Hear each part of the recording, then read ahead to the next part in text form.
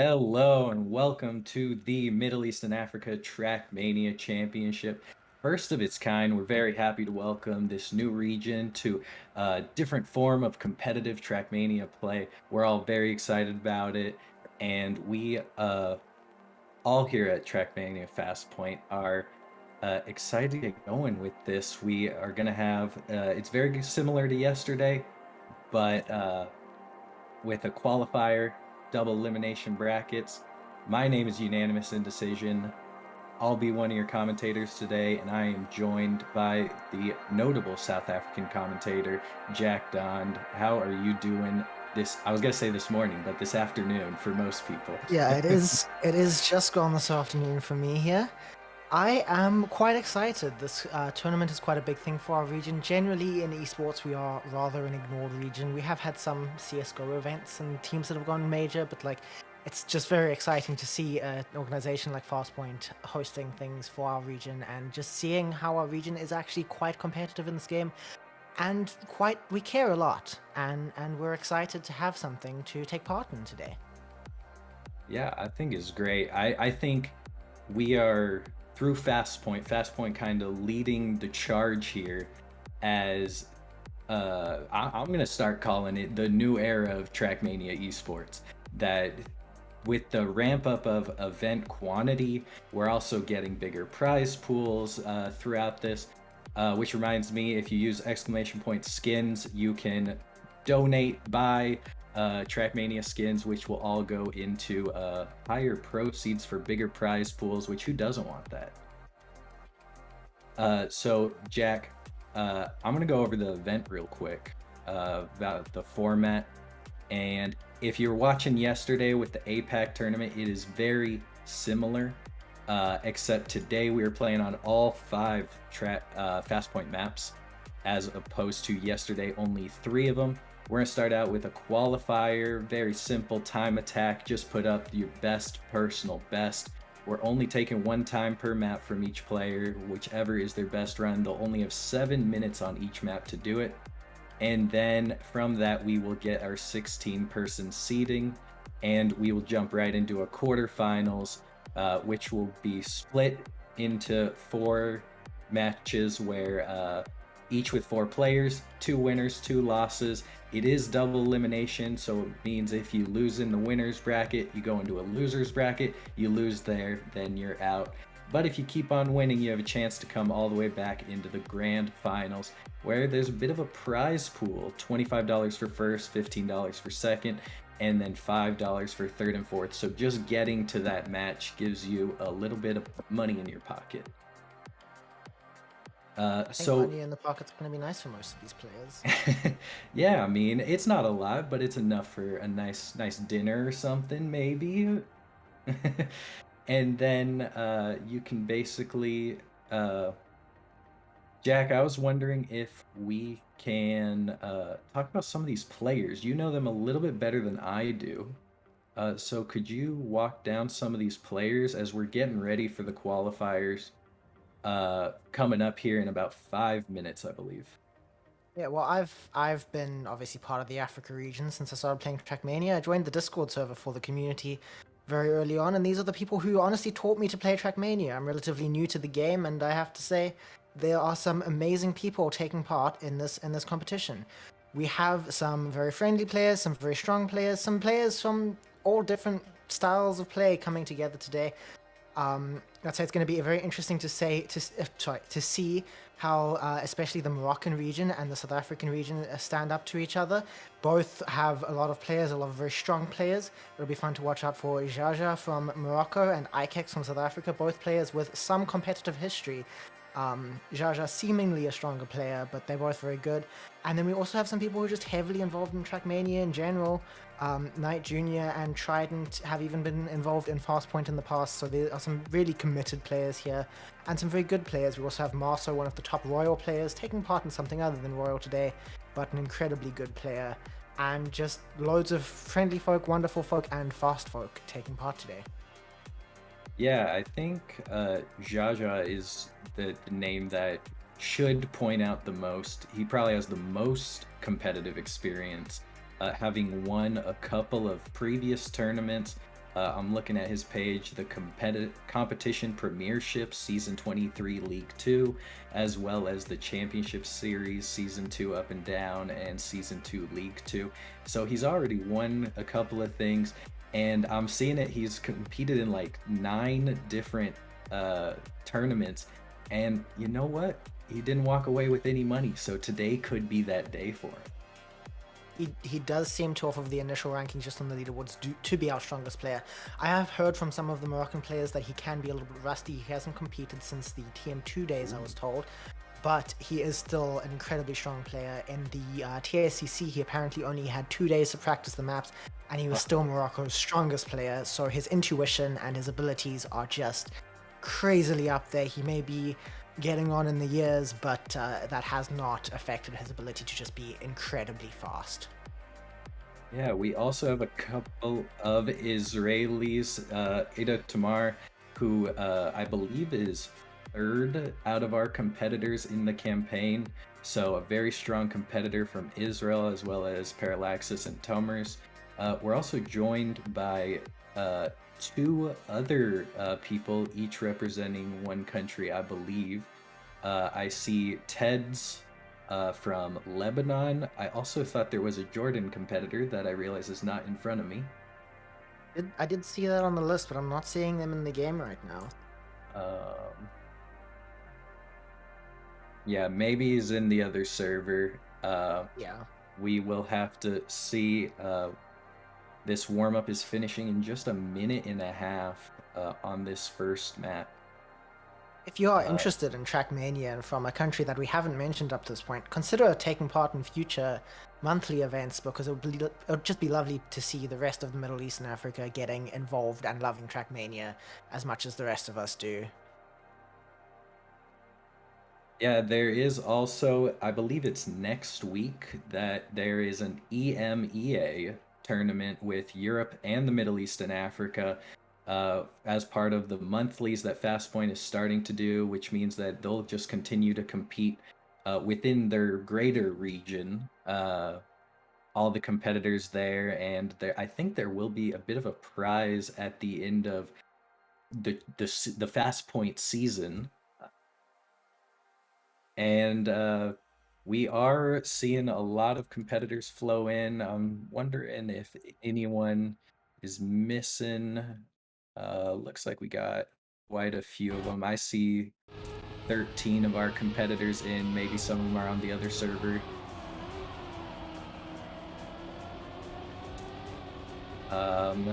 Let's see. How much time we got? We got 14 seconds. We're just about ready to go here for the Middle East and Africa Trackmania Championship. First of its kind, remember, this is making history. All right, here we go, maybe. Qualifications have started. I'm on such a delay. The timer reached 0 at the very least. Okay, I think yeah. it says warm up. I think it's going to start in just a moment. I'm very excited to see the times that people can set. This is probably the easier map in the map pool that we have here today. So I think most people will be able to get finishes, but there are just a few little tricks that you can do here and there that can eke out seconds if you do them well. So it'll be interesting to see who takes the risky routes and who's happy to just get a low qualification and be happy with just whatever they can make out of it, you know? Yeah, this is the map. I'm probably going to mispronounce this, but I'm going to call it Costa by Cirque, SRK. You might know him. It's a very familiar name around these FastPoint parts. He made this map, and I gotta say, it's my favorite in the pack. And I'm not just saying that. It is my favorite in the pack. I thought it was a bit of a route finding issue as far as the lines, but when I did, it felt very comfortable. And you'll see here towards the beginning, there's a very fun pipeline that if people are going for it, it is fast. Yeah, the pipelines save you so much speed over doing the jump. As most people who play Trackmania will know, the longer your wheels are on the ground, the more you can accelerate, and that just gets you so much speed after that into the dirt section immediately after. And here the qualification is starting now. It's going to be interesting to see as the first times come in, to see who's on the top in the beginning and who does well at the end. 45 second is what we would say is a really good time. If you manage to get somewhere around there, you are most likely qualifying. So it'll be interesting to see how many players can get that solid 45 second or under timing here as we watch Ida Tamar getting in early. What we're watching, yeah, my bad. Yeah, I Yeah, think we we're gonna see are. the first times rolling in now. Yeah, a lot of them taking the pipeline. I saw a few of them not, but maybe they're just putting in a first run, just see where it lines up, and then maybe they'll go for some of the riskier lines. This ending section as well has a bit of a kind of a risky line, but it's basically just a question of speed. If you've got the speed coming out of the grass turn, you can do a bit of a corner cut, which will reduce your air time, again keeping that speed for the sausage up and down finish. We have our first times in now. Ido Tamar taking the fastest time with 46.178. Not quite at that 45 second mark, but for a first time that is quite strong. Ikex and Complex following that up to be the top 3 so far, but everyone's just on their first runs now. So we're going to see some much faster times coming in very soon. Yeah, Tamar's putting up a really solid run here, making the turns, coming up to this tech turn, and it is super solid. Might have had a slight release, but otherwise it looks really good. Keeping that airtime reduced, taking the grass line, and as long ooh, that's a shame. All right, well that's the nice thing about time attack is that it doesn't really matter if you crash these rounds too much, just as long as you get that one really strong round. Yeah, and it looks like Yaya has taken over on the top times here. We did say early on that he was probably going to be the fastest, most intuitive player with that pro player background, and he has set a 46.07. That is quite a solid time for having had so little time so far to set it, and it might even stick around to be the top time till the end of the qualifier. We'll see what happens there. Yeah, it certainly wouldn't surprise me if he ends up walking away with the first seed, and I mean, I'm calling it now. I think he's got a good shot to win it all. Such a strong player, I think he does. I think it's going to be interesting to see how well the Moroccan region does. Such strong players in various disciplines there. This event is mostly tech maps, but you'll still see those players doing really well. You already see Yaya and Marso in the top 3, both incredibly strong Moroccan players, both got something to prove here. Or maybe not to prove, because they've shown themselves in the past Right. to be incredible players. Yeah, and Ido Tamar with them as well, standing strong for Israel. Good representation up in the leaderboards. And it looks like they're on the precipice of breaking into the 45s. We've got a very low 46. I and think we just a moment ago temps. saw Yaya set the first Oh, there it is. 45.881, Yeah. breaking into that time. He is just making sure that he is definitely going to be in the top for this event, at the very least in the qualifiers, but he's probably going to carry it through the whole way. Such a strong player. Okay. I have to say this is a very small detail to comment on, but while we're watching him, Idotamar's car is beautiful, don't you think? Don't you love those I brake haven't lights? seen it.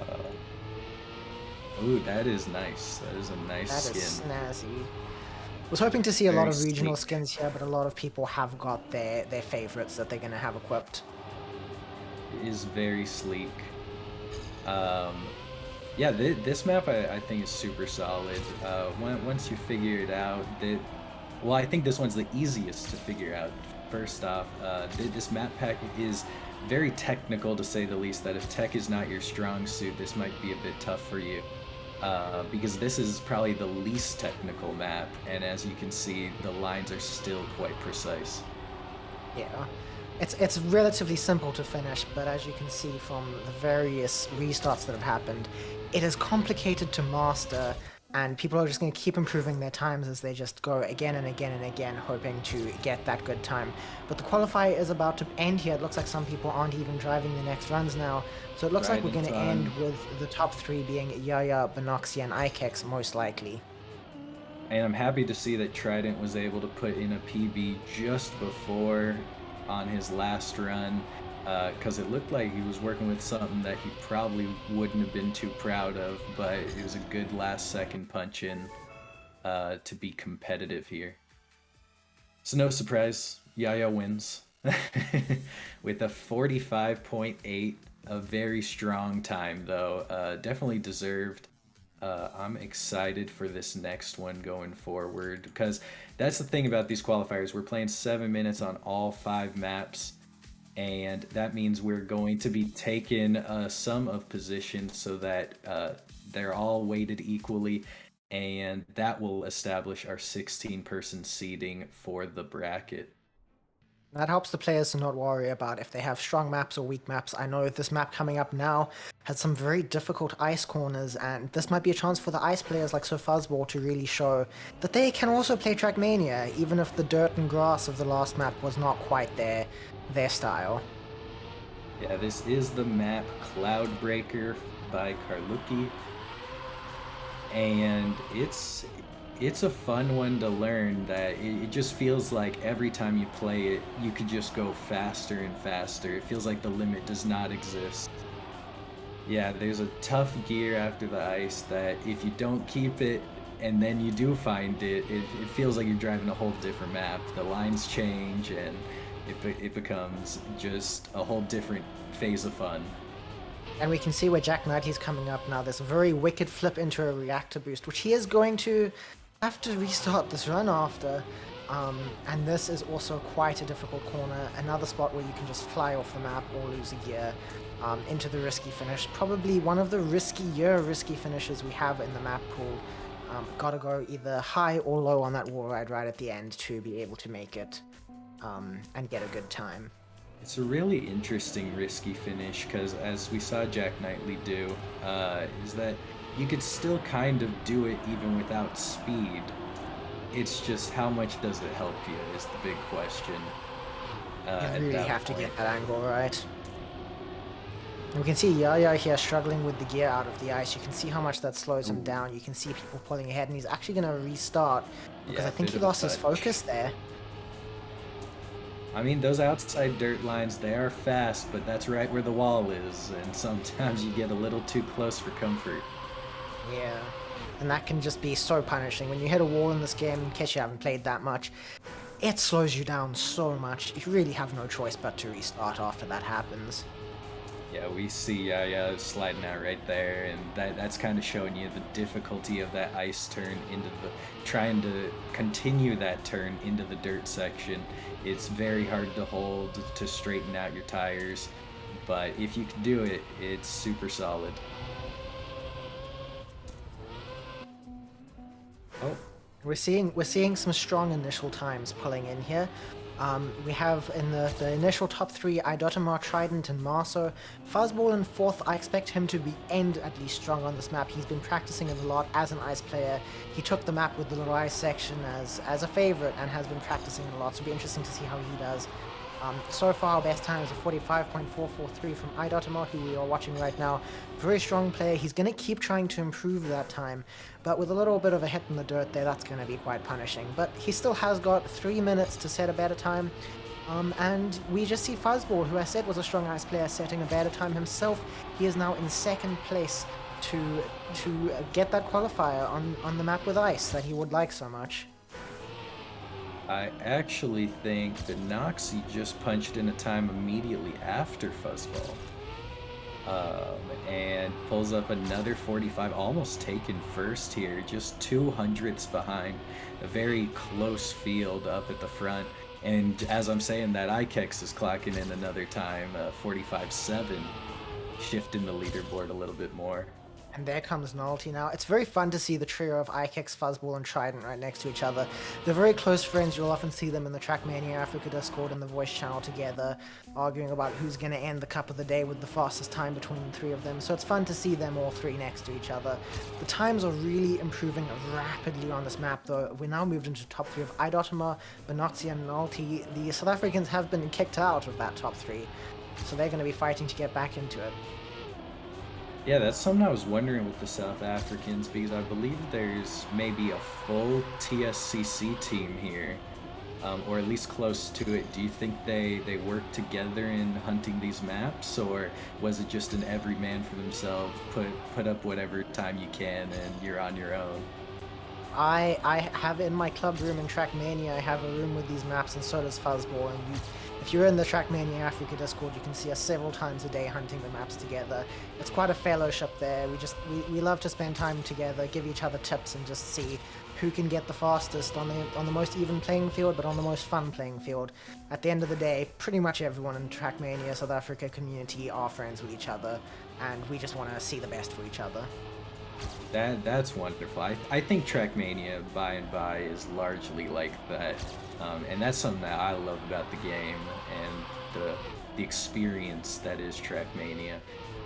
Fuzzball, unfortunately, on his previous run, just barely losing out on a PB. And with only 1 minute remaining, it's safe to say that the people currently in the top 3 are probably going to, at the very least, remain in the top 5 until the end of this, and that is Jaja, Idotama, and Benoxy still now. The Moroccans +1 is really keeping some really strong times, doing really well. Yaya, again, seemingly going to win another qualification. Like we said, such a strong player, and just going to keep being strong with just probably going to decimate the competition, but we never know when a wild card might just do something incredible and show us that there are more than one strong player in this region, which there really is. We have a very strong region on our hands here. Sure, for sure, and I think that's something that maybe a lot of people don't necessarily know about because it often getting lumped in with Europe, that it might get overshadowed quite a bit. And so this is just such a great experience for people to meet new Trackmania players. Marso going with an Last going insane for the line. I've cut. never even seen this. He was speaking Um, about it this morning. He said he wasn't going to try it in the event, but he said that he found this little cut and he doesn't know if it's faster, but he's gonna keep trying it for the morning. Maybe in the morning practices while I was at the grocery store, he did actually manage to pull it off. It's fun to see him do that in the qualification. I don't know if it did give him a PB, but he had to risk it, and that cut is a really fun one right at the end there. yeah, because He- I don't even think world record currently does it. So it is definitely a question of whether it's faster, but it looks fun. Yeah, Marso is a royal player, so he has this instinct built into him where if he sees a reactor boost, he also needs to find a way to not reset it, because that happens in a lot of royal maps, and that's how a lot of royal maps are run. And he's such a strong royal player that that's just an instinct for him. I see reactor boost, I try and find cut. Yeah, I've been feeling that quite a bit playing the Alternadeo puzzle campaign. So this map 3 is Tolerance, I believe, by Wizzy. Now this map is very interesting because we don't often get to see, although I think we get to do it in 2 maps in this map pack, but we don't often get to see driving on stadium grass. And this map has 2 small sections of it where you gotta have some controlled drifts as you exit them, but otherwise it's a very technical map, even a little transitional, with, I believe this is the full speed finish. Does have the full speed finish. And speaking of that stadium grass section, that's a very important section on this map. It might look quite easy as you watch the players do that, but Trackmania cars, even though it's not super visible, do have gears, and if you lose the gear on that grass, you've lost a lot of speed for the rest of the map, and that can just make your whole time fall apart. You also see that on the dirt corners and that one plastic corner. The players are going to be trying very hard there not to steer too hard so that they can keep the gear, so that they can keep a good speed and get a strong time. Yeah, and we are going pretty well here. Um, and Benoxy is gonna take us on this first sausage, although clipping a couple of times. First sausage is Trying to get it's a that. very difficult spot. Yeah, you want to get the inside line, but that downhill basically just pushes you into the wall. It's it's a bit of a tough line to find. Too far inside and you hit the wall, too far outside and you go flying, and it's really a very narrow gap. And it's a bit of a theme of this map, and I believe also the next map in the pool both have a bit of a theme of very tight lines, and if you make even just a little mistake, you get airtime, and as I said earlier, airtime is lost speed. Time with your wheels on the ground is time spent accelerating. So you really, really have to pull these as tight as possible, and you're going to see so many respawns from the players here because they're definitely not going to be able to get these tight lines every time. And very small mistakes can be very punishing on this map.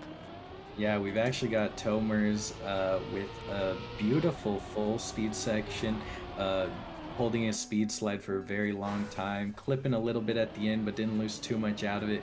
And this one might be, we were talking about uh, the hardest risky finish. I actually think this one is the hardest with how much, how many options you have of that leading edge, where to jump off from. And if you leave from the wrong spot with the wrong speed, you're not going to make it, as we see from Tomers not too long ago. Yeah, that finish can be incredibly difficult. I believe that the desired speed to be able to make it is 580, but I discovered once the hard way that even when you do have that speed, you can still clip the bottom of the finish line because the angle there is also important. It is a very difficult finish, and when we get to the round format, it'll be very interesting to see how many people take the safe finish because they just don't want to get knocked out by what almost feels like a bit of an RNG finish on this map, but really it's just a map knowledge test. We're seeing some more of those familiar names near the top of the field. Yaya again up in first with a super solid time of 54.8. That's incredibly fast. That's near author time of 54.7. And then closely followed by Ikex, Nalty, and Monkey. I do believe that Yaya is actually very close to his own PB on this map. In his time hunting, he managed to set a 54.735, and here he has a 54.800. So that is just so close to his PB, and it'll be interesting to see if in this qualification he can actually beat his PB, which is currently the African #1 time. That would be great if he could beat it, and he's only 200ths away from author time. If he could beat it in a competitive situation and get author time, that's got to be such a boost of confidence that I'm sure this experienced player is already carrying with him. And as we're talking about, he gets a 0.76. That is just getting even closer to his PB there. I believe that that is actually an author time now, which I don't feel like I need to say that that is a very, very strong time. And if he's driving that now and in rounds, like it's just such an incredible player, and it's just such a pleasure to be able to watch him drive so well. Yeah, Tomers has put up a couple more PBs, managed to fall into fourth now. Or is it third? No, it's fourth. I think Oh he's yeah, still in because the fourth. server. Yeah. I'm wondering, Ado Tamar being kind of the stronger Israeli player, this seems to be Tomers' map. Yeah, in general, we have seen Ida Tomar be faster in general, but this map is a bit different to the others with all the precision and the full speed section at the end. The full speed section at the end, especially speed sliding. Even some experienced players still don't quite understand how to do that. So the players who do really get to pull ahead on that end section because that makes all the difference on that risky finish as well. And you can see that with Ida Tomar actually beating Yaya, and I think he's set a new best time for the Africa region there. Oh, Just I'm insane. sure it's actually the Middle East, but it's an incredibly fast time. I was just thinking there's got to be something that's the reverse of a caster curse. There I am saying that maybe it's Tomers' map. That Ida Tamar hasn't necessarily practiced this one as much, and there he goes, breaking his own personal best and putting up an incredible time. Yeah, we see the round over. It's the first round where Yaya hasn't won. Idotama is first, yeah. Yaya is down in second, and Ikex is third. We see a nice variation between the regions here, getting Israel in first, Morocco in second, and South Africa in third. And that really shows how competitive all these regions are with each other, and it shows that they all have a chance to win at the end of the day. Yeah, I think when everyone was thinking about this, everyone's mind kind of just went to maybe South Africa, and so it is cool to see these other countries have strong representation and strong performances up in these matches in this first event for the region.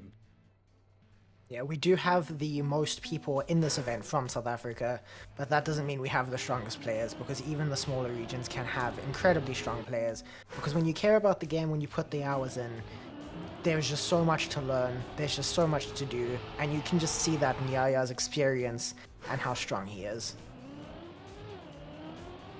So we are moving on to map 4 out of 5. I believe we did see this one yesterday as well, and so this is map Wisteria by Kyle and Manox. This is an extremely technical map that you're gonna want to get all of your drifts correct, because those corners just jump out at you. When I said that the last map was very precise, it was not as precise as this map, and I did say that it was that last map and the next map immediately after it that was so precise. And this one, there was really so much room for error. If you're even millimeters off, you can go flying off the edge of the map. Yeah, you can basically clip anywhere that is not just the flat road. The road's not smooth. There's tough transitions. There's a jump cut if you want, although it's not really a cut because it's kind of just built into the map. But I mean, we see Fuzzball kind of enjoying the warm up, finishing out, and getting ready to put up hopefully a strong run. And it's also worth noting that this map is also not the most intuitive out of the lot. Some of the fastest lines may not always feel right, so it's going to be a great spot to see the difference between those who have practiced and those who have just hopped onto a server for about 5 minutes and just seen what they can do. This is really going to set the practice players aside from the players who are just going by intuition. Some of the lines are just so very hidden. Yeah. And Ida Tamar driving a nice line here. Hopefully making these transitions. Oh, there's one of those clips. There's a hit. One of the walls. That's one of the sneaky spots where the line is not necessarily the most intuitive. And he was taking the good line there, but that good line does allow you to hit a little bit. But it also does allow you to get the speed for the dirt jump immediately afterwards. It's really a risk of flip if you don't have the right speed, and you don't want to flip over there. It's so close to the end. You just want to be able to finish the map at that point, so when you flip over there, it can be incredibly frustrating. And you can see him coming up now again to the spot where he was at, but we switched over to Yaya to see the strong time he's set already with a 42.613, puts him first, iKicks in second, and Naso in third. Yeah, Yaya again having a strong round immediately after his fantastic time, going for that dirt jump, and it's a bit too fast to handle.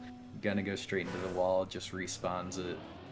Yeah, I did talk about not having enough speed there, but apparently if you are Yaya, you can also have too much speed. So it's a bit of a speed management tutorial on that jump there. And hopefully on his next run he'll get it better.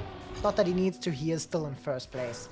And this map is difficult to even just set a time on in the first place, so he might be able to keep his position as things go on. Yeah, a 42.6 is very fast, already an author time, as well as author times from Ida Tamar and Tomers.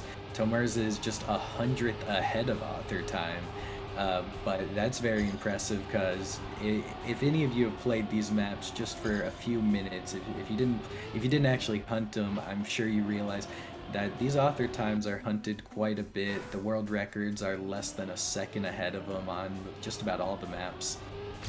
So these are very competitive times that are being put up today.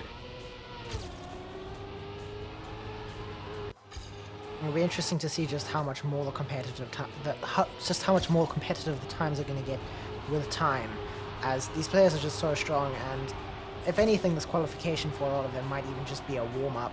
So we might see some incredibly good times as the day goes on.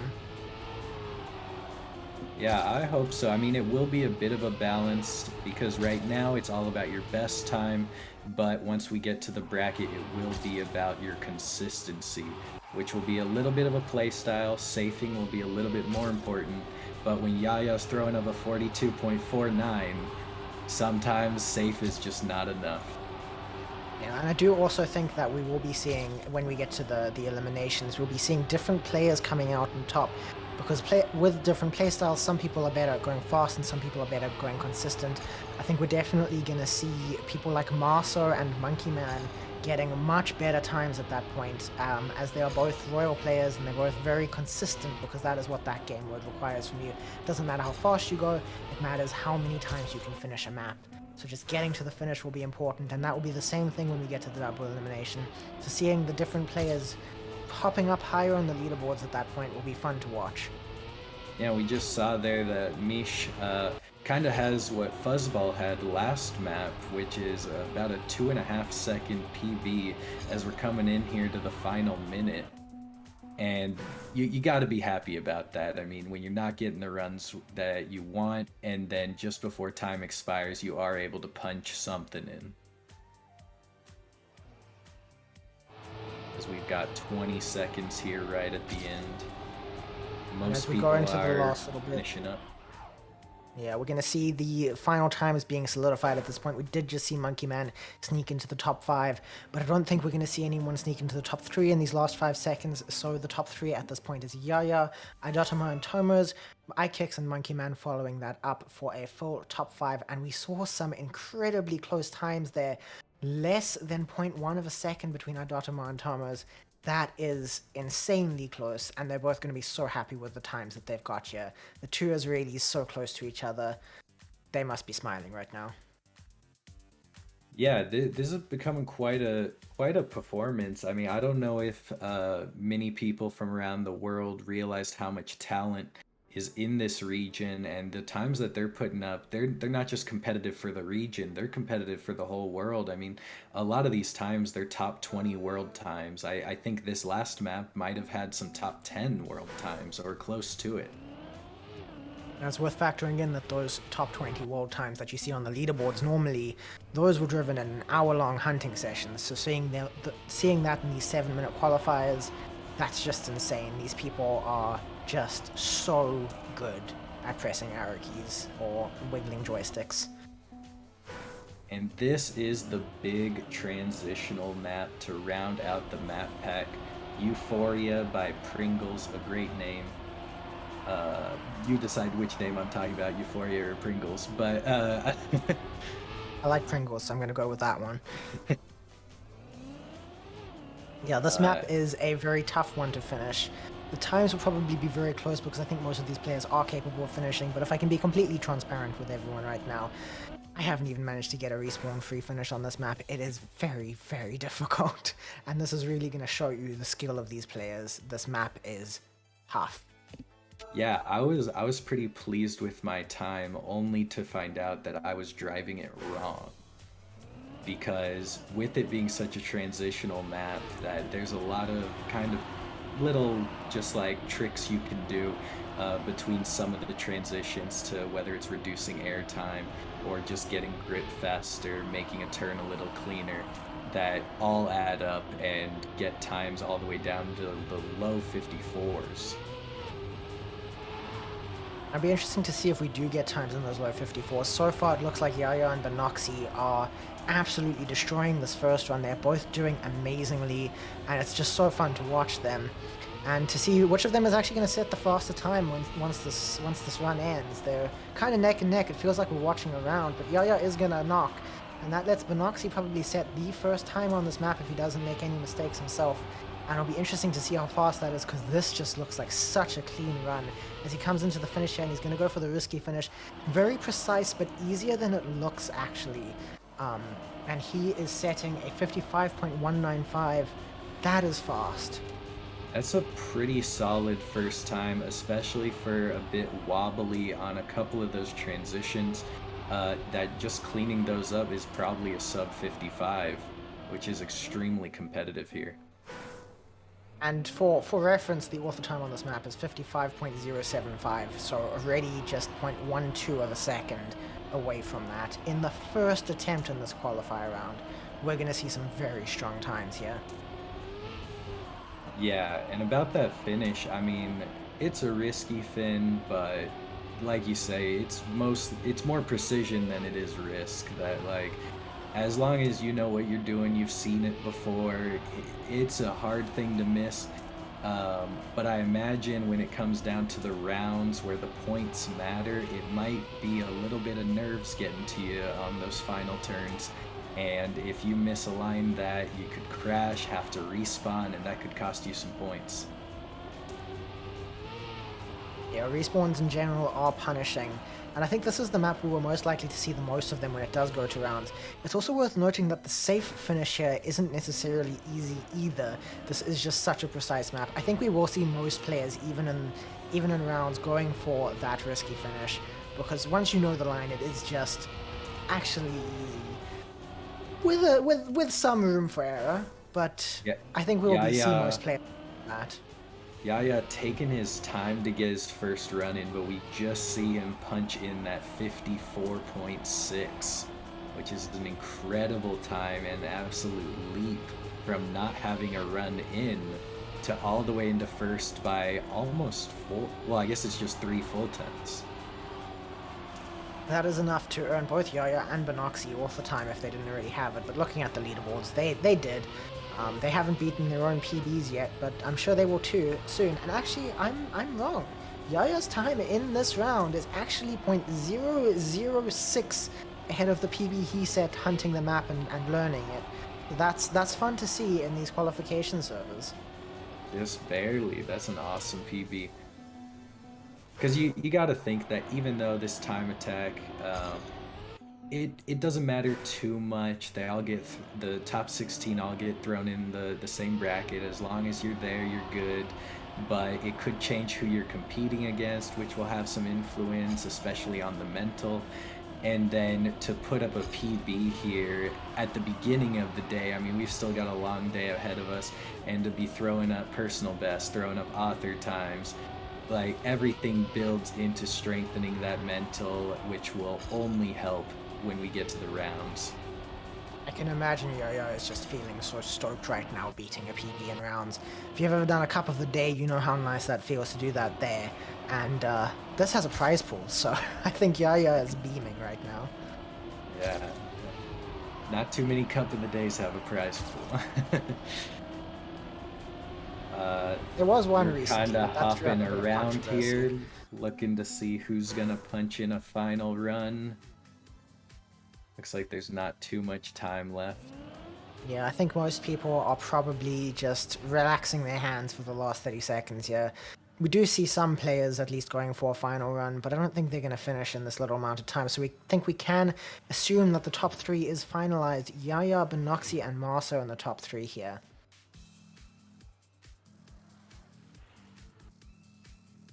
So that will round out our qualifier, I think. There will be, we will have some time to improve on the first map just to adjust the seating. I think we had a little bit of technical difficulty, so we're gonna hop back to the first map real quick. That's gonna be nice because now the players are warmed up. Their times.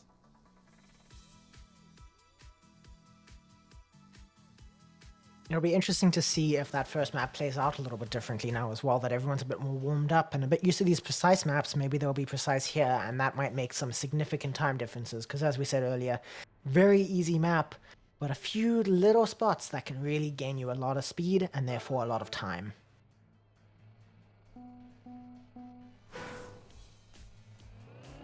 Okay, we are back on the first map like we were saying to improve some final times. I'm actually spectating Marso right now, and he's going a bit of a reroute, seeing if it's possible that royal mentality. I don't think it's going to be faster for him, but it's a fun idea. Marso loves his cuts. It'll be interesting to see if he does find one here. Looks like Ido Tomorrow's trying something too. When was this cut found? Was it? I think maybe people are messing around, because I don't think they will realize that this is a new attempt to improve their times. I think I think the communication to the players is just going out now, and they're going to understand in a moment that they do get a second chance at this map. So we'll see them taking it a bit more seriously in 15 seconds when this warm-up ends. Yeah, hopefully they do check and figure it out, because this could be important. This could shift things around. I'm not sure how many total competitors we have, but I think it is over 16. So there could be someone slipping in to the top 16 just because of this. And maybe it'll shift the seating around just enough, but we'll have to see.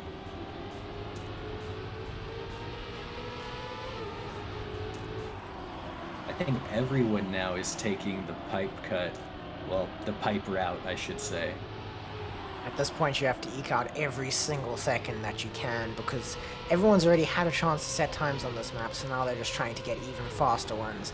And we can see that in a very, very strong first attempt here. Benoxi and Idotamar driving right next to each other, and I think they're both going to be trying to beat their previous records. They were both beaten by Yaya previously, and I think they want that first place for the better seeding. We do actually see an improvement from Idotamar. Yeah, jumps over the cruise control to put up. Was he already third? I don't know, but otherwise, no, he was fifth within and jumped up. There we go. Yeah, gets within 100. Almost slides into second. Yeah, the time bit difference between him and Benoxi is incredibly close. I think Benoxi might be breaking a sweat at this point. I think they do both qualify no matter what because of how well they've done in the previous maps. But, you know, it's fun to just say, I came first in qualifiers, and I think they're going to be trying to hold that above each other when this is all over. Yeah, no doubt. I do wonder if they are thinking that, hey, we're kind of neck and neck here. Are we going to hopefully be in different quarterfinals rounds? Hopefully they won't have to see each other the way the points line up, as it feels like on just about every map, a lot of these top 4 or 5 names, that they're at the top of all the maps. I'm sure none of them want to see each other.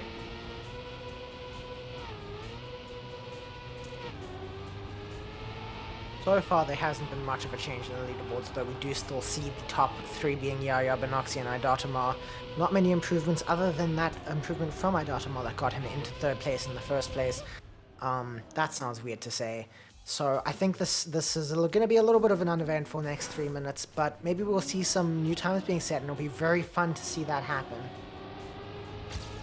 Yeah, we're Yaya closing out around. I don't think it was faster, but he got a 45.9, which is just 0.02 behind his current best. Yeah, Yaya's going so fast it's hard to keep up with what is a PB and what isn't. I mean, any time from him would be a PB from anyone else on this map. He is just so fast here. Idotamar crashing right there, unfortunately. Not too much time left, just the final 2 minutes, because after this we will be tallying up the points, calculating where the seeding falls for the top 16, which will determine which match you're in for the quarterfinals. This looks like a great run. This looks like a great run from Idotamar. And I think that's a PB for him. 45.9, yeah, an incredible time. That brings him just a little bit behind Jaja's previous time, but I do believe Jaja just set a PB as well. 45.793. He really just wants to come first here, and I think he's going to be able to solidify that with only 1 minute and 20 seconds left on this map. Yeah, we are closing out, but Decio crashing out a run. Fuzzball hopefully trying to punch something in right at the end. I think Fuzzball had a pretty decent time last time we were on this map. So I'm not sure he'll get something faster, but perhaps. We do see Nalty here setting a very strong start, but then he does bonk. What probably could have pushed him a little bit up on the leaderboards. That's sad to see, but that also is probably going to solidify this leaderboard at the moment. We can see that a lot of these players do still have room for improvement, but they are just going to have to cope with the times that they got in the 7 minutes they had. They're all very strong players, and they all had equal opportunity, so I don't think we'll see too much saltiness, but I think Nalty might be a bit bummed that he bonked with so little time remaining, and again. Yeah, I think just about everyone has wrapped up their final run.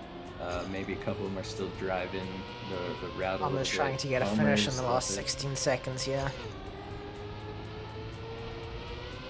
I don't know if this is enough time for him to finish, but if he gets a really good time, he might eke over the finish just in time, and that might get him a bit of better finish time. Oh, he's And neck this and is neck. quite fast right now, but I think, Oh, oh, he just didn't cross the finish line. you hate to Maybe see if it. he had like 1 of a second longer, something could have happened there, Oh. but I think he was behind his PB anyway. Yeah, that is a tough one, but a wonderful turnout from all of our competitors from all over South Africa, Israel, Morocco. I'm hoping that the Lebanese player as well as the Jordanian are in the other server, but I'm not too sure about that. It'd be interesting But to yeah, see if they just set some good times. absolute. I need to get out of this server. Yeah, we I think we're gonna take a short break here as we tally up the points. But otherwise, don't forget to use exclamation point skins where you can donate to FastPoint to grow the prize pools for future competitions so that we can just bring a better experience to all of the players, the viewers, and everyone participating in these championships. So I think we're gonna jump to a break right now. We'll see you.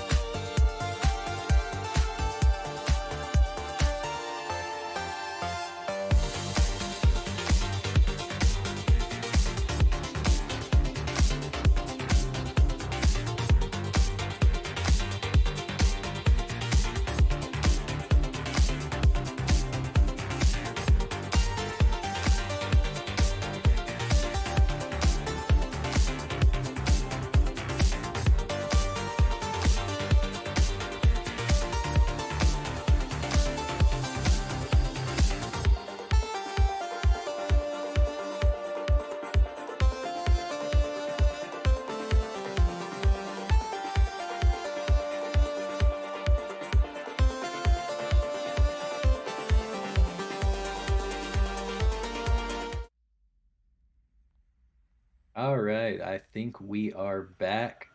Sorry about the little bit of the technical difficulties. Trackmania just makes the back end so much fun. But we are back and we do have all of our seedings for the top 16. We had 20 competitors here. Unfortunately, 4 can't move on. So we do have our top 16. If we can pull that up, hopefully soon. But otherwise, we will get that shortly. Jack, how did you feel about these maps and the results coming in? I think it was very interesting to watch. As expected, Yaya is in first place. We did say he was one of the strongest players. I didn't know much about the Israeli players beforehand, so it's really interesting to see how well both Adatoma and Thomas have done. I have seen from the Twitch chat that people think they are very good. I think it's going to be interesting to see how Yaya and Adatoma compete going forward. It's very interesting to see how strong the Moroccans have been in general. Only 2 South Africans in the top 8, with Ikex and Monkey Man making it there. The rest of the bottom 8 is filled up with a whole bunch of South Africans. Interesting as a South African to see these placements, some stronger players near the bottom and some weaker players near the top. But I guess that just shows how much some people have practiced and how little some other people have practiced. For the most part, the Moroccans doing incredibly well.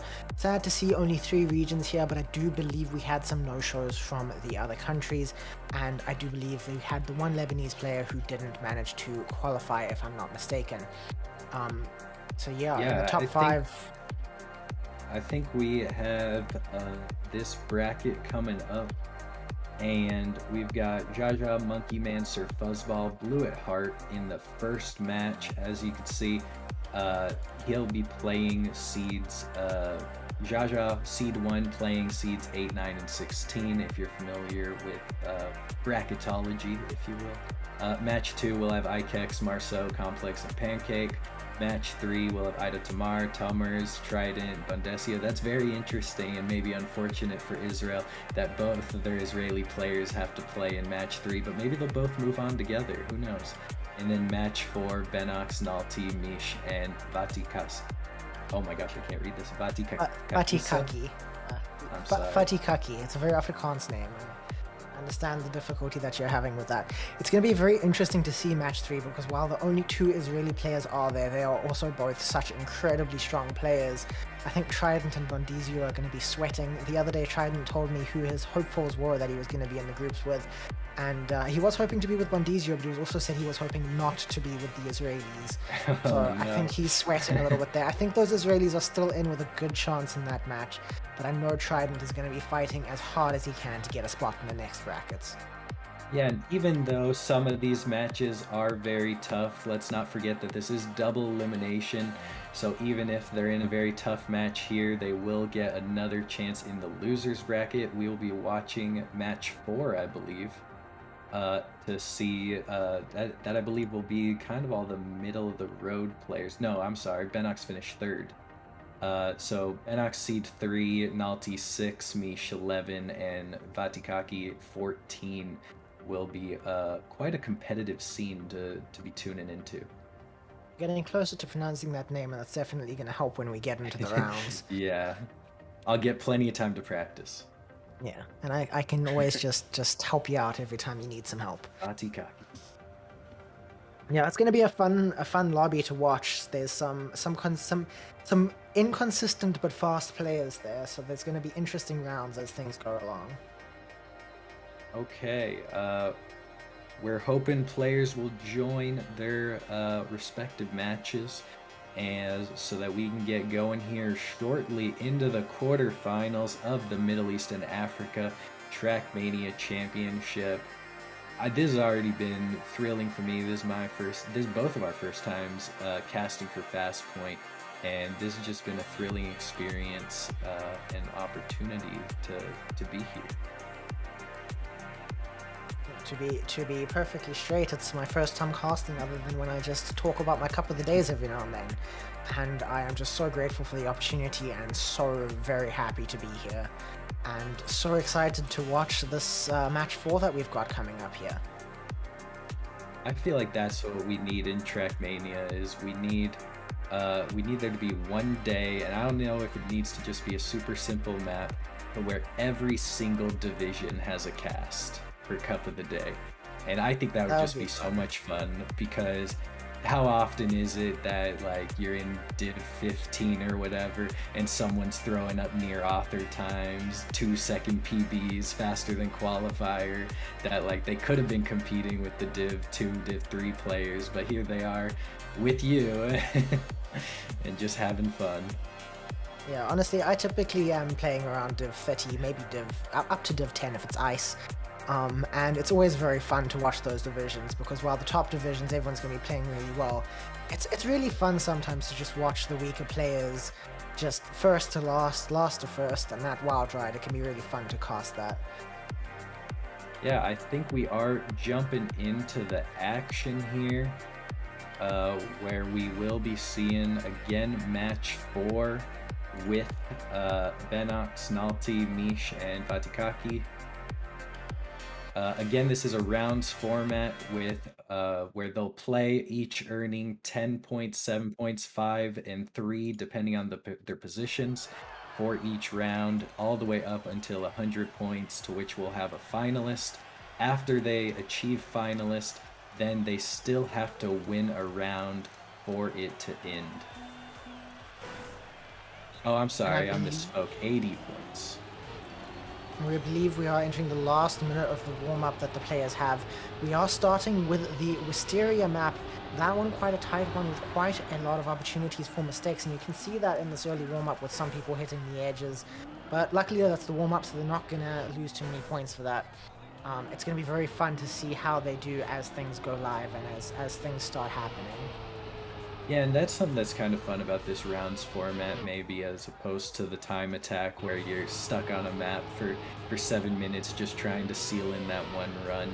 Here we are going to be bouncing around from map to map, and that'll just give plenty of time for strengths to be shown and hopefully weaknesses to be mitigated. And now As there's we only are 10 wrapping seconds up. left until this begins. I'm excited. 3, 2, 1, and it's time for the race to start. And we're going to start here watching Nalti's perspective. We also get to see the other cars driving next to them. And we have into the first checkpoint, Nalti coming out first. But it is all neck and neck, and people are still fighting at this point. Vatikaki, it looks like, just went off of the edge of the map. That's not ideal for him. That's going to pull him quite far behind. As coming into this checkpoint, Benoxy, Nalti, and Mish is the standings. Vatikaki now 3 seconds behind. That's not going to be great for his points this round. You don't really want to go off of the edge on this map. Nalti is leading the pack by quite a long way. Although Benoxy not too far behind, but I don't think with much of a chance to catch up at this point. In this, he gets some really good corners on this last little portion.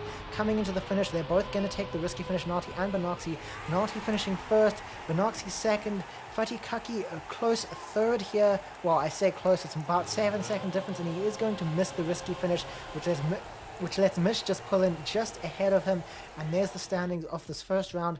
Nalti first, Benoxy second, Mish third, and Vatikaki pulling in the rear at 4th place. And that gives them 10, 7, 5, and 3 points respectively here. Unfortunately, the South Africans both missing the finish there, giving the Moroccans an early lead. Remember, 2 people will move on from this, so that'll be super important, as we've got a bit of a close pack here out of the start. I don't think anyone has made a mistake just yet. It's looking super solid from everyone. Great lines, coming into a very tough technical turn. Yeah, this is looking like a great run from everyone. Oh, I just saw, I'm not sure who it was. Was it Nalti? Might have crashed out a little bit. Vatikaki coming in second behind Benoxy. If Benoxy gets the finish, Vatikaki taking a safe finish, might give Mish an opportunity to pass. I think Mish might have missed. No, Mish did get it to pull in third. Benoxy bringing down another first place. Roxy is really destroying this lobby so far. Nalti had a really strong start that round, but that one mistake second place to last place, and that does give the South Africans a little bit of a chance now, which I'm sure they are both very happy for. As we start this third round, they really get very little time to recover between rounds. You gotta be alert for a long time. It's gonna be interesting to see how this turns into a bit of an endurance competition as time goes on. I don't know about the rest of everyone else, but I personally have ADHD, and I'd be starting to lose my focus right now if I was competing. And we can maybe see that with Nalty struggling to stay in the top 2 here. Benoxy is keeping his lead up nicely, but Mish seems to be getting into the paces of this map. And him and Nalty are just neck and neck here. Fatikaki taking up the rear again. Maybe he will pull out something strong towards the end here, but I'm not quite so sure about that. Mish in the third place. The two Moroccans neck and neck here. It's going to be interesting to see this risky finish. And it looks like everyone's going to make it, and that gives us Nalty first, Benoxy second, Mish third, and Fatikaki pulling in the rear, getting the risky finish as well this round to come in at 4th place. That's another great run. They're starting to get a little bit more consistent on the map, which is very good. I know we didn't play it too long ago, but and just when the consistency happens, I forget that we only play them 3 times. And we're gonna move on to map 3, which I forget the name of, is Tolerance by Wizzy. Again, this is a very technical map. I believe Tolerance is a map where the South Africans tend to be stronger on the leaderboard, so it'll be interesting to see how they do in rounds. But I'll leave this round to you, Unanimous. Yeah. Oh wait, we're still in the warm-up, my bad. We still got some warm-up time, no worries. Yeah, I'm hoping for a close field of competition here. I mean, already we're seeing the points distributed quite a bit. With a couple of crashes, that definitely spreads the points around. And it's so easy for someone to catch up. You might look at the leaderboards and think, oh, someone's 30 points ahead, 40 points ahead. But I mean, if they just crash out 3 or 4 rounds, only get those 3 points, and the same person gets first in those subsequent 4 rounds, they're pulling in 40 points. And so it's very easy to catch up if other people are making mistakes. It's also worth noting that in this finalist format, things can really go wrong for someone right at the end. Even if you do manage to get those 100 points, you still have to win a round in first to actually win overall. So if you make enough mistakes, that might give everyone else enough time to catch up. And I do believe that we saw in a TMGL once that everyone once had finalist. So maybe we'll see something like that today as well. That would be incredibly fun, incredibly unlikely as well, but fun nonetheless. And into this round, we do see Benoxy and Nalty taking up the front, followed by Mish and Fatikaki. Fatikaki taking over Mish here, but these corners are very tight, very fast. A lot of opportunities to lose speed, especially on the stadium grass. But they're past that now and bringing into the plastic, another space where gears are important. Someone could lose a lot of speed here, but it does look like Benoxy and Nalty are going to stay in first, followed by Mish and Fatikaki. Things seem to be staying relatively consistent through every checkpoint, but like I said, there are so many opportunities to lose speed. Mish and Fatikaki have both lost a little bit of speed with some mistakes here. Now we get into the speed slide where big speed differences can be made, and it looks like Nalty is taking that opportunity to catch up with Benoxy with a lot of speed. Benoxy going for the risky, Nalty going for the risky. They all make it. Everyone made this risky, even though it is arguably the riskiest risky on this map pack. Benoxy in first, Nalty in second, Mish in third, and Fatikaki in fourth.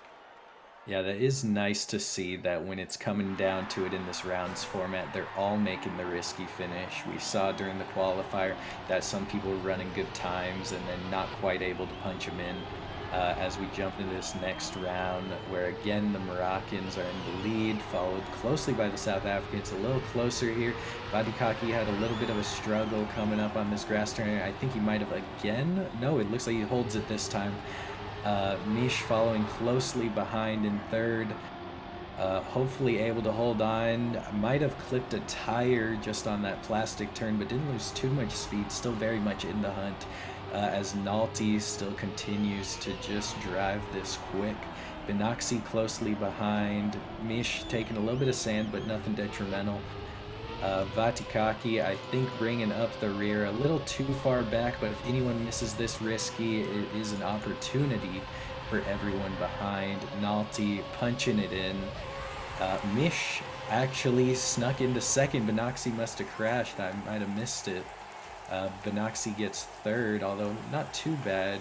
Vatikaki hopefully looking to punch in these 3 points, because if you do not finish, you do not get any points. You might as well get that easy 3 to not fall too far behind. It's interesting to watch the points at this point. The two Moroccans are only 1 point off of each other. That is just incredibly close between the two of them. I imagine they have a bit of friendly competition going on there. I think Mish and Vatikaki probably do themselves. Currently, Mish behind by about 12 points and Vatikaki about 8 points behind that. But they all have an opportunity to turn this around. Although we do see Vatikaki go off the edge, this is not going to be a good round for him. Mish pulling up 3rd place, Benoxy pulling up 2nd, and Nalty leading the pack once again. Nalty really seems to be the strongest player in this lobby, although Benoxy does give him a run for his money every now and then. As this round continues, we do still see Nalty leading the pack, Benoxy in 2nd and Mish in 3rd. Everyone's kind of keeping equidistance from each other. Feels respectful. Feels like we've got some social distancing happening here. That's fun to see, but hopefully we'll see some shakeups as we get into the speed slide here. Nalty and Benoxy have shown themselves very capable on the speed slide, and I think they will continue to be. But as we pull into the risky finish, everyone has to make sure they have the right speed and the right angle, and if anyone hits like Benoxy did last time, then they will be out. But everyone did make it. Nalty 1st, Benoxy 2nd, Mish 3rd, Vatikaki pulling in the rear, 12 seconds to finish. He's going to go for the safe finish because at this point, may as well. And he does manage to get those 3 points. Very, very dear to him at this point. He needs every point that he can eke out of this round. Yeah, Vatikaki having a little bit of struggles on this map, but hopefully this next map is a bit more fortunate for him, as it is our transitional map, Euphoria by Pringles. So that brings in a very different playstyle, so maybe we will see the rankings shake up a little bit. I do believe Mish is a very strong transitional tech player, so it'll be nice to see how he does on this. Maybe he'll have a chance to catch up to the Moroccans, but we do know that the Moroccans are just strong in general, so we're just going to see how that plays out, aren't we? Yeah, it's going to be a tough field of competition. We are seeing the Moroccans come to an early lead. Remember, we are working towards 80 points. Nalty's already at 50, Benoxy closely behind at 46. However, Mish is certainly not out of it with 32. That's only a 14-point gap. And Vatikaki can certainly turn this around. Maybe not first, but maybe can get second, which still is enough to stay in the winner's bracket, but it's still no sweat. Even if you fall to the losers, you just can't lose twice. Yeah, this double elimination at least gives everyone a little bit of respite, and so does the finals format. As I've said before, if Nalty just suddenly starts messing up horribly, maybe he loses his focus or something, that really gives everyone a chance, because he has to get to those, I believe it's either 80 or 100 points, I can't remember right now, and then he still has to win a round after that, and that gives everyone just so much time to catch up. Over to you, Unanimous. Yeah, on this level of the bracket, it is 80 points, which Nalty will have to punch in. That'll be interesting to see, because Nalty really hasn't been in a position of any pressure yet. And so it will be interesting to see how he faces it. Vatikaki crashing out towards one of the first transitions. The rest of the 3 very close in proximity. Trade in positions. Mish is actually in 2nd ahead of Benoxy. Nalty still holding up the lead. It'll be interesting if Mish can catch up here. It looks like Mish might have. No, he'll be matching Nalty's speed, but maybe a softer jump will catch up a little bit. And I think it does into this drift as we make it around the corner, and you're going to want to take this transition high to ride the wall down. As we come into the finish on this dirt, Nalty coming very close to the wall, but still clean. Nalty crashes, but I think holds on to it by 0.02 of a second. Very close field. Nalty almost losing first there. Mish very close behind him. That was an intense one. So fun to see our first 2 DNFs of the day there. This map is really punishing if you make mistakes. As I said, I've struggled to get finishes of it just playing on my own server. So it's going to be interesting to see a lot of DNFs here.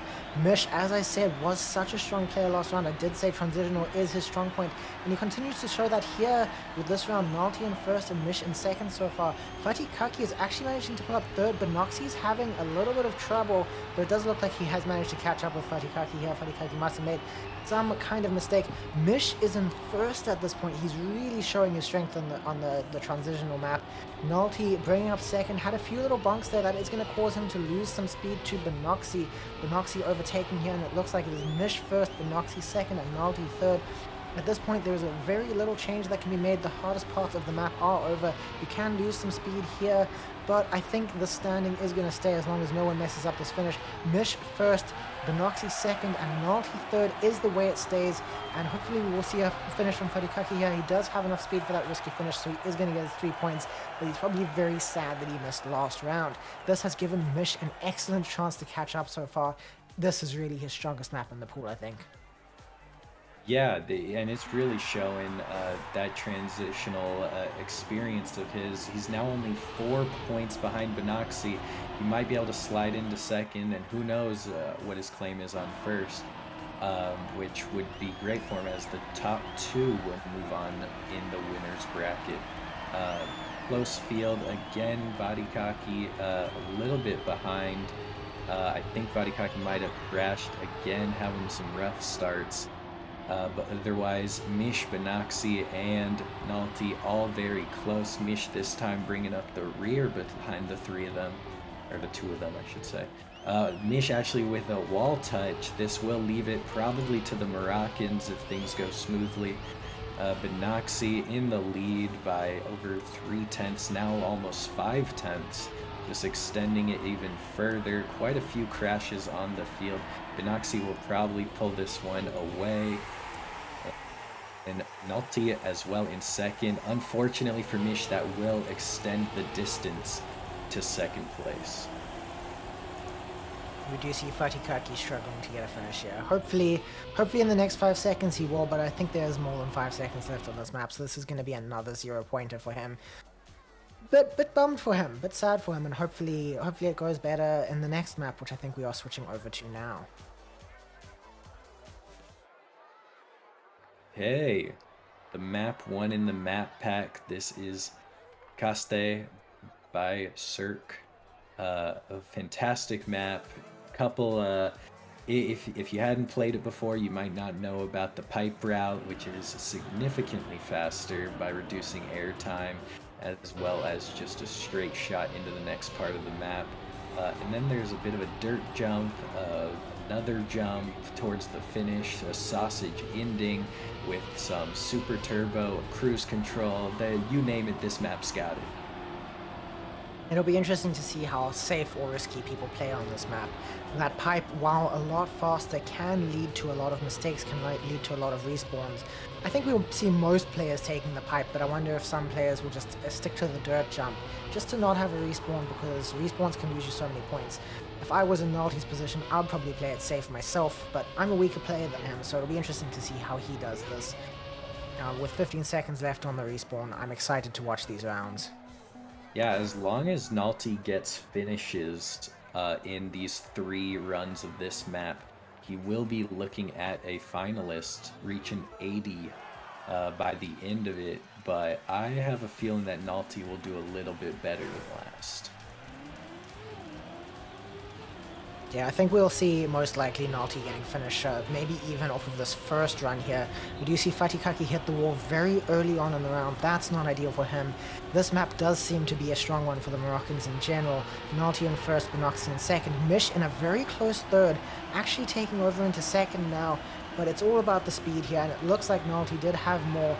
It looks like so far Benoxy first, Nalty second, and Mish third. But there are just so many opportunities for people to catch up and fall behind here.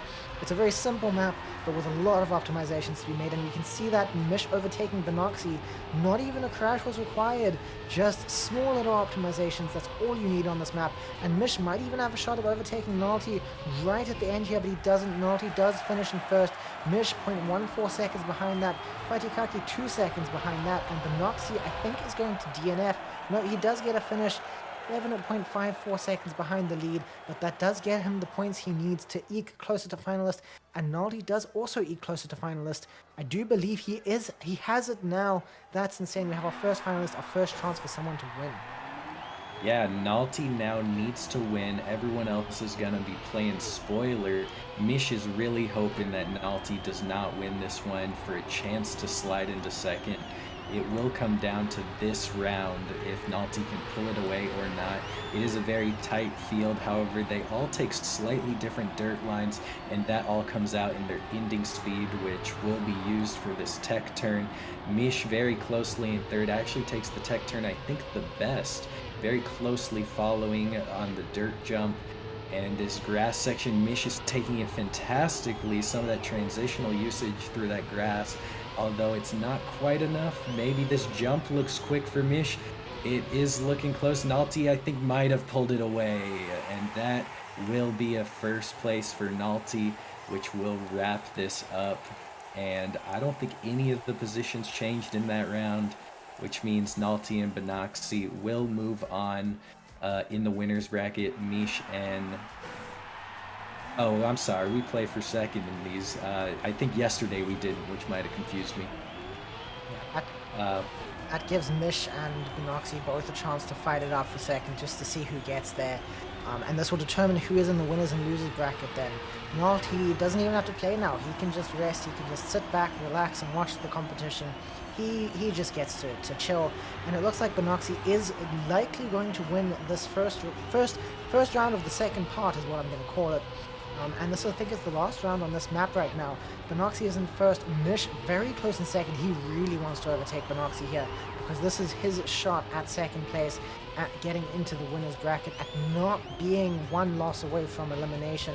It looks like Benoxy is going to win this round, followed by Mish. That does put Benoxy into finalist, and Mish one good round away from finalist. Fatikaki still got a long way to catch up, but I'm sure he's happy to see 5 points this round instead of 3. I do think this is mostly a race between Benoxy and Mish at this point. Yeah, and Mish has got to get it in his head that that round really didn't matter all that much. Benoxy was at 73, trying to work towards 80. It didn't really matter whether he got 10 or 7. He was going to be seeing finalist if he finished in the top 2. So now it's all about beating Benoxy in this round. And now we are on Cloudbreaker by Karluki. This one we haven't seen so far in this group stage. It's a very interesting map. I would call it the Great Equalizer. It is so difficult with so many mistakes to be made, especially on this ice section here. This is really going to determine who wins or loses the rounds on this map, I think. Although the risky here is also quite tough. I think Mish might see this map as a blessing. Even though it's not his strongest map, it is the map that really lets Benoxy make a lot of mistakes, and that might make Benoxy just not win some rounds, and that gives Mish a chance for finalist himself. He just needs 1 second place to be in finalist, so I think that's what he's hoping for. I think he's hoping that Benoxy doesn't win and he at least comes second, and then everything is neck and neck. I think we have an update from match 2 where Ikex is moving on along with Pancake Worshipper. And unfortunately, Marso. Yeah, Marso, I believe, was like our 5th seed, sorry. Was our 5th seed. Pancake Worshipper coming all the way from 13th to pull in the winner's bracket continuation round. But now we need to look at this round where Benoxy is leading early. That's got to get Mish stressing, but he needs to not let his nerves get to him, because if it does, then his chance at finalist goes away. And it looks like some bad stuff has happened out of the ice. Fatikaki and Mish both having to respawn. I think Benoxy gets to run away with this one, because as I said, the ice is where everything counts on this map.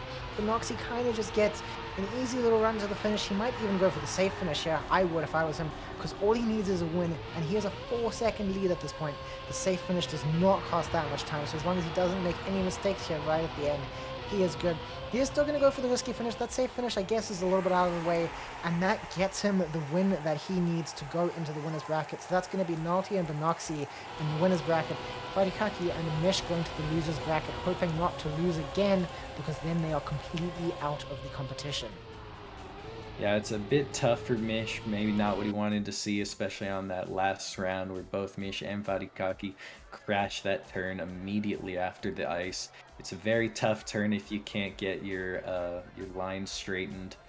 But I think all of our quarterfinals will be finishing up here as we establish what the next round of the bracket will be looking like. think the bracket And system is coming in a lot smoother this time. We should have the results for you very soon, and we should be able to tell you who is in which bracket. So far, it's looking like we're going to have Yaya, Fuzzball, Ikex, Pancake, Idotamar, Trident, Nalty, and one other in the winners bracket. yeah, it's So that Binox's is who we're slot, I looking out believe. for at this point. Yeah, I believe Binox will be the last one in there. In the losers, in match 7, we'll have Monkey Man, Mish, Bandesio, and Complex playing each other. In match 8, Blue at Heart, Vatakaki, Tumers, and Marso. So it looks like we've got one Israeli in the winners, one in the losers, and a lot of the Moroccans and South Africans just spread out. Yeah, and I think everyone is very happy that this is a double elimination system at this point, because I know Monkey, Mish, and everyone else, they would not be happy if they were out now.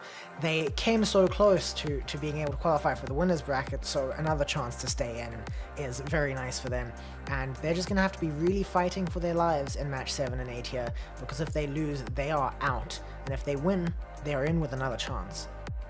Of Yeah, course, the you people in the can winners climb up brackets, all the way through the losers back into the grand final. You can meet back up with the winners bracket and have a chance at our prize pool.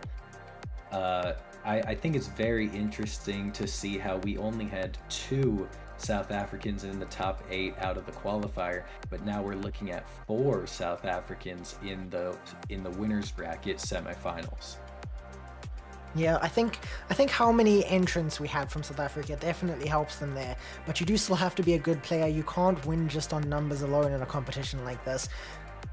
And I do believe that we are going to be going on a short break now, just to give everyone a little bit of time to cool down before we go on to the next step, the semi-finals. So we will be seeing you all very soon.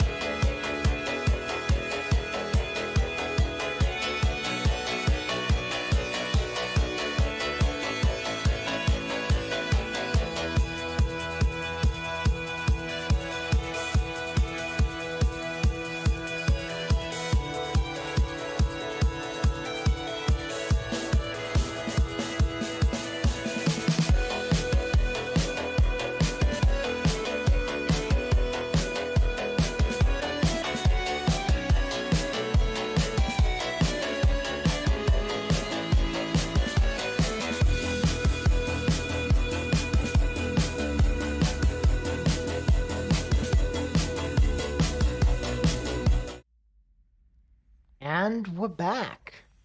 Welcome back to the FastPoint MEA Championships. We are now up to the semi-finals, I believe. No, the quarter. My brain These has are the lost terminology. semis. The Semis. There we semifinals go. will be happening as well as the losers round one. We are going to be watching Yaya, Ikex, Fuzzball, and Pancake. These are basically a lot of the top seeds, with Yaya being the top Moroccan, Ikex being the top South African. This should be a quite competitive scene. Yeah, and Fuzzball and Pancake didn't necessarily do incredibly well in the qualifiers, but they are known in the South African community as being very, very strong players, and they're now all nice and warmed up now. So I think this lobby will be incredibly competitive, and we will see some incredible players doing incredible plays at this point, and it's going to be interesting to see if there are any upsets. We do know Jaja is most likely the strongest player in this tournament overall, kind of a favorite to win. But with this finals format, there are a lot of opportunities for upset, and he really has to be very consistent. This is a good test of consistency, and it'll be really interesting to see who comes up in the top when we go into these rounds here. Yeah, and I think there's only one question that really matters as we're going into this. Watching a match with Pancake in it, are you a pancake or waffles kind of person? I believe in America where you are, you have different terminology for them. Okay. To what we call them here. I don't know which I prefer anyway. I believe what you call a pancake in America, we call a flapjack here, because they're a bit thicker, right? Yeah, we call so them obviously that flapjacks has to be a favorite for me because it's in my name, you know. There you go. There you go. Yeah. And then I suppose for the French community, there's also crepes and. Those are honestly delicious. Have you had one before? Oh, they're so good. Yeah. Yeah. I used to, when I was a teenager, I used to go to a market near me, and I used to get a crepe with lemon curd every weekend. It was delicious. It was amazing. Making me hungry. I've barely had breakfast. Me too. Yeah, it's still early in the morning for you. You had to get up at what, 5 a.m. for this? Yeah, I managed to eat outside a my bagel for breakfast. Good deal. Yeah, I was looking outside my Staying window. true to I my was like, Jewish hey, roots. the sun came up. All right, I think we're gonna pull up the bracket here just to take a look at it before we get started into these rounds. Again, we have Jaja, Fuzzball, Ikex, and Pancake in this match. And also in the semis, we have Ida Tamar, Trident, Nalty, and Binox. I do believe in that match 6 lobby there was a bit of an upset. Trident almost didn't make it into that lobby. The points were neck and neck for a long time, I've been told. Yeah, it sounded a bit tough, and Tamar's a little bit on the receiving end of that upset, falling into the losers bracket with Blue at Heart, Vadikaki, and Marso, as well as in the other match, Monkey, Mish, Bundesio, and Complex. I think everyone in those loser brackets is really sweating right now, hoping that they get another shot at winning this. Because again, if they lose those loser brackets now, they are out. They are probably closing their games and eating some comfort food because it's lunchtime, first off in Africa at this point, and they're going to be sad that they have not continued to go through to the next round. And they can take a 4-hour break and hop on for Cup of the Day. Yeah, that they can do. All right. I think we are going to be moving towards the game in just a little bit here. We get to watch the players in their warm up in a few minutes, and it's going to be fun to see how they're doing at this point. At this point, if I was taking part personally, this long in a Cup of the Day, for example, I would be making so many mistakes. You're getting really tired at this point, and this is really a test of players' consistency and endurance. This has all been happening in one day, and I think players might be getting a bit tired now, and that's going to be an opportunity to see who can really show that they can endure and that they deserve this win. Yeah, I think when you're playing multiple maps for a short period of time, it's very different than when you're just grinding the same map over and over again, trying to hunt for that better time. I think it's a completely different experience that in those times you can just constantly build on run after run, whereas this way it almost feels like you kind of have to restart a little bit every time you transition to that next map.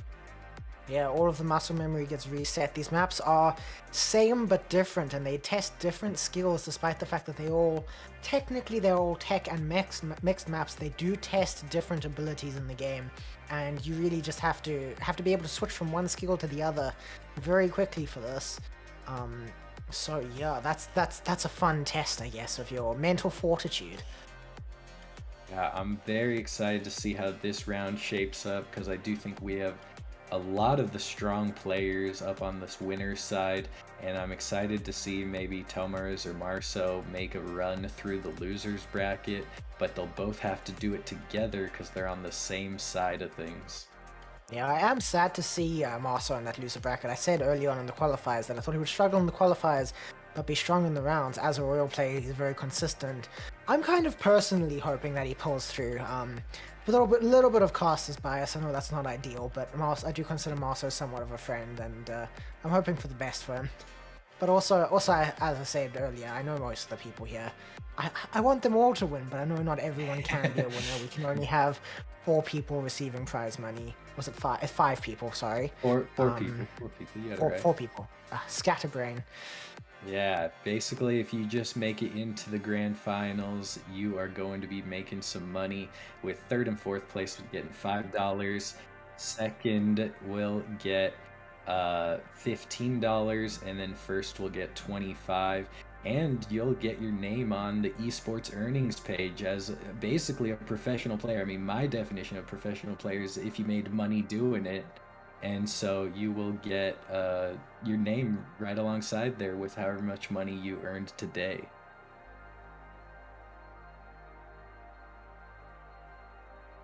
So And then, apparently top players can get some other reward that we can't talk about yet. Top 2, that is. yeah, I believe that is correct. FastPoint has so many upcoming events that the top 2 players will qualify for something that we haven't even figured out yet. We're Yeah, still in the I planning don't even know what phases. it is. I've heard about it for the first time today, so Yeah. it's gonna be interesting. Um, We do go into it's the like the warm-up now, starting monthlies. on Wisteria again. It's like the monthlies. They're all earning points, and we're just excited to see what that reward is at the end. We're all speculating. I love the system that FastPoint has going here. This is just a really fun esport to watch and to be involved in as well. This is really enjoyable, and it's something you don't see that often across any games. The way this is being done, it's really exciting, and the team at FastPoint is so committed to what they're doing. Everyone here is passionate about Trackmania and wants to see the best for it, and I love that for us. Yeah, I mean, it is the definitive racing game, I think, for all of us. And we're just all excited to see it grow. And I've said it before, and I'm gonna be saying it forever, that this month, basically kind of starting yesterday, is the beginning of Trackmania's next esports era with the quantity and quality of the events that FastPoint will be providing us. And we're going into the first round now of this semi-final, and we get to see Yaya getting early speed on this map, but Ikex pulling ahead quickly. It'll be interesting to see how things develop as time goes on. We have some such strong players here, and you can see that in how tight this pack is. This is a very tough map, and everyone is still neck and neck at this point in the lobby, because they're just all so very strong. So far we have Yaya in first, Ikex in second, Fuzzball in third, and Pancake in fourth. We do see again and again that the Moroccans are just very good at this game. What happened to Fuzzball there, though? I think he overshot the dirt jump, and that is going to put him back into fourth, and that's not a great place to be. But then Pancake making another mistake. We are just seeing mess up after mess up here, but apparently 42.49, that is an incredibly strong time from Yaya, showing just how good of a player he is, coming in first. Ikex in second, Pancake third, and Fuzzball down in fourth. Not getting any points yet. I think he had a bit of a DNF issue there, not quite getting the lines he wanted. That is very unfortunate. Some of those crashes, they all had such a great first half of the route, only for a couple of them to crash out on some tough turns. But again, this map is it kind of creeps up on you. It starts out a little bit simple, and then every subsequent turn is a little harder than the previous one. I think Fuzzball might have crashed again, unfortunately.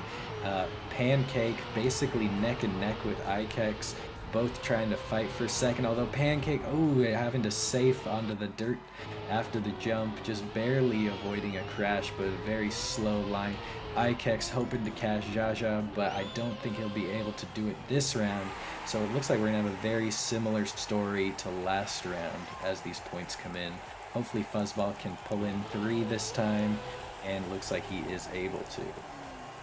It'll be interesting to see when we switch to the next maps how things shake up, but for now we do have one more round on Wisteria, and I think we might be seeing the same positioning because Yaya and Ikex have just shown themselves to be very consistent, very precise players. They don't really miss a lot, they don't really mess up a lot, and this map is really just a test of your ability to not bonk, and some players have shown themselves to be not so capable of that so far.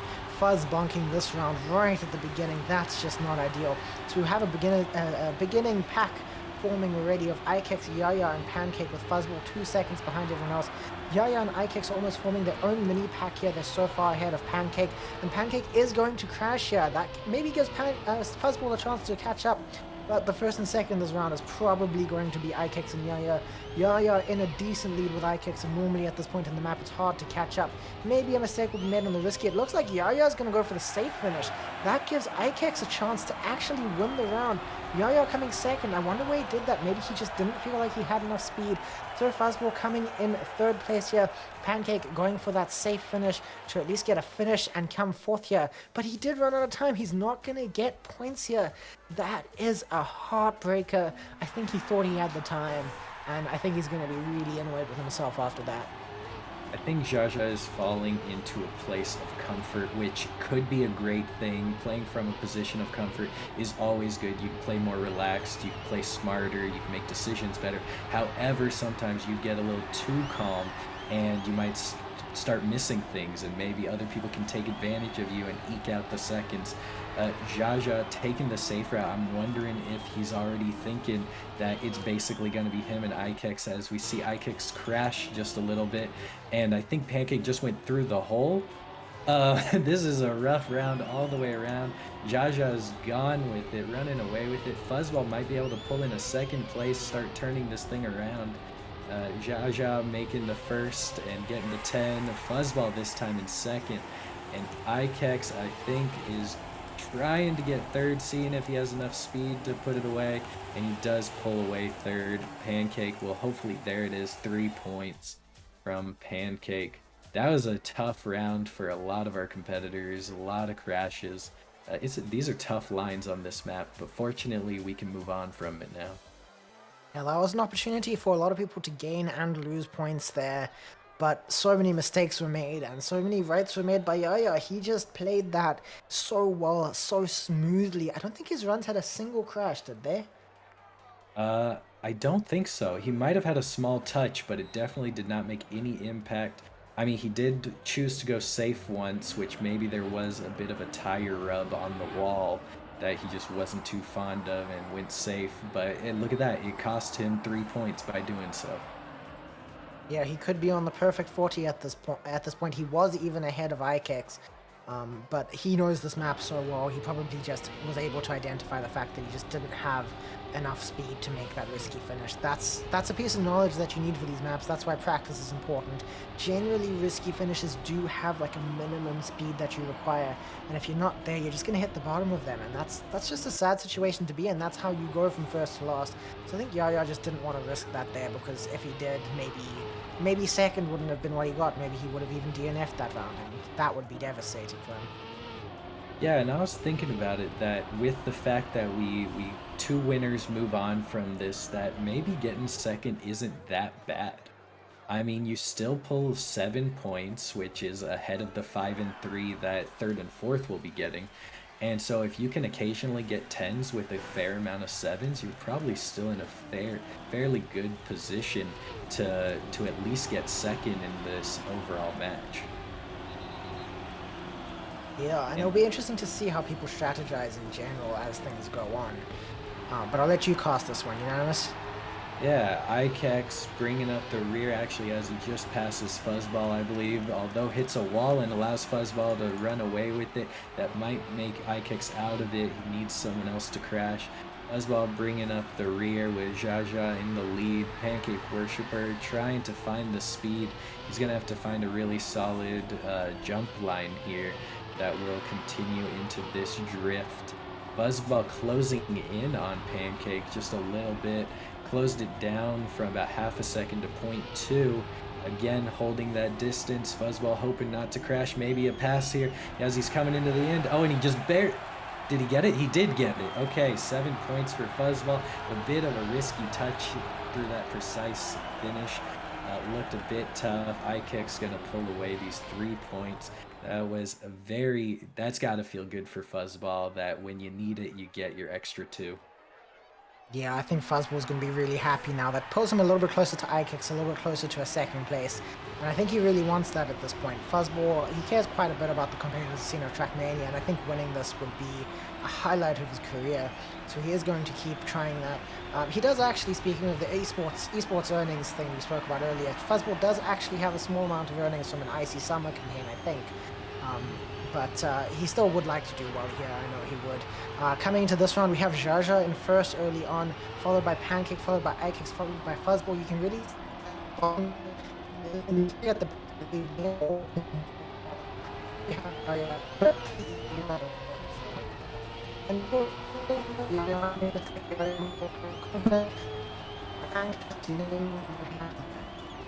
I think we have a small issue that we're working on as Jaja crashes in this round, but it will not impact his run at all. Ikex pulls on second place, Pancake in third, and Fuzzball hopefully will get a finish. I know there's an early crash in this round. All right, I think we are good to go. I think my fellow co-commentator might have disconnected briefly. Yeah, my brain disconnected briefly, but I was still here. Okay, I think we're all here. We're all good. As we go into this next round, Fuzzball hoping makes it past the turn, although he crashes back on the dirt line. Fuzzball really struggling out of this beginning section. It seems like when he can get a run going, he's in a good position, but it's being a bit tough right now. Maybe he's in his head. It's tough when you're in the top 8 and winners. Like, it's a tough field of competition. You're going up against #1 Moroccan player, #1 South African player. Maybe you don't always think that you're gonna get here, as Pancake and Ikex are trading the lead here. Ikex with a very risky line. He barely manages to get the checkpoint, which gives Pancake a chance to pull away with it. Ikex and Jaja fighting for second. Jaja manages to just barely snipe it by 16 thousandths, pulling in 7 points. A great win for Pancake, though. He's got to be smiling with that win. What a close round that was as well. Almost less than a second between first and last place at 1.12 seconds. That is almost in my books. That was a really fun round to watch, really competitive. That was all to play for everyone. It's fun to see people beating Jaja. Jaja's been doing so well in general. So when people get a chance to get those 10 points, I'm sure they're gleaming. So far this round, we have Jaja in first, Ikex in second, Fuzzball third, and I think Pancake had a bit of a mess up at the checkpoint, and I think that's a very difficult checkpoint to respawn at. He has gotten the respawn, but 10 seconds behind. He's fighting for a finish at this point, not for top 3. And speaking of top 3, Jaja is currently in first, Ikex in second, and Fuzzball in third. Quite a big gap between everyone. Quite a contrast from last round where everyone was neck and neck. This time I think everything is kind of clear cut. Jaja probably going to finish this round in first, short a mistake. Ikex likely going to finish in second, and Fuzzball in third. We might see an upset, but it's a bit late now. Jaja does close in that first place. Ikex a second behind, getting that second place. Fuzzball another second behind in third place. And Pancake just trying to finish at this point, and I think he will with 5 seconds remaining. He's right at the finish, and he gets his 3 points. Those are very valuable. Everything matters in a finalist competition. Yeah, because as first place with Jaja is becoming more clear, it is worth noting that this round we're not playing to 80 points, we're playing to 100. So it's a little bit longer, you have a little bit more time. to try and get your points. Jaja has 74, iKicks has 51, Pancake with 36, and Fuzzball at 33. As we jump into the next map, we're going back to Tolerance by Wizzy. Yeah, and this is another map that again changes the playstyles. All of these maps change the playstyles a little bit, and that gives everyone a new chance to compete. It'll be interesting to see how the standings look here. I do think it's likely we'll still see Yaya doing very well, but maybe we'll see Pancake or Fuzz pulling up closer to Ikex this round, or maybe Ikex will pull closer to Yaya. We never know what to expect. These map changes, they're so fun. They give us an opportunity to see a change in dynamic, a change in pace, and it gives everyone a fair opportunity to win. And it's going to be fun to see how everyone does on this map now. Yeah, I thought when these maps dropped, it was a very fun experience trying to hunt them and play them. Even if you don't want to compete in this tournament, you could still play the maps in the FastPoint Club, see how you'd compete against some of these very strong players from all over the world, because we will be in these maps in the monthlies as well as today, but they will be getting used again in the EMEA monthly as well as the Americas monthly coming up shortly. And as we go into this first round, we DC through the first checkpoint as expected. Jaja is in first place, still in the second checkpoint too. Ikex is coming second and Pancake third. Fuzzball behind, but he does overtake Pancake for just a moment. And he manages to keep it actually. This grass matters a lot though, and it looks like Fuzz might have lost the gear and crashed too. I think Fuzz is a bit of out of the runnings on this round. First is still Yaya, Ikex second, and Pancake third. This is a map where gears really matter, and I know some players have a hard time learning those. There's a lot of jokes in the Trackmania Africa Discord, a lot of people saying what even is a gear. So it's going to be really interesting to see how this plays out. We do see Jaja still in the lead here, Ikex still second, and Pancake still third. I don't think Fuzz is going to have an opportunity to catch up here, but this speed slide here can really make quite a difference, and so can this risky finish. These are such strong players, they might all get the risky, but you will see those rounds where someone's going to hit the finish line there, and that's going to be a really awkward situation to be in. Everyone does manage to get it. This time though, Yaya in first, Ikex second, Pancake third, and Fuzzball fourth is the standings on this round, and I think that is the overall standings too. We're seeing them reaffirmed. Yeah, and I think we saw some very strong speed slides from Ikex and Pancake right at the end there. That it looked like if Jaja was going to make a mistake, he probably would have been caught by one or maybe even both of them as we get into this next round. Again, a close field. Fuzzball driving a slightly different line than everybody else, but it's working for him. I think Jaja might have crashed. This is an open field for 10 points for the South Africans. Jaja is now 2.5 seconds behind. All the South Africans are going to be wanting to jump on these 10 as Ikex is in the lead, Fuzzball closely behind, and then followed by Pancake, who is taking a very nice dirt line to close the gap. And this is a competitor between all our South Africans. Jaja unfortunately out of it. Pancake getting very close to clipping, but is able to make it. Fuzzball taking a very risky speed slide that gives him some airtime, and they all fall in with no one passing each other. Ikex in first, Fuzzball in second, Pancake in third, and a rare Jaja in fourth. I think everyone's going to be very happy with that opportunity that they had to catch up with Jaja there, especially Ikex. He is the closest in the points. I think Fuzz and Pancake at the moment, they're fighting for third, fighting for second actually, because they really just want to beat Ikex, because that's what gets them through. They will go through to a loser bracket if they do lose this, but I know they don't want to. No one wants to. Everyone wants to win everything. Is that not how competition works? And we also see Jaja make an early mistake again. This just does not seem to be his map. He does not seem to be so consistent here. He is fighting for third place with Fuzzball, but Fuzzball is pulling away. Ikex and Pancake are bringing up the front here, neck and neck with each other. I think they are fighting for first place. So far, Ikex is ahead, Pancake in second, Fuzzball in third, and Jaja in fourth. It does seem like a gap has been made between Fuzz and Jaja. Jaja must have made another mistake, and Fuzz is playing this incredibly. He is bit by bit catching up to Ikex and Pancake. Ikex currently in first place, Pancake in second. They are very close to each other. This all comes down to the finisher. Ikex seems like he got a little bit of a weird line there, but he is going to still beat Pancake regardless. Fuzzball comes in third, and Jaja comes in fourth. actually a very close round at the end there after all the mistakes Jaja made early on, but this is going to be another round where Jaja does not manage to get his 10 points, only having to settle for 3. He is still very close to that finalist, but this gives Ikex a nice chance to catch up. Yeah, and unfortunately for Jaja, we still have one more playthrough on this map, so he's probably looking to turn it around.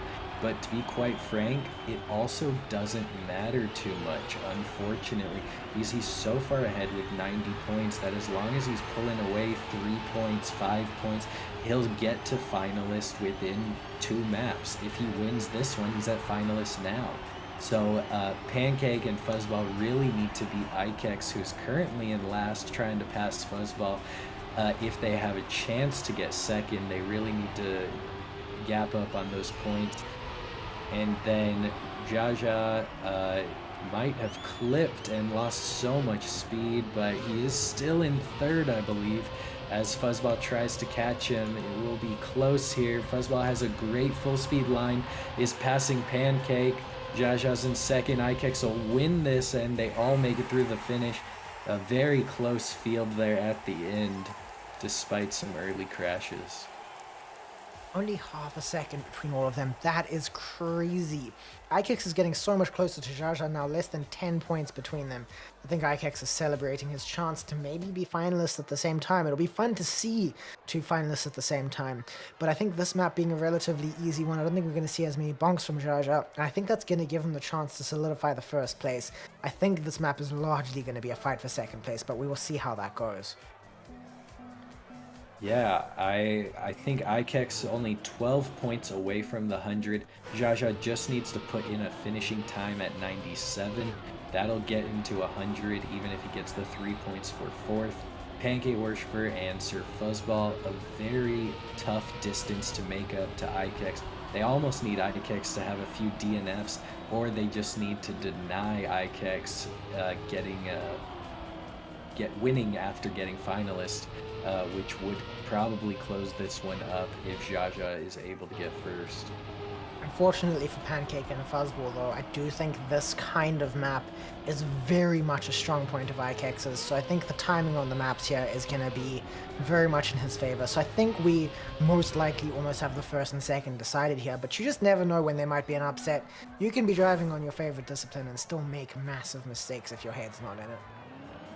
Yeah, because unfortunately with this format, you got one run and those are the points. This is not time attack. These are the rounds where you've got to finish every round and you've got to finish competitively as we get going into this next round that Jaja is looking to make finalists out of it just by finishing. Ikex will be hoping for a lot of points so that he can just get ready to punch this in. Either in first or second to deny Pancake and Fuzzball from moving on. A very close field as they come out of the dirt going into this tech turn. Ikex with the strongest line now takes the lead, a lot of speed. Jaja neck and neck with him, almost crashes into the checkpoint with his car tilt.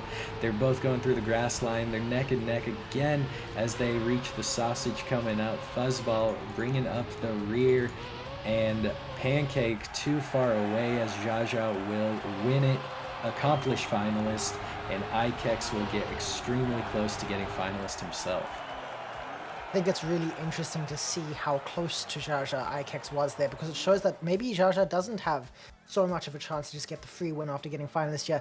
Ikex is only 5 points away from finalist, so if he just wins 2 rounds in a row, that's the upset we need to see Jaja come second. He would still, of course, be qualifying at that point, but that would be still, I think, an upset. Going into this round, though, we do see Jaja with the early lead. It's not a significant lead, but Ikex is at the back of the pack. This is where it all matters, though, going into the pipe here, where Ikex is going to play it safe. That's going to lose him a lot of speed and put him only in third. I think Ikex just wants to get the second place here, just wants to qualify. I think Jaja might have the win in the bag here. We'll see how it goes. Fuzzball is currently bringing up the rear right behind Ikex. Ikex is losing a lot of speed on that tech drift there. iKicks is having a bad round overall. I don't even think he's going to get his finalist yet. I think that's going to give Fuzz and Pancake a decent chance to catch up with him with all the mistakes he's made this round. This is really the round where he doesn't want to be making mistakes, but you don't really get a choice onto where you're going to play well and where you're not. It's all just based on your muscle memory and your intuition and everything like that. Jaja does win. That sees him through to the next round for sure.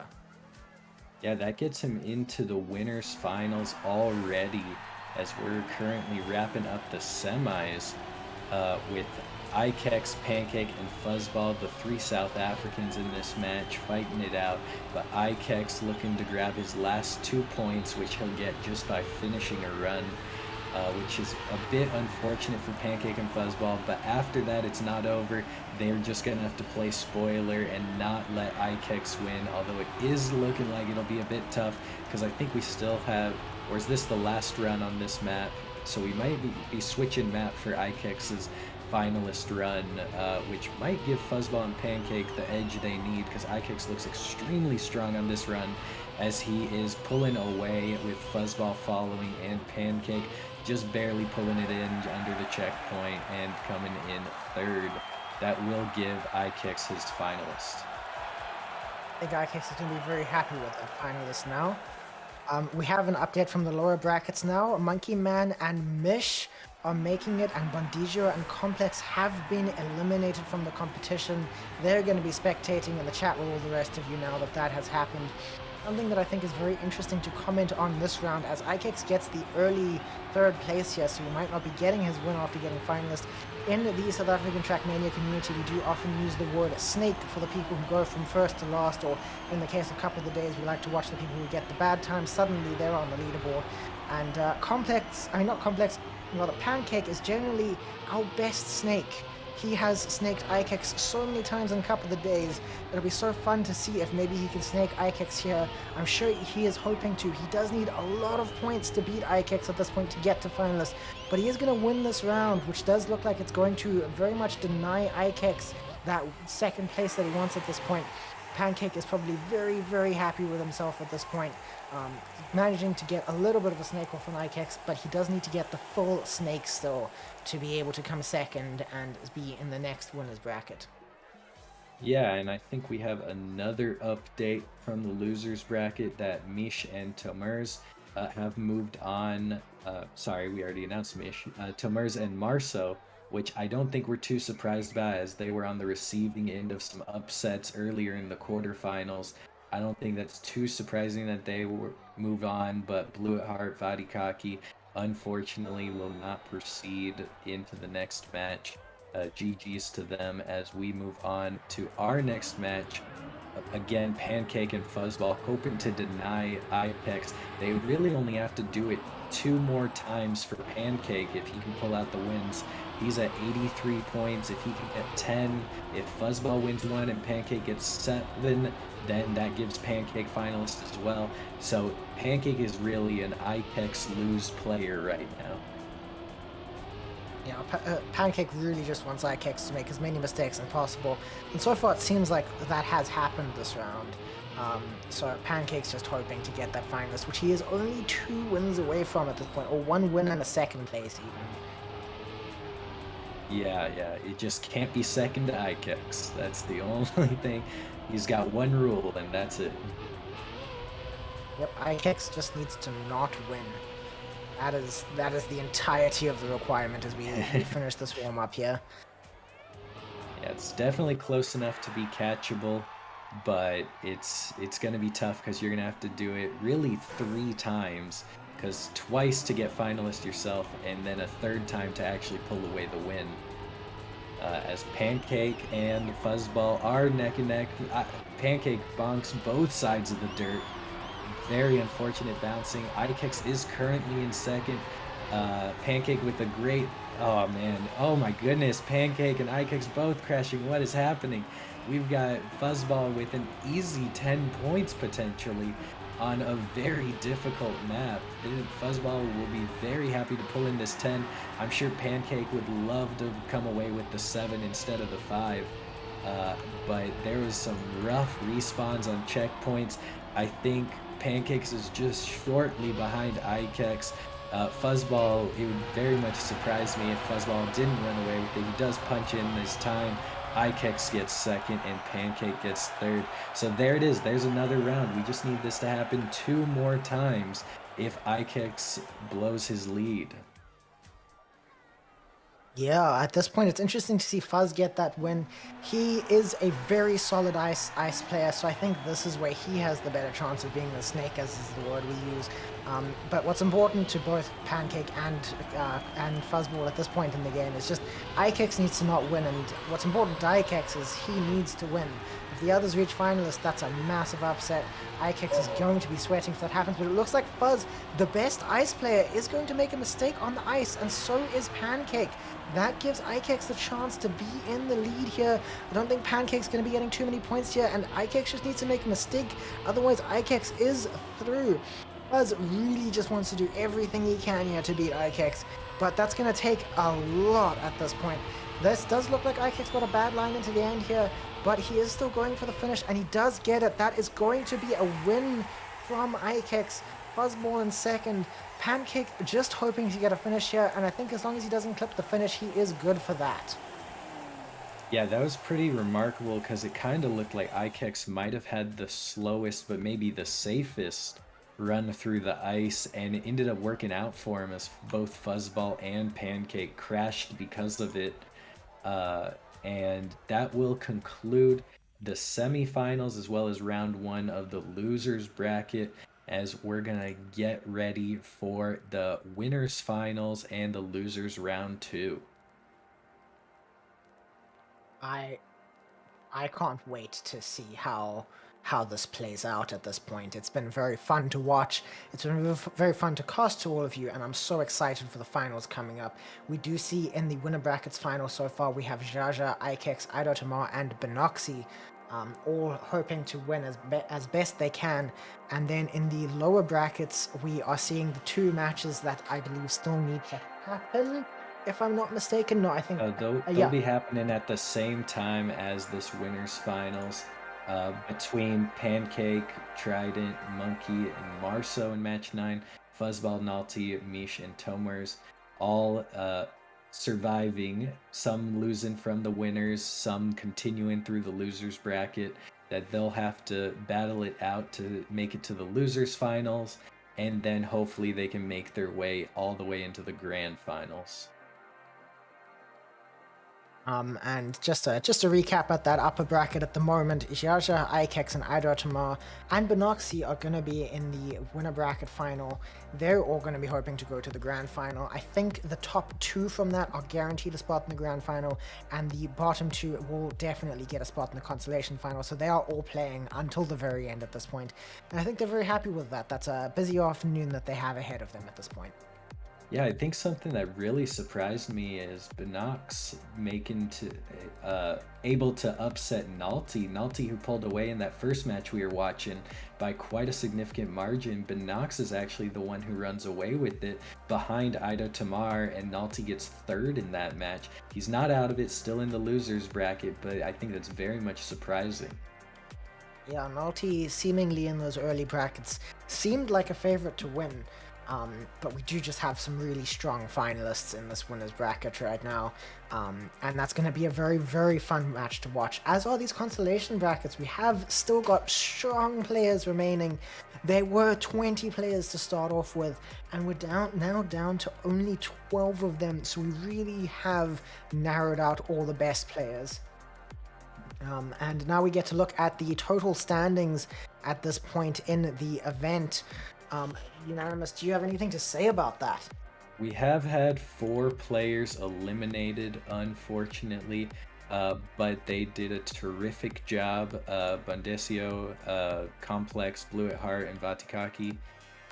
They all did a terrific job making it through qualifiers, and just maybe had some unfortunate matchups early in the top bracket, and then again in the losers bracket, going up against some of those upset players who were easily in the top 8. I think they're also in the top 5. Like Marso is 5th, sitting in our lower bracket. Also Tomers is 7th, sitting in the losers bracket. Very strong players that unfortunately slipped down there and maybe hurt these players' chances, which, you can't really hope for. Yeah, at this point, everything's getting very exciting, very intense. I'm curious to see, Unanimous, after watching the players for these 2 hours so far, who are you feeling like is your favorites to go through to the grand final? It's tough to not say Jaja, I think. I would be hard pressed not to say Jaja. But we haven't watched too much of Ida Tamar in these rounds, which I'm hoping we'll get to coming up here. But Ikex looks extremely strong and looks like he's certainly able to keep up with Jaja, having 88 points when Jaja was at 100. So very neck and neck there in points. And the point total will only increase as we get later into the field of play. And Benoxy surprising us a little. He did finish third in qualifiers, but then had maybe a rough quarterfinals, just barely making it in for the next match, and now showing up in the winners finals. Yeah, it is interesting to see Benoxy being the one of the two Moroccans to make it through to the winners bracket at this point. Nalty seemed faster overall, but we have seen Benoxy throughout the competition just being more consistent. And that really shows you that in a format like this, consistency is key. It doesn't matter how fast you are, if you aren't finishing the maps, you aren't getting points. And I think that's what got Benoxy that spot. And it's fun to see people from all three regions taking part in this winner bracket final. We do have the two Moroccans with Jaja and Benoxy. That must make people from Benoxy, from Morocco in general, very happy at this point, because they really have the 50-50 at seeing someone that they love in the grand final. Ikex is representing South Africa and Idotamar is representing Israel. We are going to go on a break now before we go into these last matches. It has been so fun to cast for you so far, and it's going to be so fun to cast for you in a bit when we are back. So see you now.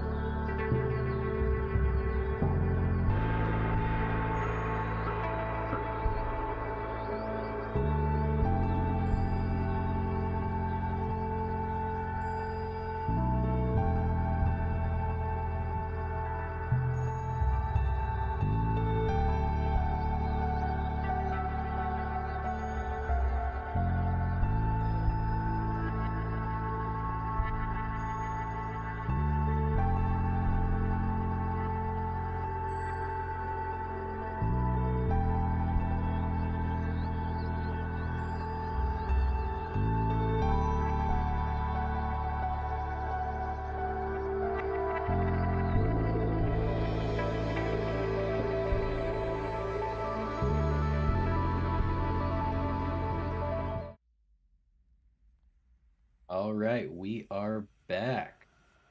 And we've had quite a run today through the qualifying, quarterfinals, semifinals. We are finally up to the finals as well as losers round two. So we've got quite a field ahead of us. And to talk about some of the matches previously, I think Jack's going to start us off. Yeah, we've had some interesting matches so far today. Some really good players who haven't managed to make it through. Some really good players who have managed to make it through. We got to watch some incredible lobbies ourselves as well. I remember watching the first time Trident, Quintizio, Tumers, and Tamar taking part in that first match. That was such a fun match to watch. And then we went on to watch Jaja, Fuzz, Ikex, and Pancake, the very South African dominated lobby that still got won by the Moroccan. And with Ikex in second place, that lobby was close, especially for the second place fight. Ikex lost twice in a row with that finalist. I think he was really sweating, and that was so fun to watch. I also believe there was some really interesting stuff happening in the lobbies that we didn't get to watch. I have gotten some messages from friends taking part. Apparently, there was one run where, at a point in the quarterfinals, where everyone was on 41 points at the same time, and that really, like, to watch that must have been fun to take part. And part of me wishes we could have watched that, but we also watched some really fun rounds instead. So I'm happy with what we've seen.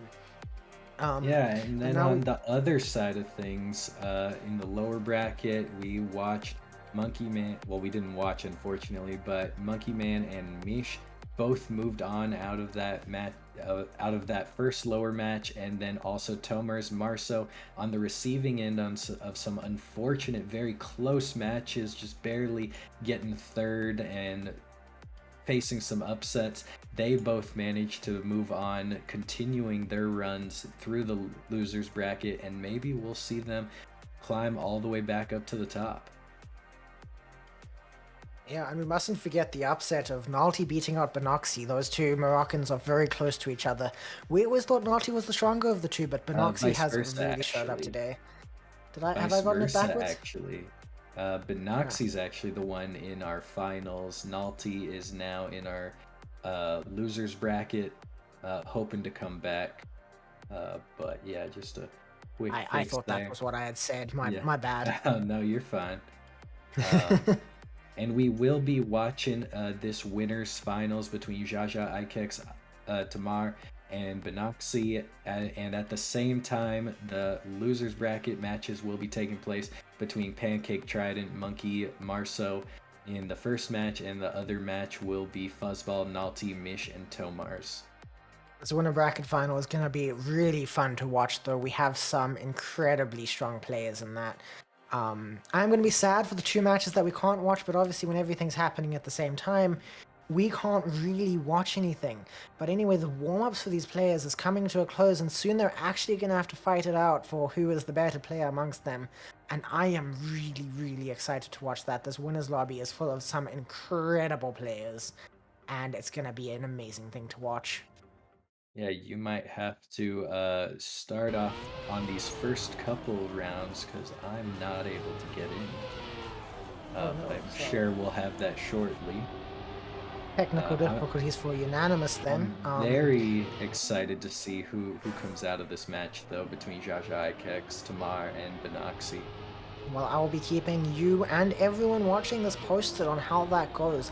So far, there's only 15 seconds left of the warm-up, and then we're going to get to see just who the strong players are. All the players kind of just mucking about at this point, because they know there's not a chance to get much more practice in with only 4 seconds remaining. Jojo taking it seriously, and that can be seen in just how well he plays in general. I'm excited to see this first round start momentarily. And off they are. The first round of the winner brackets final. We get this interesting start here where a lot of mistakes can be made into the dirt corner, and then that ice. You don't want to lose the gear, you don't want to bonk at the end there. There are so many mistakes to be made on the ice. This is where it really decides how people are doing this round, and it looks like Jaja comes out of that first. Ida Tamar and Ikex really close to each other at this point. Benoxy bringing up the rear, a bit of a gap there. This is not his round. but we really do see everything being neck and neck in the front three. Ikex did overtake Tamar for a moment, but it was just a moment for him. Everyone's still so close to each other. Jaja is first at the moment, Tamar second, Ikex third. Going into the finish line, Jaja wins the round, Tamar second, Ikex third, and Benoxy manages to pull in the fourth, only 2 seconds behind despite some big upsets early, especially at the ice. Okay, I think we are coming into this next round. Jaja again remaining very strong. Would you like me to take over? On a bit of a delay. Yeah, if you want to continue. I can do 2 in a row. I got this. So early on, we have IDOT taking the lead. I mean, Tamar, my bad. I am saying things wrong right now. Jaja coming second, not quite managing to get his usual signature first place so far this lobby. Benoxy and Ikex are quite far behind. They must have made some mistakes on the ice. I did miss that. I didn't manage to catch that. Tamar still first. I don't think Jaja is going to have much of an opportunity to catch up now, unless Tamar makes some very large mistakes. And we do see him do that. He does knock the walls right at the end there. That is so punishing. Jaja gets the win. Tamar must be so bummed right now. He does still manage to get second place. Ikex gets third and Benoxy gets fourth. But that wall hit, that looked like Tamar had it in the bag. But unfortunately, he just didn't. Jaja was able to claim that win. And straight away already we're going into the next round here. And we're seeing how everyone does in this first little bit. I always expect a mistake early on there. I was bad at that grass section, but everyone else seems to be quite solid at it, really. Maybe that's just a skill issue for me personally. Coming out of the ice, it looks like we had very smooth stuff happening there. No one really made significant mistakes. Tamar actually did. I missed that. I thought he got that smoothly. He must have wall tapped right at the end of it. Jaja has got a significant lead at this point, though. A full second ahead of Ikex and Benoxy, who are right next to each other at this point in the round. But I think it's a very clear running at this point, again, unless a mistake happens right at the end. Jaja is looking like he is going to win the round. Ikex coming second, and Benoxy coming third, very, very close after Ikex. Tamar managing to get a finish with 10 seconds remaining. No one has to worry about not getting points that round. Everyone is still in this running. And these points, they're close. They are very close. What do you think, Unanimous? I think you can at least see the points. Jaja pulling in an easy 30 points. A very competitive start for Jaja, making it known that he's going to command this match. But Tamar and Ikex tied for 17, makes it a very tight field with Benoxy at 11. It will be a tough thing to see that even if Jaja does run away with it, all of these other competitors, it could be any of them getting second here, and maybe they're good enough with Jaja slips to pull in first. Yeah, and I just want to steal away the attention there for a moment. I don't know if you saw, Tamar is now 4 to 5 seconds behind after that ice mess up. This map is just all about the ice, and you can just see that again and again and again, as that's where people lose rounds. Jaja is going to win a 4th round in a row, though. He is really on a clean sweep of this map. Ikex coming second and Benoxy in third. Tamar is going to have to win back some points, getting another 4th place there.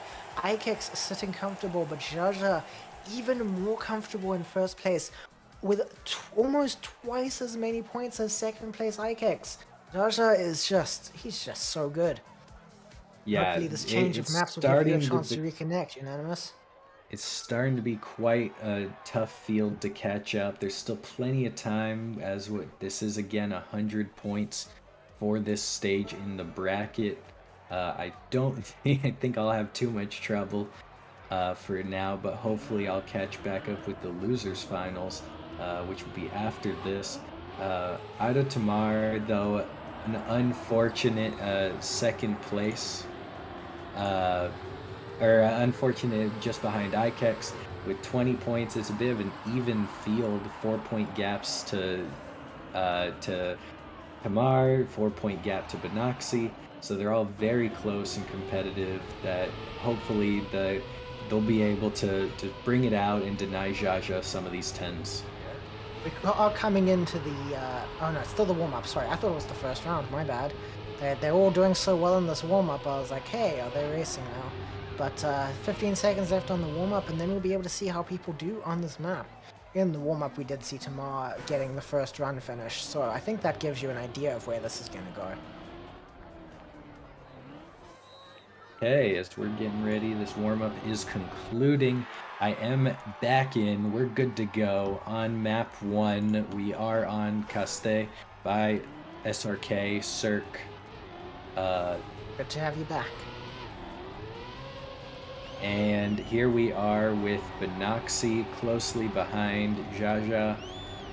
Very tight field as they're all going to go for this pole. Ikex goes for a bit of a risky kind of line, cutting it very close. Benoxy might have lost a gear there in the dirt, losing significant time. Ida Tamar very close.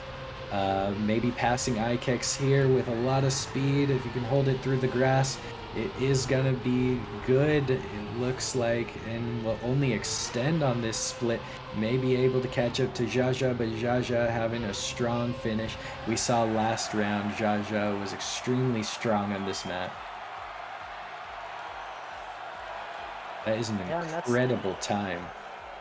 Yeah, let's just see Jaja extending his lead 50 points now. I think we know who's winning this, but of course you do need a lot of points to win at this point. How many is it? 120 right, unanimous? No, it's still 100, but Jaja's time is just on the cusp of top 10 world. That's insane. That's insane to see as we go into the next round. I think someone fell off the pipes. Did Jaja fall off the pipes there? That's not something you want to see happen. And that gives a little bit of a chance for everyone else to catch up points, as Jaja is going to not win his first round of this winner bracket. Ikex is currently in the lead, I think. No, Ikex had a mistake. Tamar is in the lead. Benoxy is second. Ikex, a mistake, bringing him behind in third. Jaja has still not quite managed to catch up. He is right behind Ikex, but I don't think it's going to be enough for him to not come last this round, and it isn't. Tamar comes first, Benoxy comes second, Ikex comes third, and Jaja comes in fourth. This is kind of a reversal of how most rounds seem to go, and it gives everyone this good chance to catch up here, as Tamar is now ahead of Ikex in points. It will certainly tighten up the field. Everyone was crashing, but Tamar, I guess, just had it better. Crashing earlier, recovering, and driving the fastest line. We saw him take a ton of speed through the jump, and it carried all the way into the finish as Ikex leads us through this dirt turn, trading with Tamar. They're both kind of going back and forth. It'll be interesting to see who comes out of this tech turn, as Ikex has had a superior turn previously. We are watching Benoxy right behind. It's almost a three-way tie again. Jaja bringing out the rear, must have had an early crash. Benoxy now in the lead, might be able to finish it up. Looks like he will. A little bit of a wall rub towards the end. Tamar and Ikex actually tie. It will go to Tamar by some sort of Trackmania logic that Tamar will get it because he was ahead in the previous checkpoint, so that gives him priority. But what an incredible finish with the exact same 1,000. I did manage to catch what happened to Jaja at the beginning of that round. It looked like he just forgot to press on the gas in the beginning of the round. He just started a little behind everyone. That's not something you want to see in a competition like this. It shows that Jaja is getting tired, and that, I think, might give everyone else an opportunity to do well. And you see that here, where Tamar is ahead of Jaja already. Benoxy and Ikex seemingly have made some mistakes. They are way behind after this section coming into the grass. It looks like Jaja has overtaken Tamar though on the grass, so that is going to give him his win. Maybe his head is back in it now. These are very clean jumps from everyone, and it looks like Jaja is going to get first place, Tamar in second, Benoxy pulling in third, and Ikex pulling up the rear with fourth place. Everyone getting very clean finishes there. I think Jaja is happy to be back on top after those last 2 rounds. That was rough, eh?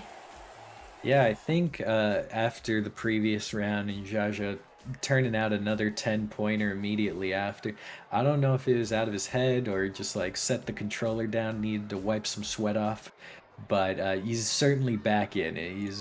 He's alert, he's focused, and he'll need to be because we haven't seen a field this tight. until now, which makes a lot of sense. These are potentially our 4 best players. This is the winners bracket final. We still have losers final and grand finals. So it'll be interesting to see who makes it through this and makes it all the way to grand. But these are some very strong competitors, all within about 25 points from first to fourth. Tamar is only 15 points behind Jaja, and then Ikex and Benoxy very close to each other, 42 and 41. Yeah, it'll be interesting to see how this map goes. This map brings in a very different playstyle to the previous one. It's also a lot more complicated than the previous one. We did see Jaja making quite a few mistakes on that last map, and now things get a bit tougher. Jaja is such a strong player, but maybe the fatigue is getting to him, but it should also be getting to everyone else, so we'll see how it goes on this map. It does look like people are getting some pretty solid warm-ups in, and hopefully everyone's managed to crack their knuckles and get their head in the game for this map with a very difficult finish. Yeah, very fun full speed, but then a very difficult, risky finish that you definitely want to get against these competitors. As we jump into the first round on this map, they're all driving very similar lines, although I think Jaja might have not made it around the sausage block as smooth as he wanted to. That will lose him a little bit of speed, but he recovers it very nicely, bringing up the rear with Tamar making a wide grass line and a very strong drift into this. Crossing the plastic now, Jaja still bringing up the rear, Ikex in front. Jaja with a lot of speed through the dirt. That was an incredible amount. It might even slingshot him into second, but at least gets him into third. Tamar falling into fourth. Now we've got this thin dirt strip off this turbo sausage, and then we are moving into the full speed, and the finish will come up shortly. It'll be interesting to see who's able to get this smooth. Ikex still in the lead, Benoxy is catching, and Jaja, just barely gets into the finish. Clipping it, landing, I don't know, this is some sort of RPG finish with that sort of landing. That was a crazy finish. It was also interesting to see in that round when Tamar fell behind just how much the gears can affect you on that plastic. Any player who plays a lot of plastic knows how important gears are there. And you just saw Tamar lose the gear and just lose all his speed. He just fell behind everyone. And that's why your gears are so important on a map like this, especially on that plastic and on this grass where everyone is now. Jaja currently bringing up the lead. He got a lot of speed out of there. It does look like Benoxy was the one to lose the gear this time, but not too badly, not as punishing on the grass as it is on the plastic. He does manage to overtake Ikex here. He is in third place behind Tamar and Jaja. Everyone seemingly got the gears quite smoothly there. That makes this pack quite close together. Jaja is leading by quite a significant margin, though almost a full second between him and everyone else. It looks like Benoxy is pulling up just behind Tamar, and Ikex just behind that, going into the full speed section here. We will see them coming into the finish soon. Maybe Jaja will fully mess up the finish this time after he half did it this time, but no, he gets it clean. First place from Jaja, second place from Tamar, Benoxy in third, and Ikex in fourth. Everyone getting very, very clean runs there. That was amazing to see. That's so close to, is that, I'm trying to look, he's super close to author time with that time. That was an incredible pace. Easily top 25, very close to his PB. Just an incredible time on that run. Jaja's got to be really pleased with that after the first run on this map. And again, pulling into the lead after these grass sections. Hopefully does the plastic well. Ikex with a small mistake, giving him a second delay in the back, but closely following, is able to catch it with Benoxy. Looks like there's a bit of a battle for third as Benoxy takes it back. Tamar is now fighting in it. Also, they're all trading, trying to catch up to Jaja, who's just a little bit too far ahead.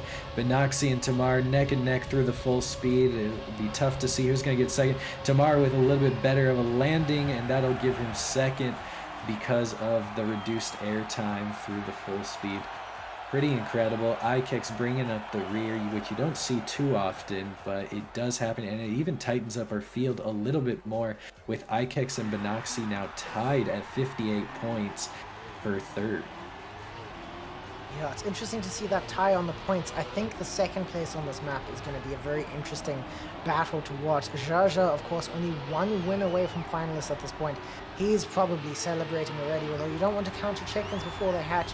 With this finalist format, everything can go wrong. But so far on this round, everything is going right for Jaja. He is in first place. Tamar right behind him. Tamar actually overtaking here, but it looks like they're playing a game of cat and mouse there. Ikex pulling up the rear once again, and Benoxy in third. They seem to have kind of decided where their standings are on this map at the very least, but good thing that things do switch up soon. We will be soon changing to another map.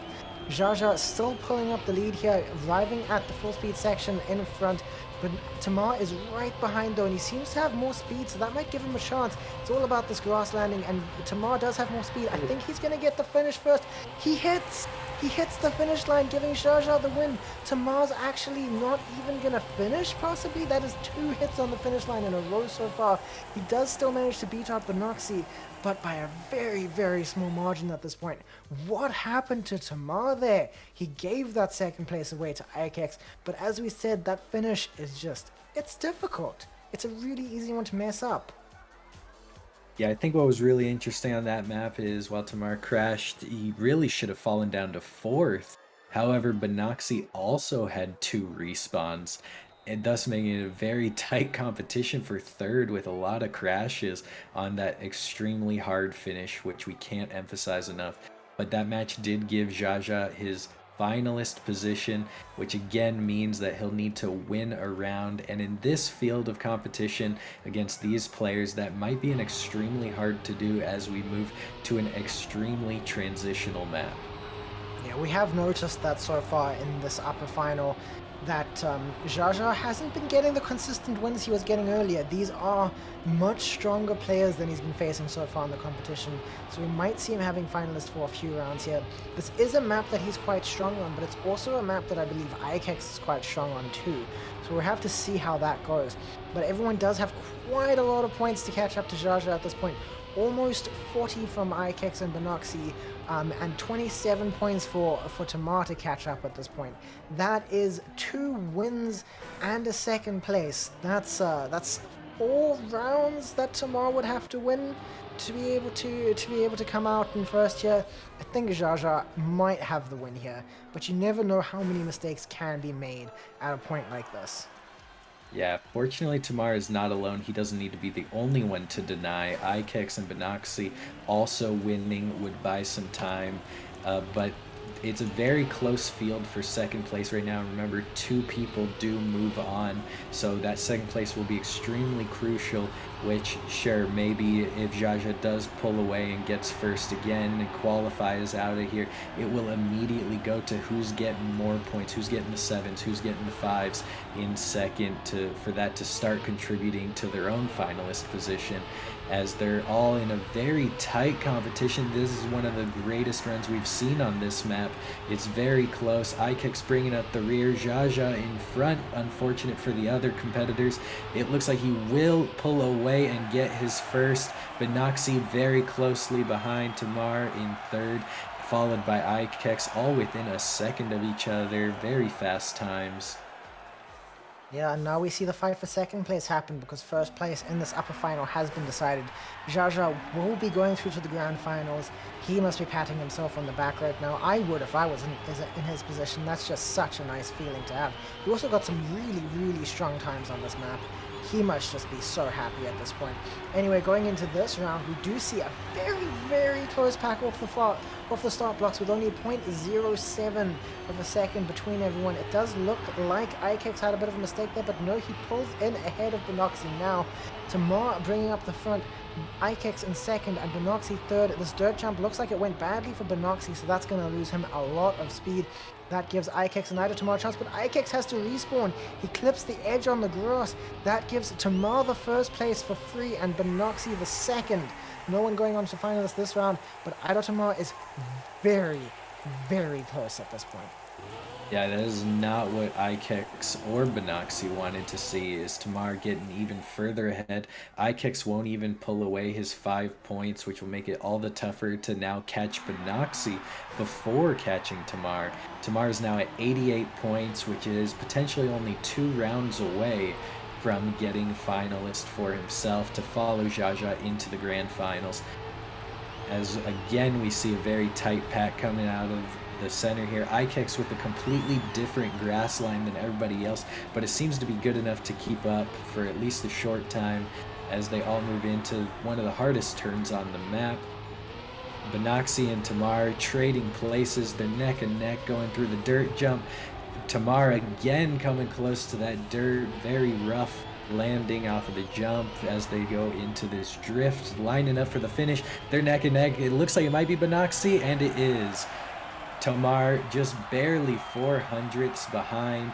Benoxy very pleased with that, maybe able to gap up a little bit to Ikex and shortly follow to a finalist and maybe even snake it, as they say in South Africa.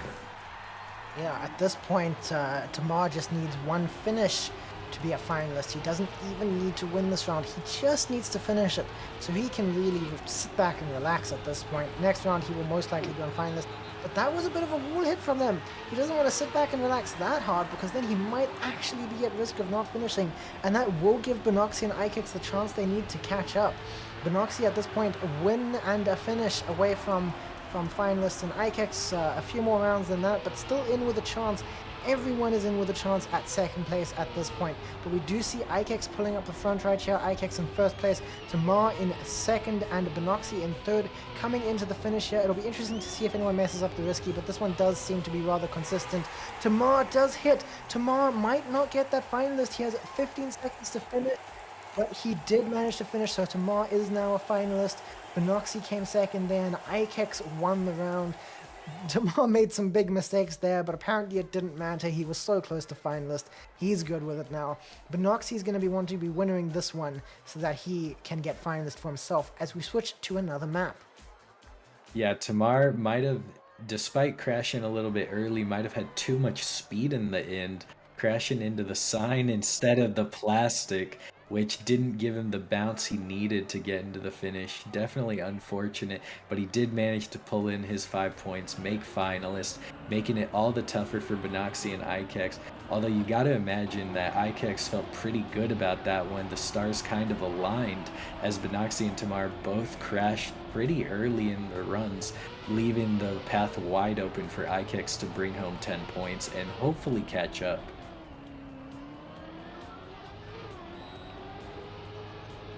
We have some news from the lower brackets now, where I believe that Nalty and Thomas have managed to qualify for the losers final, or the losers bracket, or I think we're calling it the losers final. And then Fuzz and Mish are out. 2 South Africans knocked out at this point. It looks like our only hopes are going to be from the other losers bracket and from Ikex here for South Africa. Tamar obviously bringing in the Israeli side, and Jaja bringing in the Moroccans for the 3 countries we have left at this point. Yeah, I don't want to curse South Africa or anything, but it's reminding me quite a bit about the French representation in the World Cup, that they had a lot of numbers and some of the performance just wasn't quite there for many of them. That made it a little tough, but they definitely showed up and performed greatly, as well as South Africa is doing today. Benoxy with an early crash in this round will give Tamar and Ikex this kind of back and forth battle.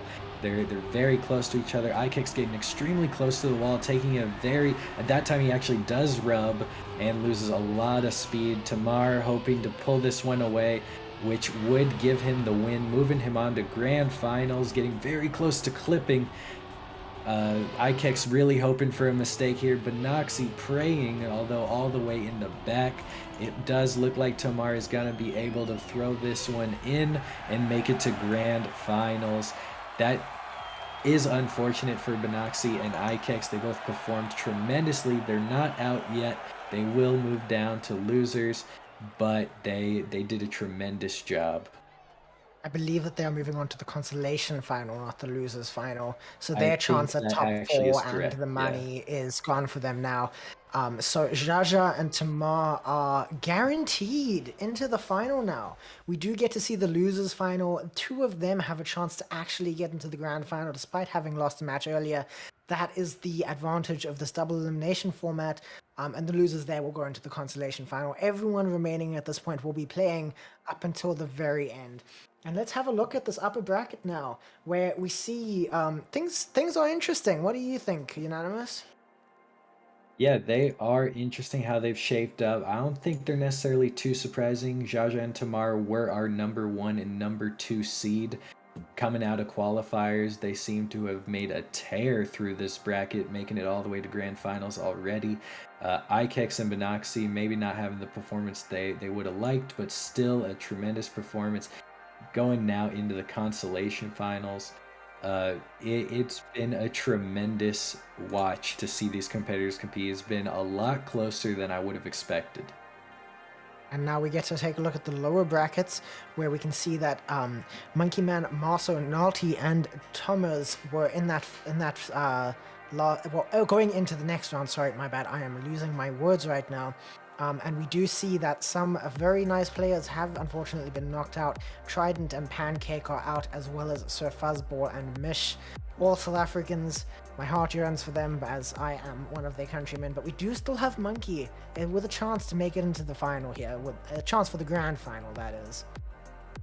Yeah, so is Monkey the only South African left to have a chance for the grand final? He is. Ikex is down to the consolation. So, yeah, despite us pulling up about half the lobby, it wasn't enough. Numbers aren't what wins you in a Trackmania composition. It's pure skill.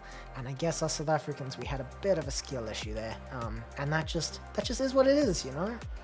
It is definitely unfortunate, but we want to thank these competitors for playing. They did a tremendous job today with now Pancake, Worshipper, Trident, Mish, Fuzzball, all eliminated, but earning themselves 9th through 12th place in this first ever Middle East and Africa Trackmania Championship.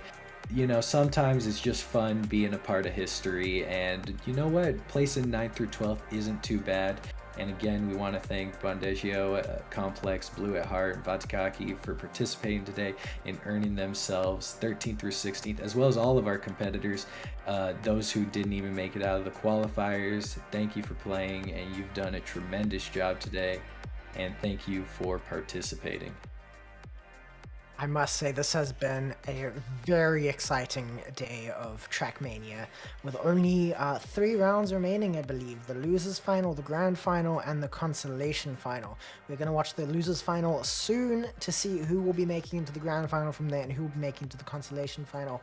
But I think for Unanimous and I, it is time for us to take a little break, recuperate our voices, and get some blood into our bodies as we stretch it out and take a short break. Yeah, we will be back very soon. See you now. Yeah, jumping into the losers final shortly.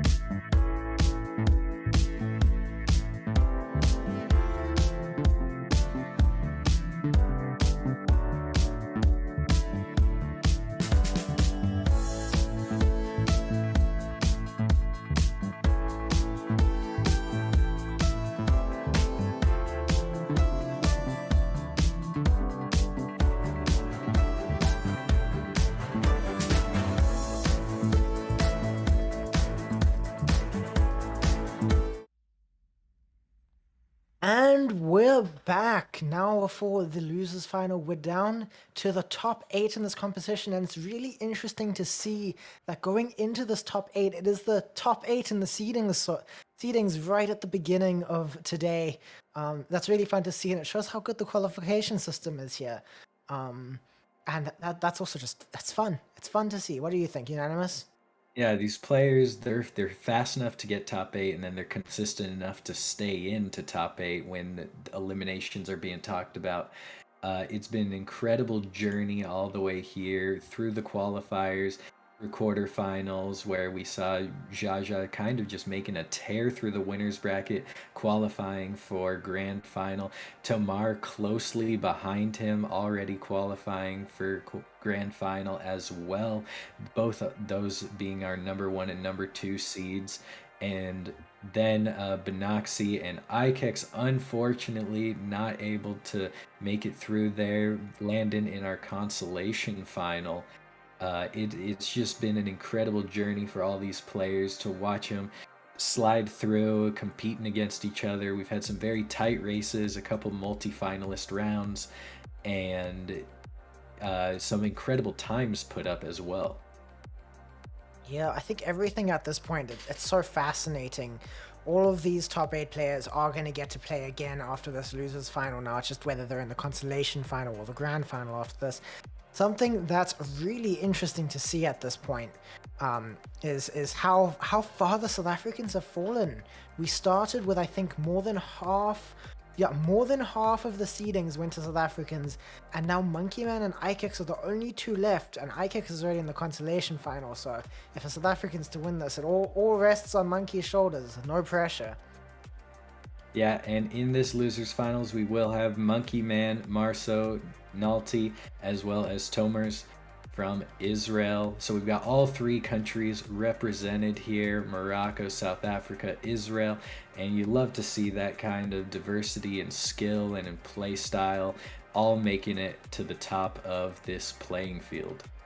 I also think the losers final is just going to be, in general, very interesting. So far from what we've seen, these players are very, very even.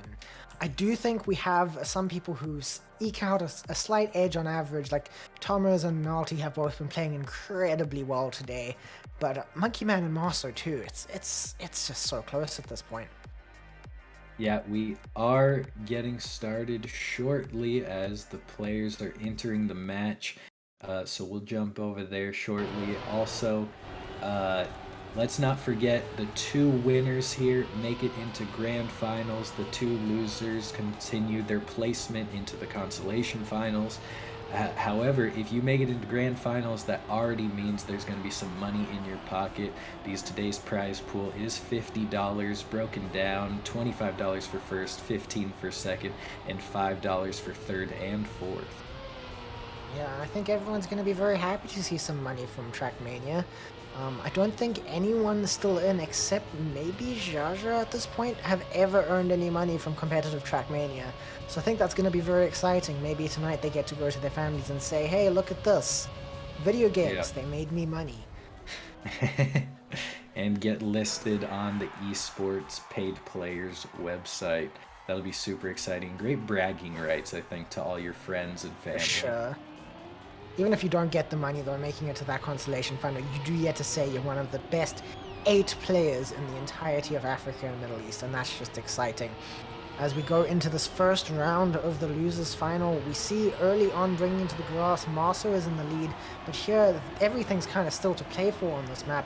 Things can change rapidly here. We do see Marso keeping up that lead, but the gears are still important. Nalty is behind at the moment. Toma is just ahead of that. Monkey and Marso neck and neck in this first round. Everyone's within a second of each other though, so this really doesn't give us much of a sneak peek at how things are going to end. It's hard to get that this early though, as everyone is still on 0 points coming into this round. Monkey Man currently has the lead going into the full speed section. Marso's just behind that, and it looks like Nalty might have a shot at catching up with Thomas, and he does. Going to this finish, I wonder if we'll see any bonks, but we don't. No, we do. Nalty bonks the finish. Nalty's going to be in 4th place. Monkey's in 1st. Marso in 2nd. Thomas in 3rd. It really looked like Nalty was going to beat Thomas there, but that finish line is just punishing. It's so So easy to hit the end there. And we see off of the first round that Monkey Man is taking the lead. But everything is still to play for right now. Yeah, extremely surprising for Nalty, as I think there was a little bit of an expectation based on previous performance that he would probably be out to an early lead here, but bringing up the rear straight out of round one. There is plenty of time. Again, this is going up to 100 points, and Nalty already having a better run this time, as well as Tomers, who's leading the pack. They're both going to battle it out to see who has a faster plastic line.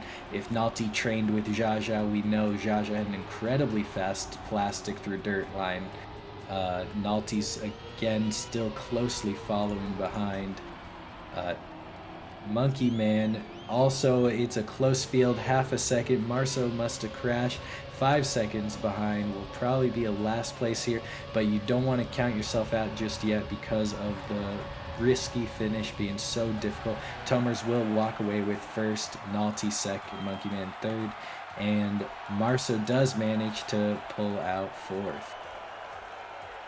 This, I think, as I said earlier, it's going to be such a close lobby, and it's already showing up with a few people, I think, on the same points at the moment. Nalty and Marceau on the same points, Tomers and Monkey on the same points. Such an insane lobby.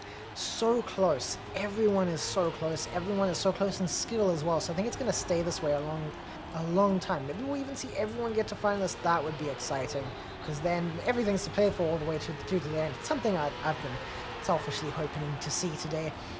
Even though I am just casting here, I'm watching with you all, and it's very fun to do that. Tomer is currently in first place. Monkey Man made a big mistake on the grass. That's going to cost him a lot of time, a lot of points to go with it. Tomers is in first place by quite a decent margin, although Nalty bringing up the second place rather. Neck and neck actually at this point after Tomers makes a little bit of a mistake coming into this dirt here. He does still lead through the checkpoint. Marceau is in third, but I think this first and second battles between Nalty and Tomers, they are both so close to each other in this full speed section. It looks like Nalty has more speed, but Tomers still has the lead. They're both going to get the finish very cleanly. Tomers in first, Nalty in second, Marceau in third, Monkey in fourth. Very close here, despite the mistake that Monkey made early. He managed to catch up really well. As we see the points roll in here, everyone is still so close. Tomers with the early lead though. Yeah, it looks like that first round might have been a fluke from Tomers and Nalty, as both of them have now really shown up the past 2 rounds and looking to again put up some good points, as Tomers falls down to the back with a slight mistake, but nothing unrepairable. Marceau with a really fast line, hoping to not crash, but he does rub against the wall. That'll lose a lot of speed, maybe giving Tomers a chance to catch up, but Tomers crashes again. Unfortunately, it looks like Monkey Man and Nalty will be battling this out for first and second.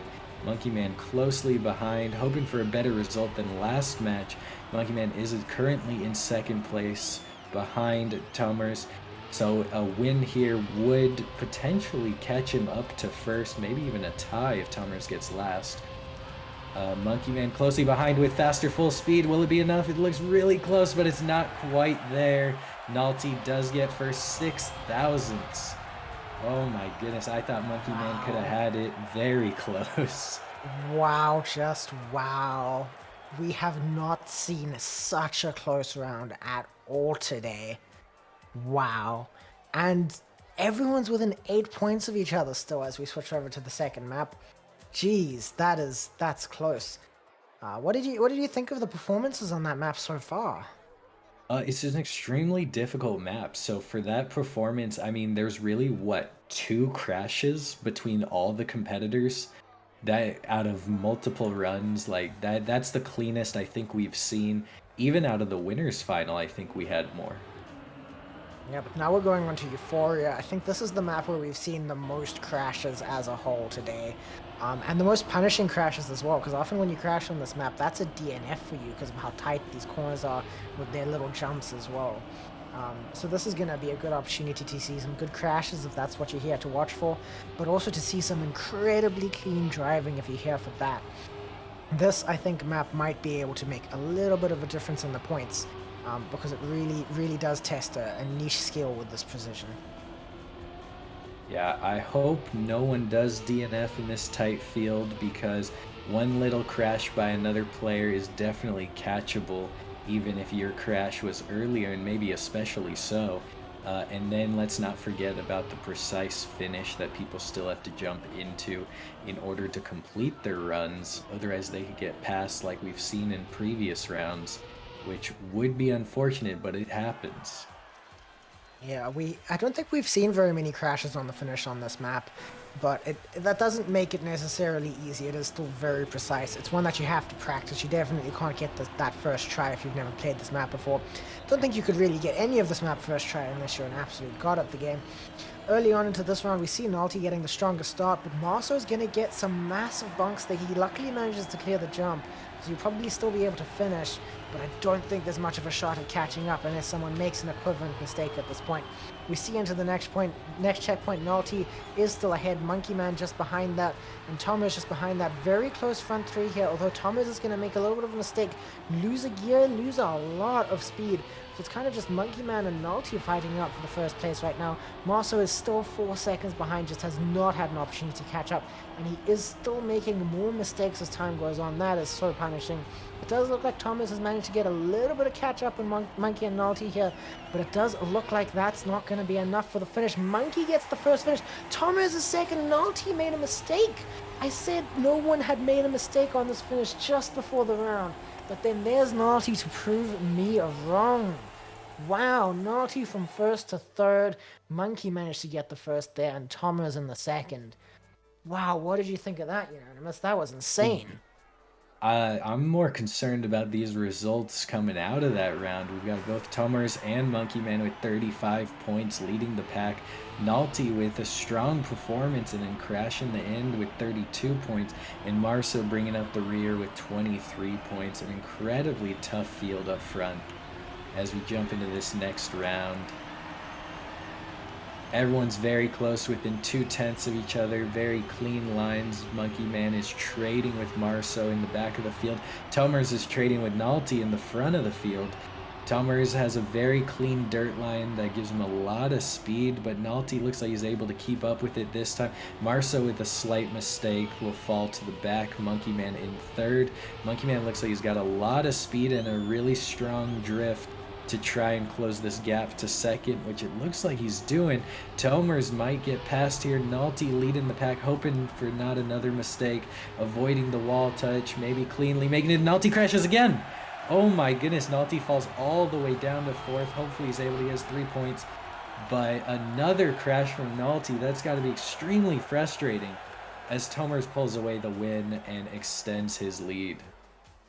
This is just not Nalty's map, hey? Hopefully he'll be able to catch it up on the next one. That was incredibly rough to watch. Nalty first to last 2 rounds in a row. We only have 2 rounds remaining on this map, so he's going to be happy when this one's over, I think. So far, that has given Tomers and Monkey Man the opportunity to take the lead in the points. Marso not doing so well at the moment, but maybe he'll have a better map in his future. We will see where he is strongest and where he isn't. We haven't managed to watch much of him today. We haven't managed to watch much of Monkey Man either. So far, it looks like Marso made an early mistake. This map is just not for him. Monkey in 3rd place, but a little bit behind, so I think this battle is going to be between Nalty and Tomers. Hopefully Nalty doesn't get the caster's curse, I guess is what's happening. A 3rd time in a row, and I just hope he makes that finish, because this has been rough to watch. So far he is leading. Him and Tomers are neck and neck. Monkey a little bit behind that. I don't think much opportunity to catch up short of crash, and I think Marso's just hoping to finish at this point. Nalty is going to actually get a clean finish this time. That gets him the 1st place. Tomers is in 2nd, Monkey in 3rd, and we're just hoping Marso's going to finish at this point, but it's not looking likely so far. I'm just happy to see Nalty get a finish there.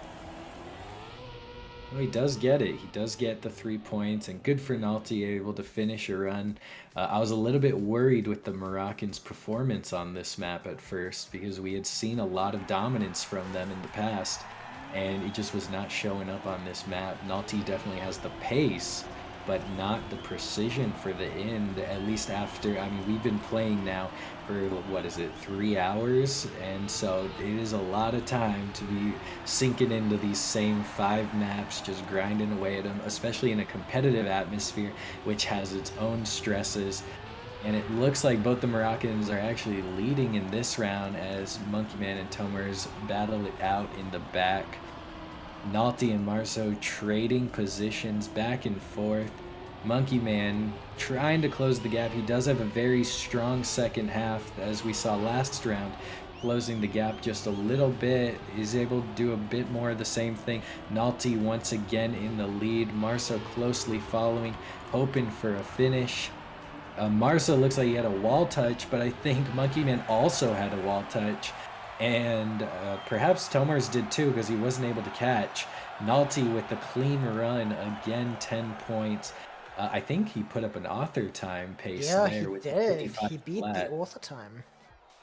Beat the author time by about 0.07 of a second just as the map changes. That's the perfect timing for that to happen, isn't it?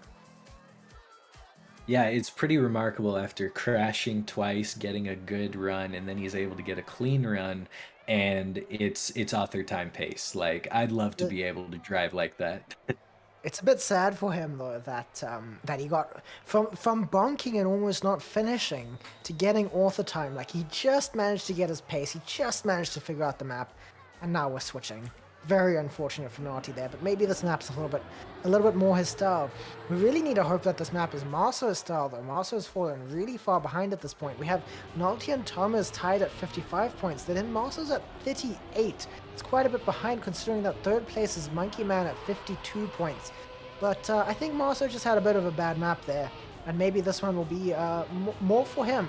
This is a bit more of the Royal style, so that's going to be comfortable for him as a Royal player in general. Yeah, we are about halfway through this match. We are going towards a 100-point finalist, but we do know a lot of mistakes can be made on this map, especially around that ice turn.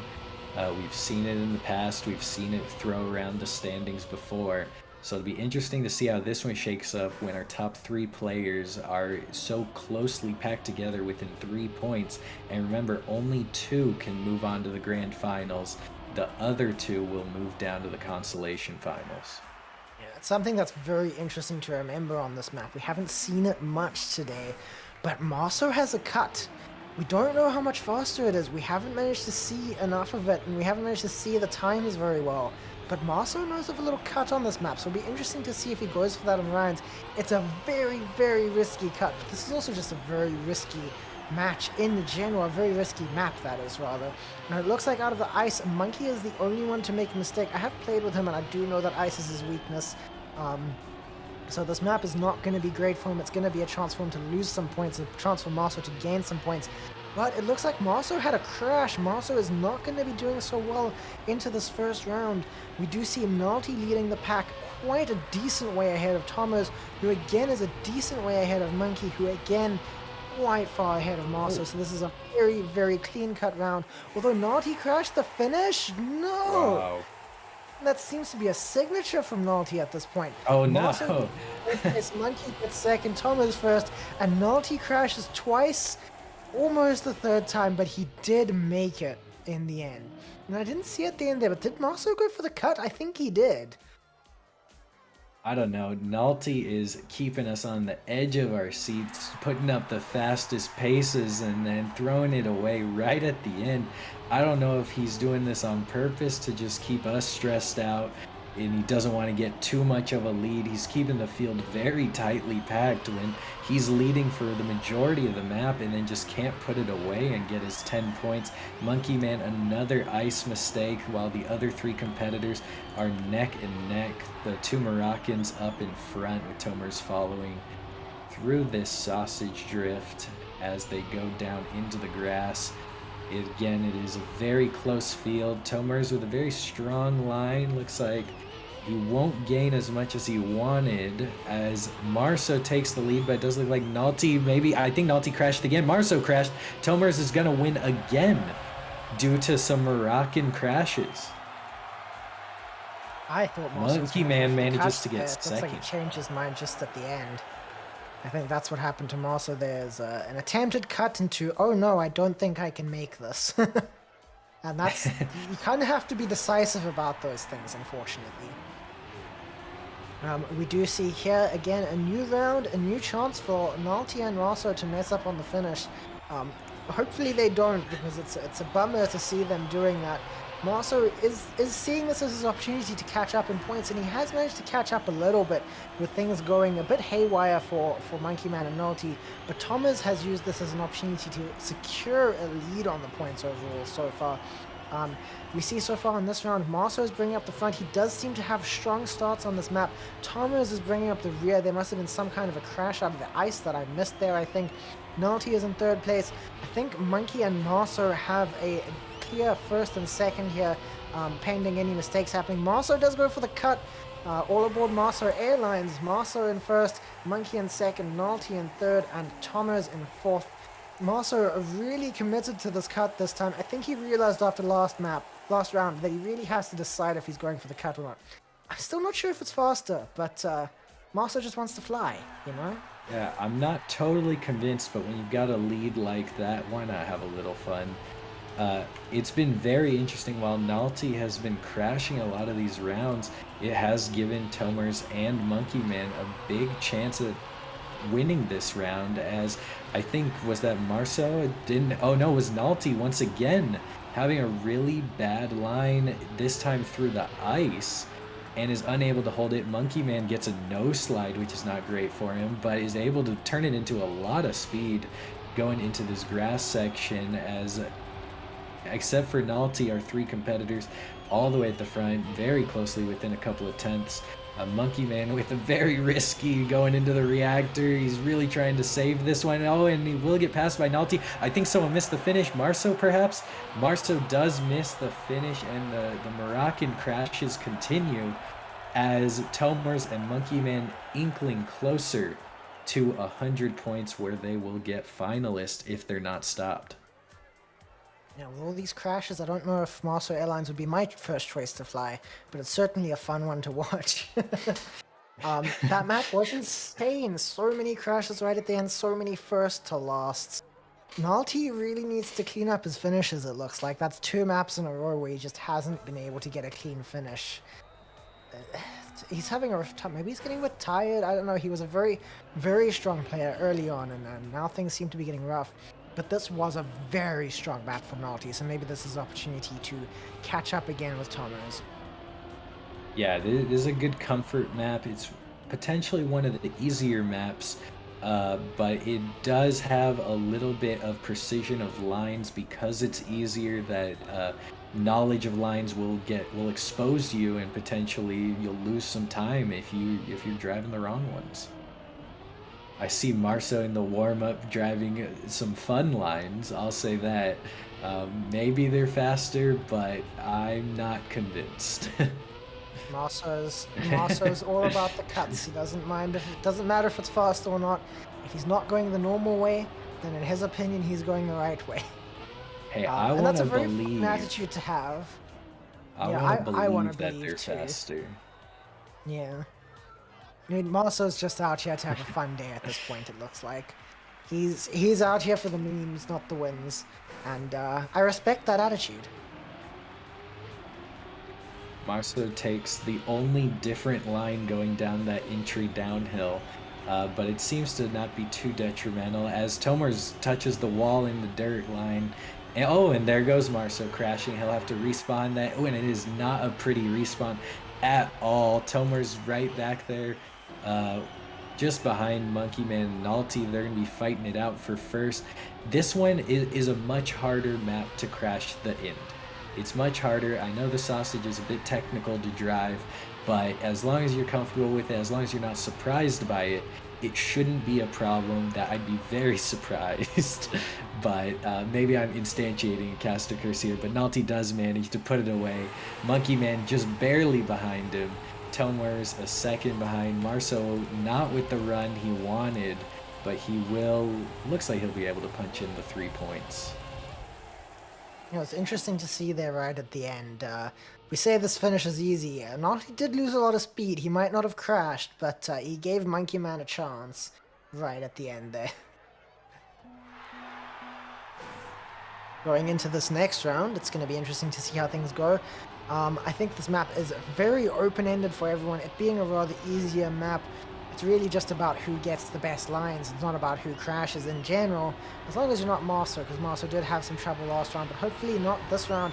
It looks like he has bypassed his further issues. Monkey Man is behind early on this map. Some kind of mistake must have happened. He's lost a lot of speed. Looks like he even lost the gear on the dirt there. That is unfortunate. Currently we have the two Moroccans in first, Nalty, followed by Marso, followed by Thomas, who is going to be trying to get that second place from Marso, who's still trying to get the first place from Nalty. Nalty lost a little bit of speed there, and he is going to lose his first place spot. This is between Marso and Thomas at this point. They are neck and neck. Thomas gets it, Marso in second, Nalty in third, and Monkey Man bringing in the rear. Everyone got a finish there, but Nalty again finishes, man. Finishes. Gotta practice them. Tomers manages to get finalists there. Maybe he can put it away here. We actually saw in that round where both Marso and Nalty are driving this interesting sausage line where they jump over the cruise control. It's a little bit safer, a little bit further away from the wall, but Tomers, hugging the wall, manages to drive it a little bit tighter and gets his maximum points. Marso with a really strong dirt line, Monkey Man closely behind him, actually with more speed. Tomers really needs a win here for this to matter to him. Otherwise, it's just going to give Monkey Man and Nalty a chance at also getting finalists. Tomers now moving into second as Marso makes a mistake. Nalty's pretty far back. Tomers crashes. Now, it does look like this one will be a Monkey Man win unless things go wrong, but it looks very clean from Monkey Man. Tomers should be closely behind. And then Marso, actually Nalty managed a lot of mistakes from Marso and Nalty. There I was just a few rounds saying it's such an easy finish, and Marso and Nalty unable to deliver that round. I'll be real with you, Unanimous. I did think this was an easy finish. Somehow these incredibly good players are just struggling here, but I guess they have been playing for almost 3.5 hours by now. And if this was me, my fingers would be cramping. So maybe that's the issue. Maybe they didn't do enough finger lifts before the competition today. I'm also getting a bit of a bad line on this pipe again. I think he needs to accept sometimes that the dirt is just the way you have to run if you don't get the right angle. But, you know, Marso doesn't want to accept anything other than how he wants to do things as he goes off route here. We see Nalty, Monkey, and Thomas leading in this pack so far. Thomas is in second right now, just overtook Monkey Man a moment ago, but they are still neck and neck. Nalty looks like he's going to get the win if he does not mess up this finish, and that means that we see another round with Thomas in finalist, and I think we're up to 3 finalists right now. I think Monkey and Nalty have both just achieved finalist.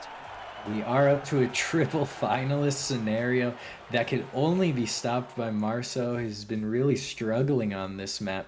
So any of the other 3 competitors, Nalty, Monkey Man, and Tomers, all finalists, and we are going to a fresh map to see who can readapt to this very technical map the fastest, which will give them the win. And then it's not also just about being first. Second is extremely important as well. Yeah, I think Marso is going to be hoping that this map's a little bit better for him. He probably does have enough time to fight for second place, but I think unless he can win 3 rounds in a row, first place is not going to be his vibe on this map. But again, second place still gets you a spot in the consolation final, and that's what really matters. Maybe we'll see the Marso come back. Maybe we'll see the Marso in the consolation finals. Yeah, I'm completely at a loss about what's happening here. I mean, we started out neck and neck, and it looks like if we were looking at just the first half of these races, it looked like we'd be talking about a totally different ball game. Nalty probably would have already qualified for grand finals if we're just talking about the first half of races, but unfortunately he's crashed so many finishes that we're now looking at a triple finalist scenario between Tomers, Monkey Man, and Nalty that I don't know what's going to happen. I'm not betting on this match, that's for sure. Yeah, I mean, I must say this map has also an easy finish. I'm gonna say it, this might be cursing Nalty, but this map does have a relatively easy finish in my opinion. We have seen Nalty crash this finish earlier in the day, but hopefully we won't see this time, am I right? Although it does look like someone crashed. It was Nalty. He rubbed, but he's already made it back to Monkey Man, passing him up. Remember, Monkey Man, Nalty, and Tomers, they just need a win here. Marso's the only one who can deny. Tomers in the lead through this very tough technical turn. Nalty and Marso with a very strong turn, although Marso crashes. Monkey Man clips, and he'll have to take a safer line. He's not able to do the jump. Nalty following closely behind Tomers. It is looking like Tomers will pull this one away as Nalty crashes. Nalty might choose to go for the safe. It doesn't really matter though, as Tomers pulls in the win. That will send him to grand finals. Nalty actually choosing not to score points, which I think, will that give Marso more points by not finishing? Is that how that works? Which might help Marso out a little bit, but Marso didn't finish either. And don't forget, whoever our two losers out of this match are, they're still going to be playing one more match in the consolation final against Binoxi and Ikex. I think in this loser final, however, it seems a little bit like it's all over for Marso. He has to win 4 rounds in a row to be able to come second at this point. I mean, it's possible. It would be the upset of the day, the biggest upset we could possibly see, but I don't think it's very likely. He is leading this round right now, but it does look like Nalty's going to overtake at the last minute. Monkey may be going to be going through to that consolation file with Marso, because Nalty is getting a really strong start here, really strong middle of the map, and now it's just all on the finish. So we know how Nalty feels about those, but he does get it cleanly this time. Nalty is going to come second. It's going to be Nalty and Tomers through to the grand finals, and Marso and Monkey Man in the consolation final. What a losers final. Wow. Yeah, I have also been misspeaking, and I apologize for that. Monkey Man and Marso are out. Tomers and Nalty will move into the consolation final, where we'll see Binoxi and Ikex have a chance to make it back into the upper side of the bracket, make it back to the grand finals, meet the old rivals of Jaja and Tamar. This has been quite a match so far. Again, I'm sorry about misspeaking there, but we are getting ready for this consolation final. Yeah, I also misunderstood that. It's very nice to see that just because they lost one round doesn't mean they're out for Binoxi and Airkicks. It's good to see that they have another chance. We do still have a single South African in the running here. Sad for Monkey Man that he couldn't make that. He came so very close. But this consolation final is going to be really fun to watch, with Binoxi, Ikex, Tomers, and Nalty being the ones to qualify there. Yeah, it's going to be tough to beat that previous final with how intense it was, a triple finalist situation, but the skill has only increased as we move closer to the grand finals, that we can definitely see it happen again, and maybe this time a quadruple final, as you've been talking about. Yeah, it's what I've been looking for all day. How are we feeling about this consolation final though? What are the feelings you're getting right now, Unanimous? I don't know. I mean, for a while, I thought Nalty would have been right there with Jaja, although after that last round, I'm a little bit concerned. I'm hoping that Ikex can make it back and battle it out with Jaja once again, but you also gotta wonder if Tomers wants to join his teammate in the grand finals. Tamar is already there, and you can't forget about Binoxi, who's had a tremendous performance today, only losing to these top players. I mean, we really have some strong players coming in here, and we will be seeing how they perform just after a break now. So we'll see you soon for the consolation final, and then later's the grand final to see who wins the prize money.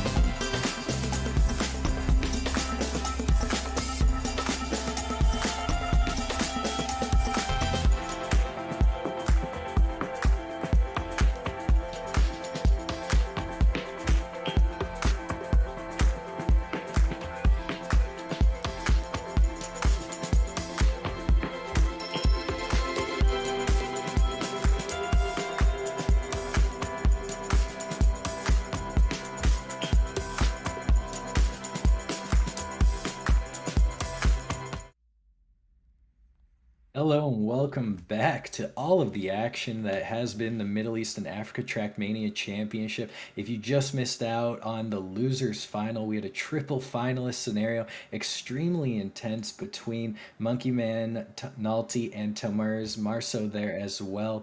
It was an incredible final that I thought was extremely exciting. What are you thinking about as we go into, as we review some of these previous matches, Jack? Reviewing some of the previous matches, it's been crazy. I think we have some very strong players who aren't a part of the competition anymore, but I do think that overall the best 6 players that we've seen today are the 6 players remaining right now. They've really shown themselves to be incredibly skilled through every round. I know he's not going to be taking part this round, but Jaja won every single lobby he's been a part of. And that's quite something, you know? Yeah, and I gotta imagine Jaja's watching both the previous match and this upcoming match, this consolation final between Benoxy, Ikex, Tomers, and Nalty. He's got to be watching this, and I don't know if he's playing right now, but otherwise he's just watching, maybe a little bit of rust, just taking an hour break. Like that's a long break. That I don't know. As Jaja and Tamar both watch who their other 2 competitors in the grand finals are going to be, which what an accomplishment that is.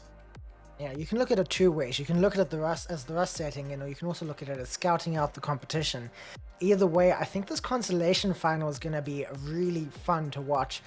I have been trying to figure it out while we were on the break. I can't for the life of me figure out who the strongest or the weakest player in this lobby is. Maybe Nalty is weak with how long he's been playing and how tired he's getting, but I don't know, hey? What do you think? It's tough to say Nalty though, because Nalty has been putting up the fastest paces outside of Jaja in the winners bracket. And so Nalty's putting up these incredible paces. It's just not always panning out for him. So it's tough to say Nalty one way or the other.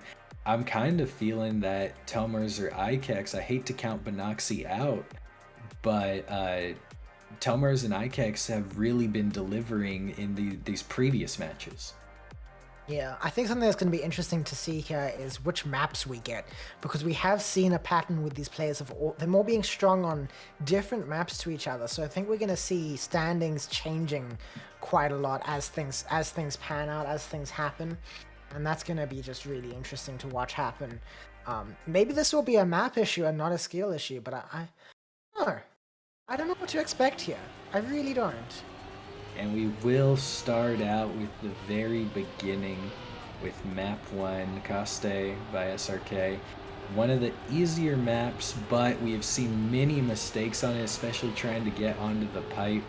That pipe route is a bit tricky if you make your dirt exit incorrectly, and it's significantly faster, so we'll want to see that from all the competitors here. Yeah, this map has been a very, very strong one from Nalty and Thomas in general. Although Nalty's been struggling with the finishes a little bit, so I think this map specifically might be a Thomas map, but we're gonna have to see how it plays out in 15 seconds when everything starts, hey? All right, we are finishing up this warm-up. I'm super excited for this. We are going into the consolation finals. We are up to the top 6 players of the first ever Middle East and Africa Trackmania Championship. This is awesome. People getting their names out there. Everyone from around the world, Trackmania fans, or just fans of esports, getting to know these players from this region that maybe we don't talk about enough, and this is a great opportunity for us to get started.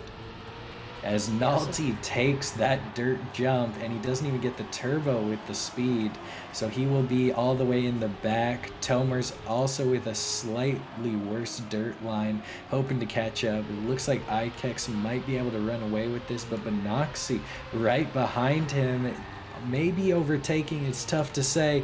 Benoxy does actually overtake. He's now in first. Ikex closely behind. Tomers manages to slide into second after the grass line. It's going to be a tough through the sausage, and it will be Benoxy, Tomers, Ikex, then Nalty.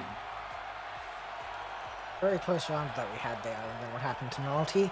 I did say this was Tomers' strongest map, but it looks like Benoxy has something to prove here for sure. going into this new round. Maybe this is a Thomas chance to show that I was right with my judgment of him on this map. Maybe it's Naughty's turn to do the same. Naughty had a very unfortunate mistake right in the beginning last time. And it looks like someone's lost a little bit of speed there. Is that Ikex? Ikex lost some speed, but I think they're all going to successfully get the pipe here, which really keeps things very neck and neck. So far, Benoxy, Ikex, and Thomas are making a front pack with Naughty just behind them. Ikex currently in the lead, Benoxy taking over. It's neck and neck between them as Thomas has lost a lot of speed, falling behind Naughty even. Naughty is managing to catch up to Benoxy and Ikex though. What happened to Ikex? He fell behind. I didn't see what happened. He just looked like he lost an insane amount of speed in an insanely small amount of time. It does look like Benoxy is going to win this one, followed incredibly closely by Naughty, then Ikex, and then Thomas in a very, very close round that we just had there. Thomas, you're proving me wrong, friend. Yeah, that round totally flipped around. The first half we saw Ikex and Thomas coming out very strong, and then Benoxy and Naughty coming around the bend, managing to pull it away. As we jump into this next round, they'll all take this really wide dirt line, hoping for an early turn to make it to the pipe. Benoxy with a slight adjustment, but it works out for him, seems to be worth it. Ikex with a bit of a different dirt line. Naughty bringing up the rear, but closely behind Naughty with a really fast line. Tomers, I think, might have had a small mistake. Naughty with a lot of speed. This will jump him into first. Ikex and Benoxy closely fighting for second. Benoxy maybe will... No, Naughty will hold on to first. Ikex maybe with a better jump to steal it away from Benoxy. It's close, and I think Ikex did get it by, wow, 15 thousandths ahead of Benoxy. Tomers with a bit of a mistake. Only half a second behind, though. Points are so close right now. Benoxy really showing me up, saying that Thomas was stronger than him on this map. Benoxy has been incredibly strong so far. Really, really interesting to watch. And it's interesting to see how things go. This is the spot where a lot of mistakes can be made on this map here with the pipes. It looks like everyone got that pretty cleanly. Benoxy's fallen a little bit behind. Maybe a chance for everyone else to catch up on points. Not far to catch up, to be honest, at this point. Benoxy does not have a significant lead. But speaking of significant leads, we have Ikex ahead of the pack right now. He can still lose some time, but the difference between him and Naughty is not insignificant at this point. Naughty is getting a much better grass turn though. Maybe that's the opportunity to catch up. Tomer has got a little bit of a hit on that grass turn. Tomer is not doing so well on the finishes this time. He has swapped with Naughty for that status of struggling with finishes. And it looks like Ikex is going to win this round, followed by Naughty, Benoxy, and Thomas is the standing this round. Thomas with that mistake right at the end. Benoxy with just a really, really clean round overall, and same goes for Ikex and Naughty. And we now have a two-way tie for second place as we go into the next map. A really incredible performance from Benoxy out of these early maps. I mean, I guess I just had it dead wrong. I was a little bit surprised about Benoxy's performance earlier in the winners finals, but right now he's totally flipping it around. He's in the lead with 30 points, Naughty and Ikex at 27, and Tomers, who we thought was going to be performing really strongly here, is back at 16.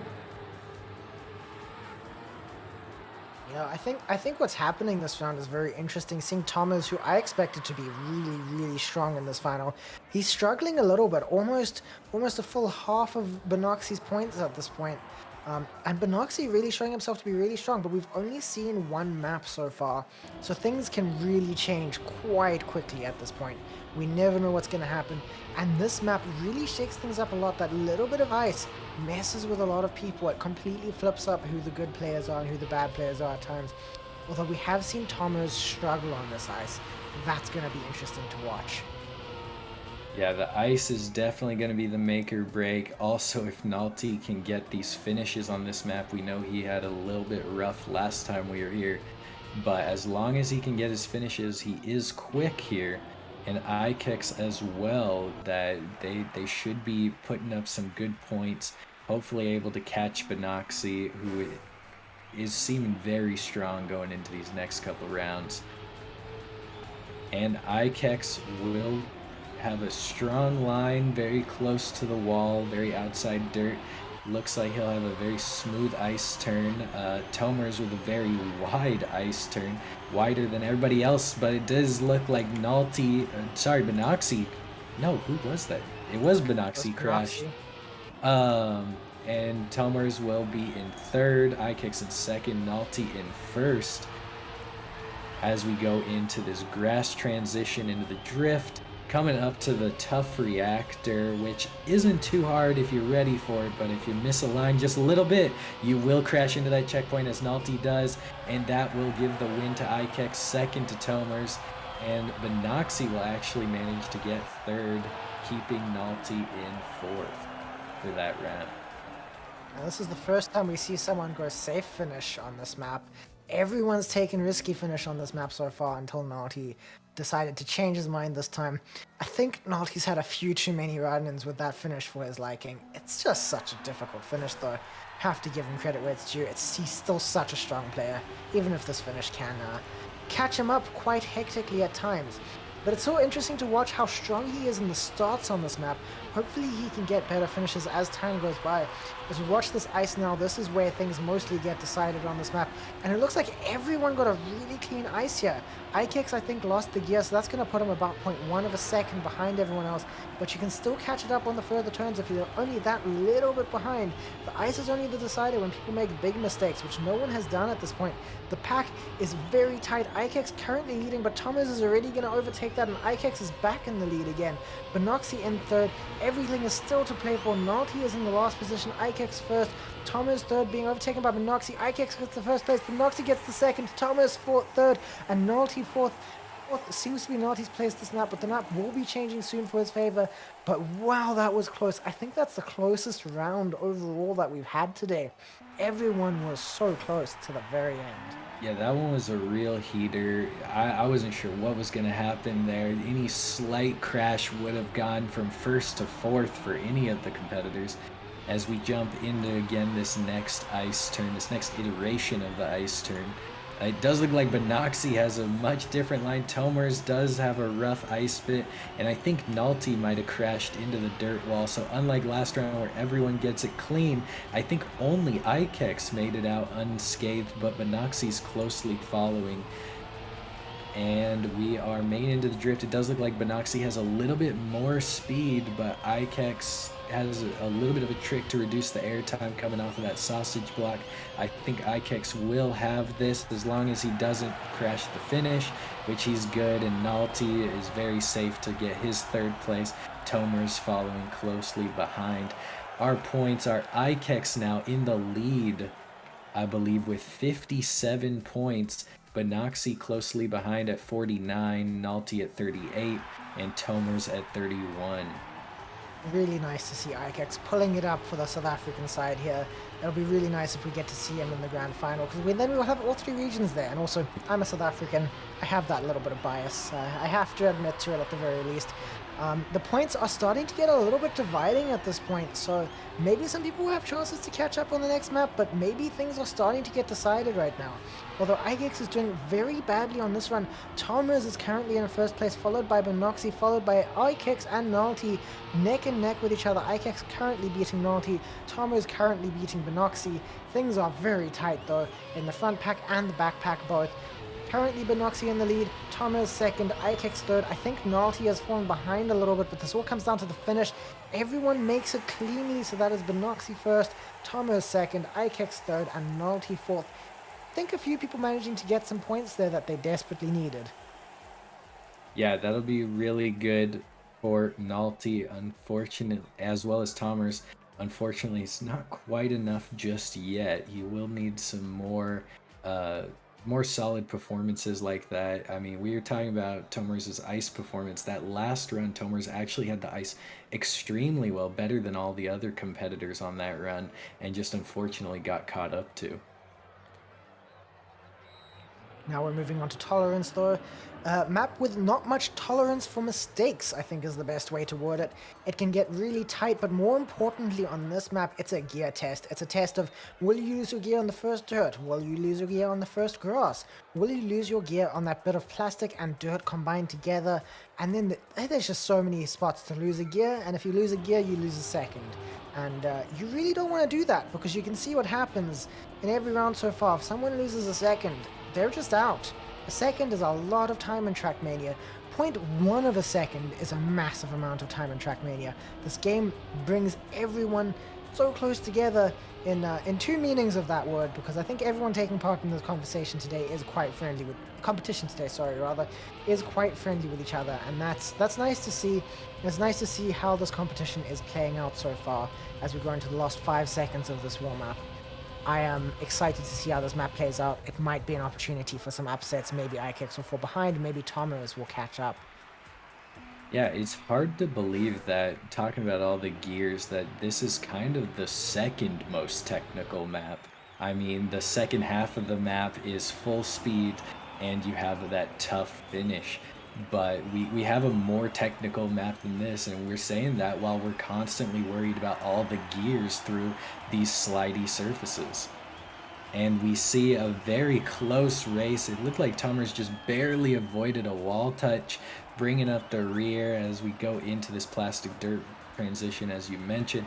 Tummer's in third. The Moroccans both battling out in first as iKicks is trying to gain on him. It looks like he might be able to. iKicks does have more speed. Benoxy in first.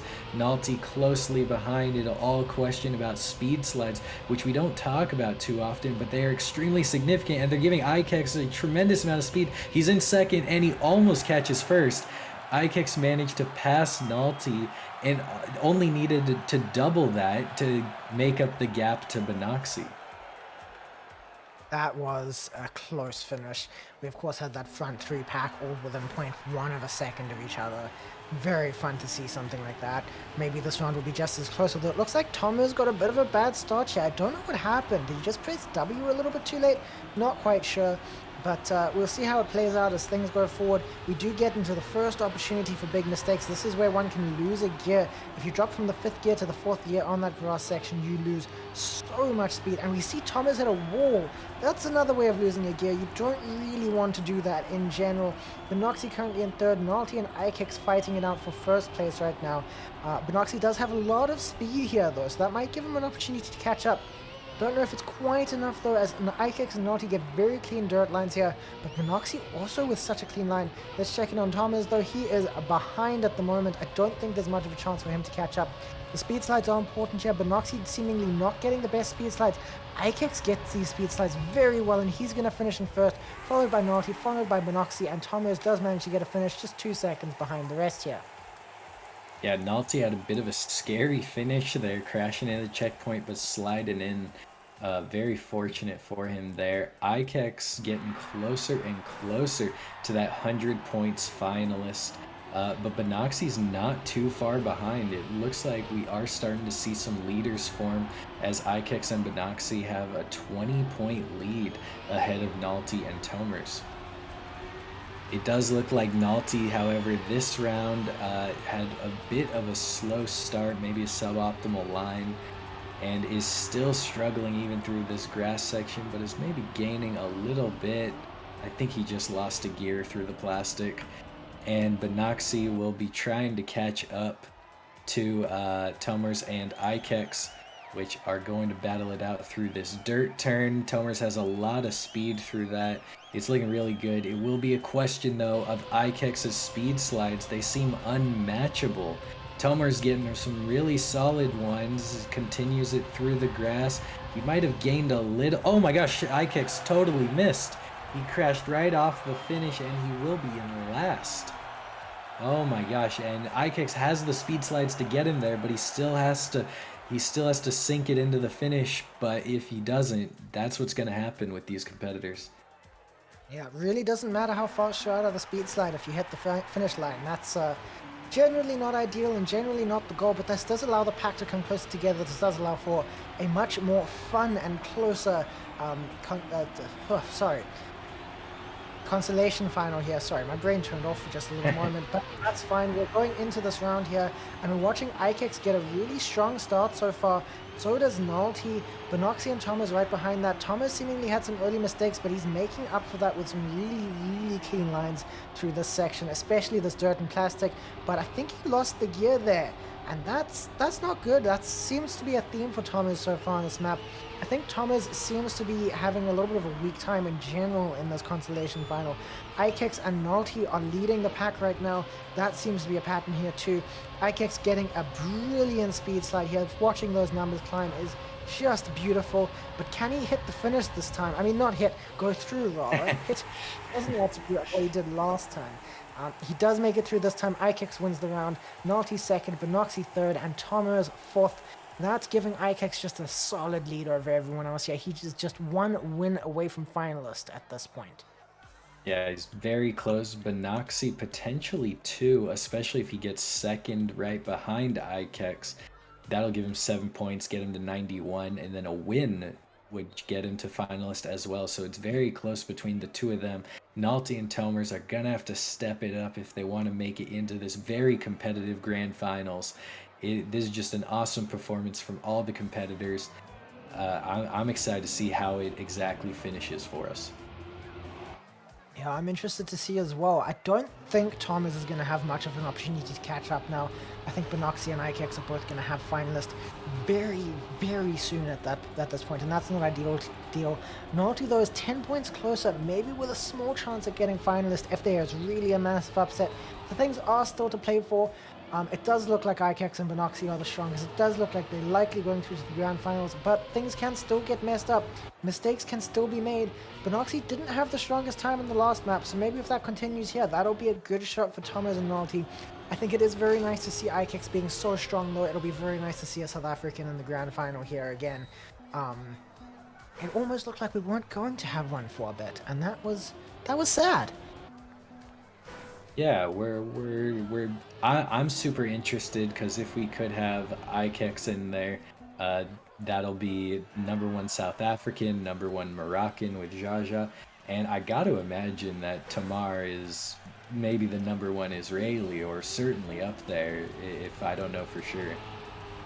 Yeah, I don't know if Thomas is making it this time, so I think it is going to be a good shot for Tamar to represent Israel in that final round there.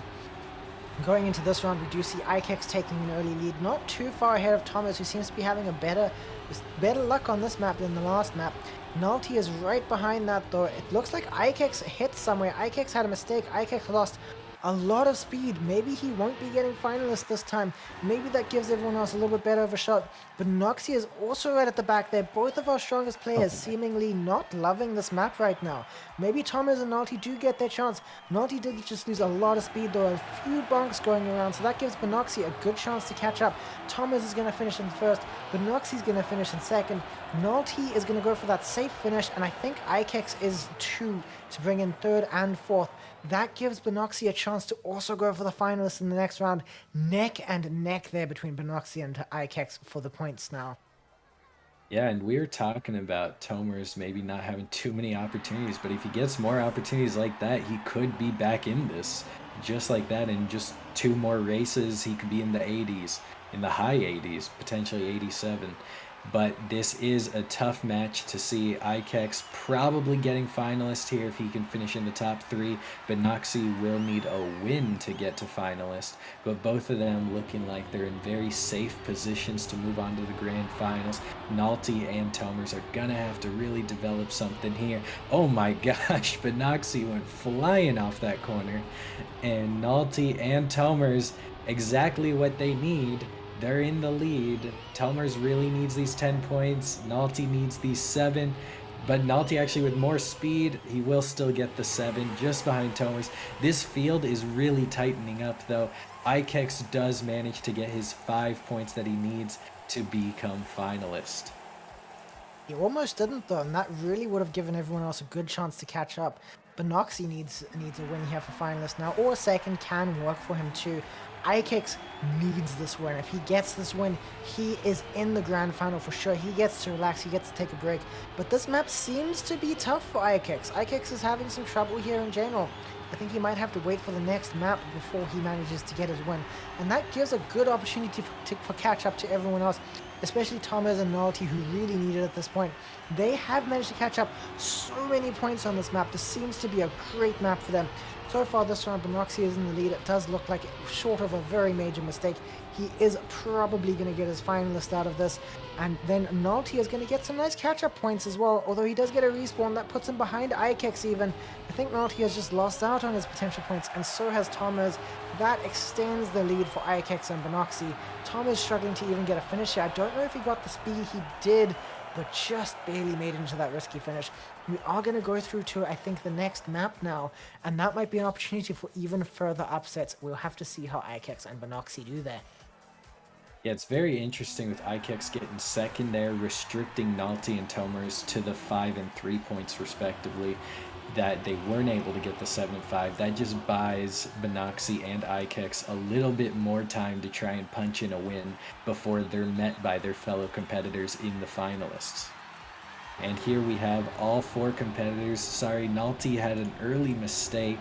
Ikex, Tomers, and Benoxy very closely together through this tech turn. They're following closely behind. Benoxy makes it past without crashing this time, and with a clean jump. Benoxy drives this map very well. Ikex with a mistake, so this won't be his win probably. Benoxy looking to pull out first place. He was second to finalist, but he might get first here, and it looks like he will. Nolte following up with the 7 points, and Ikex spoiling Tomers' 5 by sliding into third. Big upset for South Africa on this map. This is clearly not a strong point for Ikex. Hopefully it'll be better for him on the next map, but this has given Nolte and Thomas a good chance to catch up. Nolte is 1 win away from finalist now. Maybe we will see a third finalist in this next match. Yeah, it could still totally change. Ikex seemed to be struggling, but again, maybe it was just that map. He did seem much stronger on this map in the past, so hopefully that's good for him. Nolte is also really strong on this map, as long as he makes it through the beginning and doesn't crash the end, which we've talked about is a bit one of the easier risky finishes, but it still is precise, and if you underestimate it, you might miss. This is the map, of course, where earlier we saw Nolte get 3 bonks on the finish in a row and to an author time. So he has shown that he has a pace, but he needs that precision for the finish if he wants to get finalist here, doesn't he? Yeah, he needs 1 first place to get finalist. Tomers will need at least a first and a second to catch up for finalists. It's not impossible, but it'll be a lot of restricting Ikex from winning and potentially Nolte if Nolte gets his first. I can't wait to see how the first round on this map goes. I think this map is a very tight playing field between everyone, to be perfectly honest. Nolte in this warm-up does seem to be having a little bit of trouble. I think Nolte's quite tired. I think Nolte was one of our strongest players early, but the fatigue has gotten to him quicker than the rest, so it'll be interesting to see how it goes. And Ikex just needs to punch in the win here. He has the easiest path to the grand finals, already having achieved finalists. He got his 100 points, but he still has to win a round in order to hold on to it. I think he might have just... Oh, he didn't. He escaped the touch. Although, man, he's getting so close to the wall, I can't tell if he's crashing. I think that time he actually did, which will give Tomers and Nolte a chance. Tomers in the lead, Nolte closely behind with potentially a faster dirt line. Nolte in the previous round had an extremely fast dirt line through there. And, oh, Nolte will crash. Tomers will continue. This is looking like potentially a free 10 points for Tomers as long as he can reel it in and just throw it into the finish. Should be pretty easy. Ikex looking to spoil Nolte, maybe throw him down to 5 points and stop him from getting 7. A little bit more of a delay to Nolte's finalist. This is getting very close. This is getting very tight. We just need 1 more spoiler and we could have the remaining 3 players being finalist. Yeah, for all we know, Tomers might make it to finalist. I said earlier that it looked really, really rough for him, But he's proved me wrong. He's really, really shown himself, shown his skill in these last two maps, and it's been amazing to watch. I did say that we would see different players being the strongest on the different maps. I do think that this is Nullty's map overall, as long as he can get the finish right. But I think Ikex has a solid chance here, and you can see that in him bringing up the lead here early so far on this map. Thomas is behind, and Nullty is in second. We're going to have to see how the rest of this plays out, though. Everything is still very close. Ikex, I know, is very much hoping for this win. If he wins this round, he is through to the grand final. But you can just see Nullty's nose just peeking through his card there. And Nullty does manage to get the lead after the stadium grass, and that is rough for Ikex. Ikex getting a slightly better dirt turn, though, and a slightly worse transition onto the road. This is all to play for at the moment. Nullty might bonk the finish for all we know. He does bonk the dirt. I think Ikex won that. Ikex did win that by 0.06. The last time we saw such a small gap was also on this map. That's amazing to see. Ikex does go through to the grand final. Nullty and Benoxy Nullty and Thomas rather are out for now. They have come, I believe, 5th and 6th in this event in general. That is amazing to see for them. Benoxy and Ikex, an incredible performance for both of them. They will be going through to the grand final. Yeah, that was absolute crazy, with Ikex being the first one to finalist, Benoxy catching up, stealing away first place, Ikex having to battle it out with Tomers and Nullty, really just accumulating points, and Ikex in his last chance of safety, he just puts it away. He's done with it. He doesn't want to play them anymore. He's got to shut it down, otherwise he's going to be in a really stressful situation. That was fun to watch. We're going to take a look at the lower bracket now and see just how things played out throughout the event. We saw some players being very, very strong throughout, but they didn't quite manage to make it to the end. Monkey Man had some really, really strong performances, winning his first two matches, but then going into third place in the losers final. We also saw Marso do incredibly well, but then fall out as well. And then Nullty and Thomas now, they barely made it into that consolation final, and then they couldn't quite make it to the winners bracket. It does seem like the people in the grand final or from the winners bracket, Benoxy and Ikex of course did fall into that lower bracket for just one round, but they managed to escape again back into the grand final here, and it's going to be very interesting to see this last round. As we go into the grand final, we do have at least one person from each region, and then I think in general Morocco is going to be celebrating having two people there. That gives them a 50-50 chance if you think about it. Yeah, I don't know if they're thinking about it. I'm sure each of them individually want it, but getting top 4 in this level of competition, as we've been talking about, a lot of these times have been easily top 50 world, and a couple of them even top 20. These are very competitive times from the Middle East and Africa players. They are completely blowing away our expectations, really delivering as we pull up the standings and look at some of the players where they fell out. Bondegio, Complex, Blue at Heart, Batikaki back down near 13th through 16th, losing it out sort of near the quarterfinals. Pancake, Trident, Niche, Fuzzball 9th through 12th. Shortly after, Monkey Man and Marso with some very close losses, rounding out 7th and 8th, and we just witnessed Nullty and Tomers getting 5th and 6th in a very competitive round.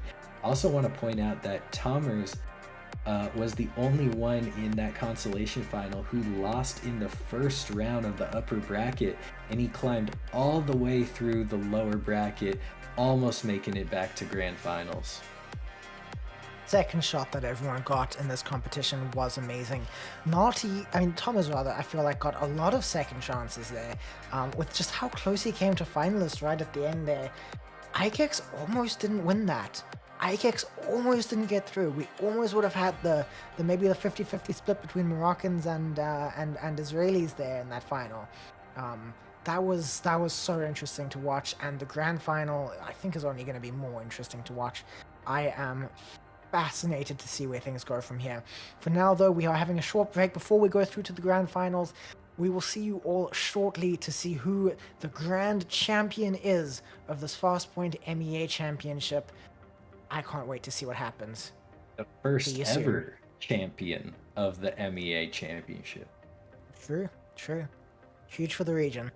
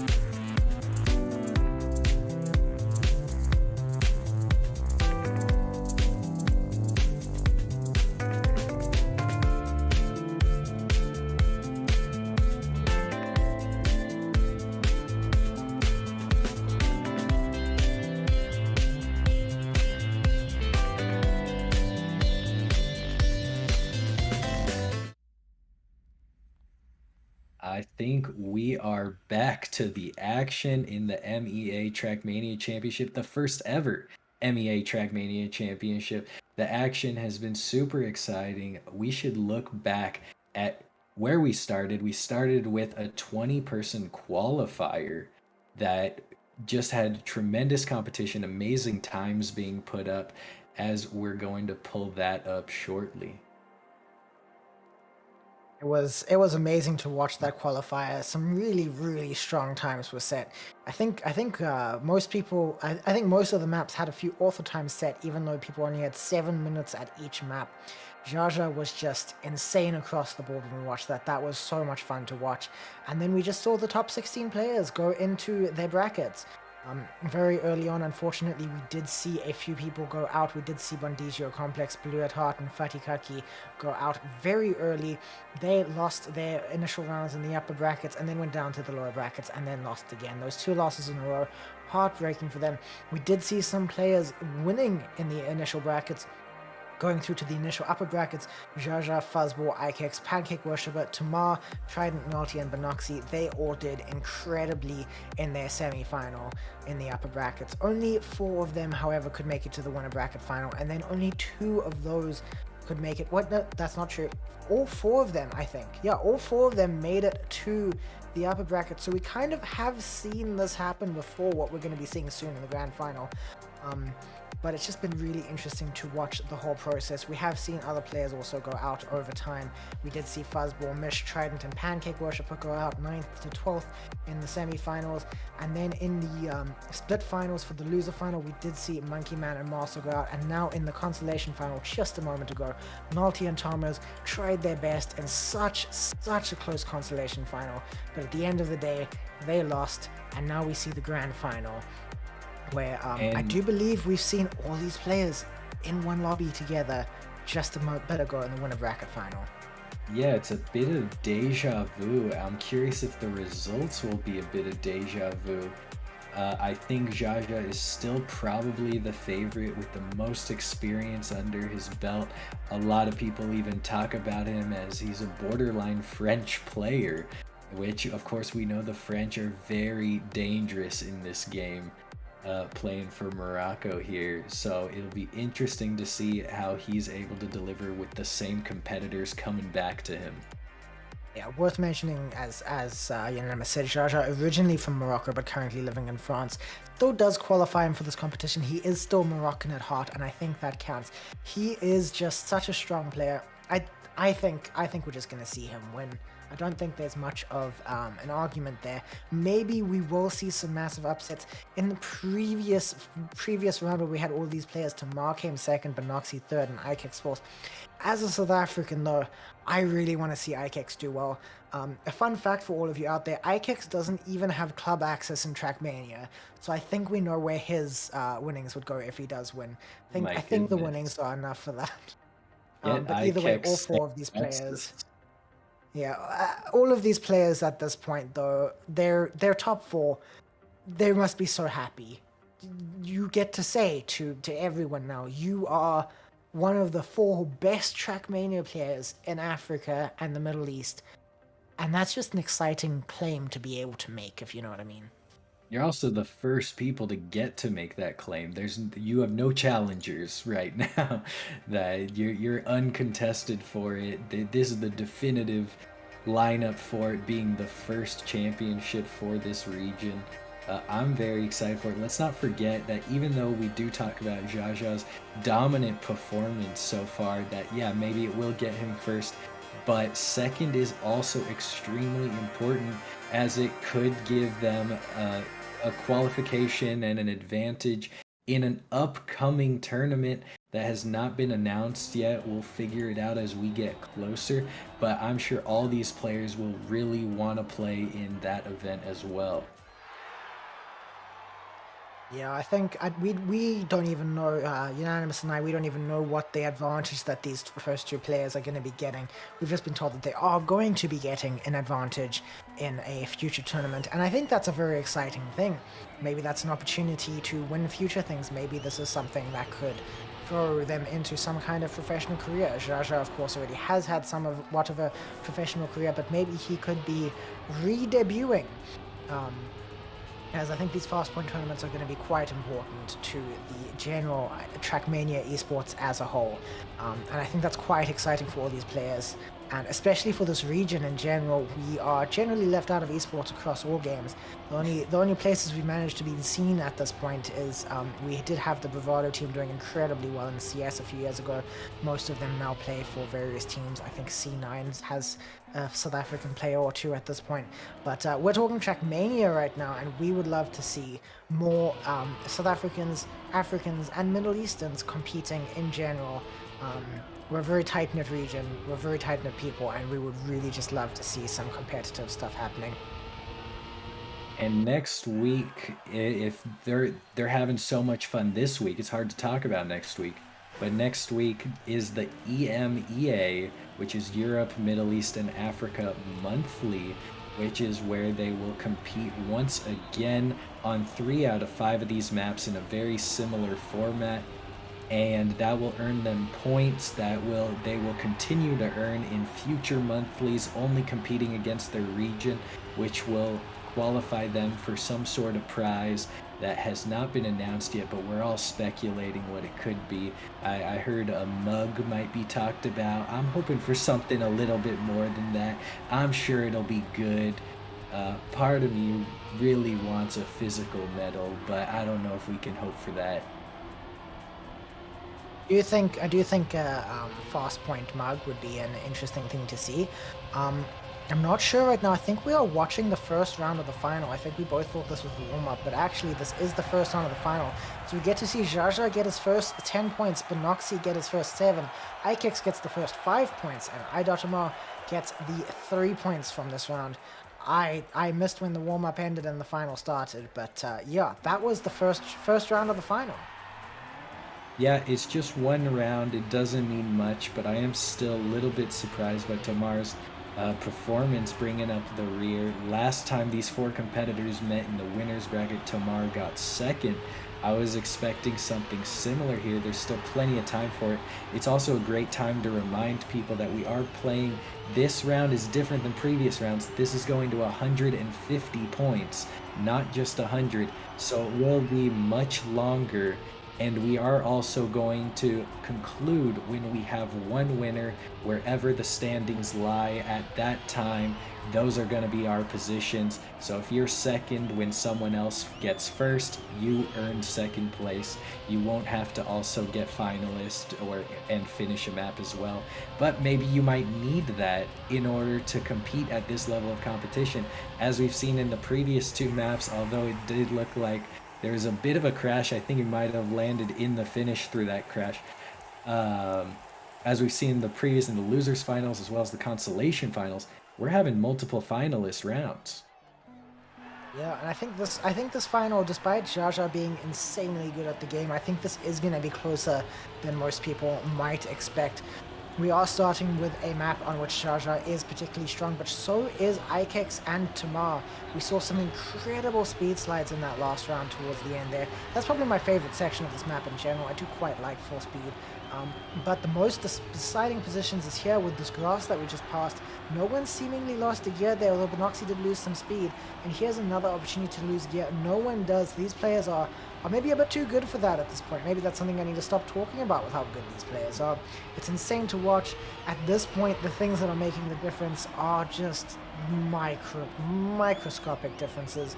It's just one slightly better line with a 1 degree preference and angle is what's gonna get you the difference.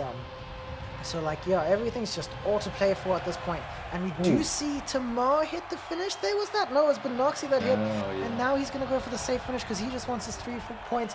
He was in line to come 3rd there, and then he just didn't. Jaja did win the round. Ikex came 2nd. Tamar 3rd. This is kind of what I expect of this map. That is how these players have generally played on this map so far. Yeah, this is a rough map, and now this level of competition, we have a 3-way tie for 2nd place. Jaja dominating with 30 points, everyone with half of that, 15, but we're still so early on. 2 rounds could completely flip the standings. Benoxy and Tamar rounding at the back. Ikex and Jaja battling out at front. I think Ikex seems to have the fastest speed slides at the end, so if he can just keep it close, he might be able to pull away with some position stealing. Jaja still rounding out the front. Tamar trying to catch up, but Benoxy's very closely behind through this dirt turn. Jaja making it up to the sausage, getting ready to start his speed slides, holding him very tight, even turns it into a no slide, transitioning into the grass. Ikex will be closely following, hoping for a crash. He doesn't get it.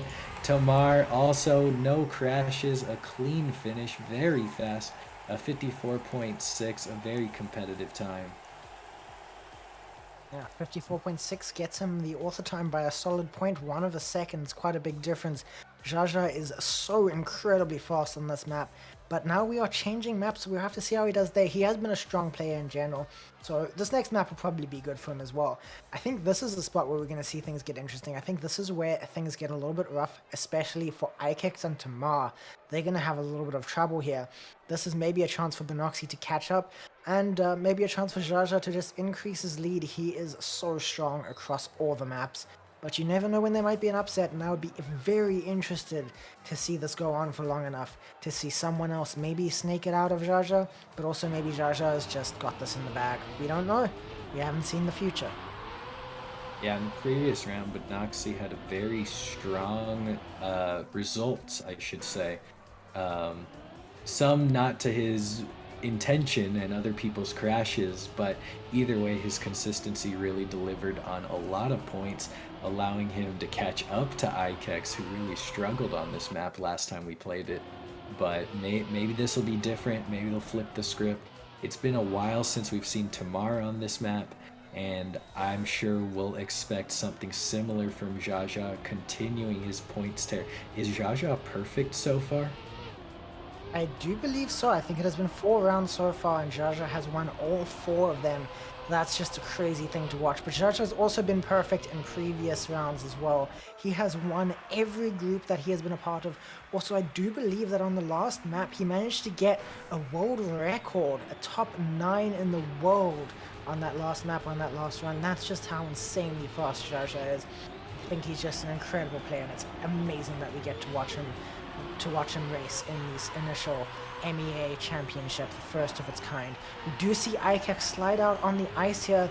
That is very rough to watch. We did say Ikex would be weak on this map, but it's still sad to see someone slide out on the ice.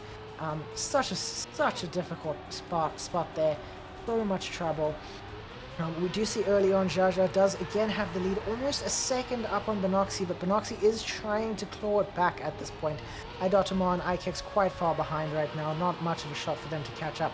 Maybe Jaja will bonk this finish, but I don't think so. It does look like Jaja is going to be first, Benoxy second, Idotamar third, and Ikex is coming out in fourth.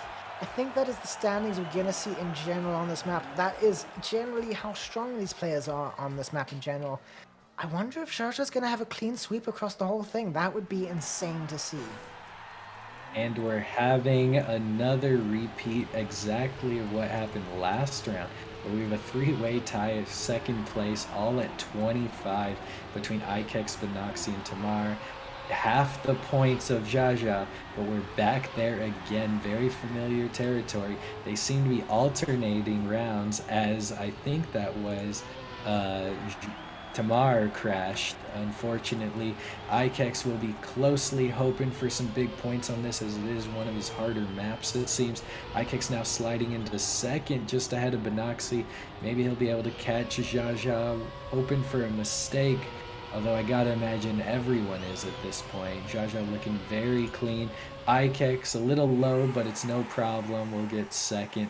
And hopefully Tamar, there he is, punching in his 3 points. So far, Jaja up to 60 points in 6 rounds. Factor in, you can only get 10 points a round. So, in case you can't do those maths, I'm sure you can. He has run every round of this grand final so far. That's insane. That of its own is a form of win. But I'm sure he has a good shot at winning the whole thing overall so far.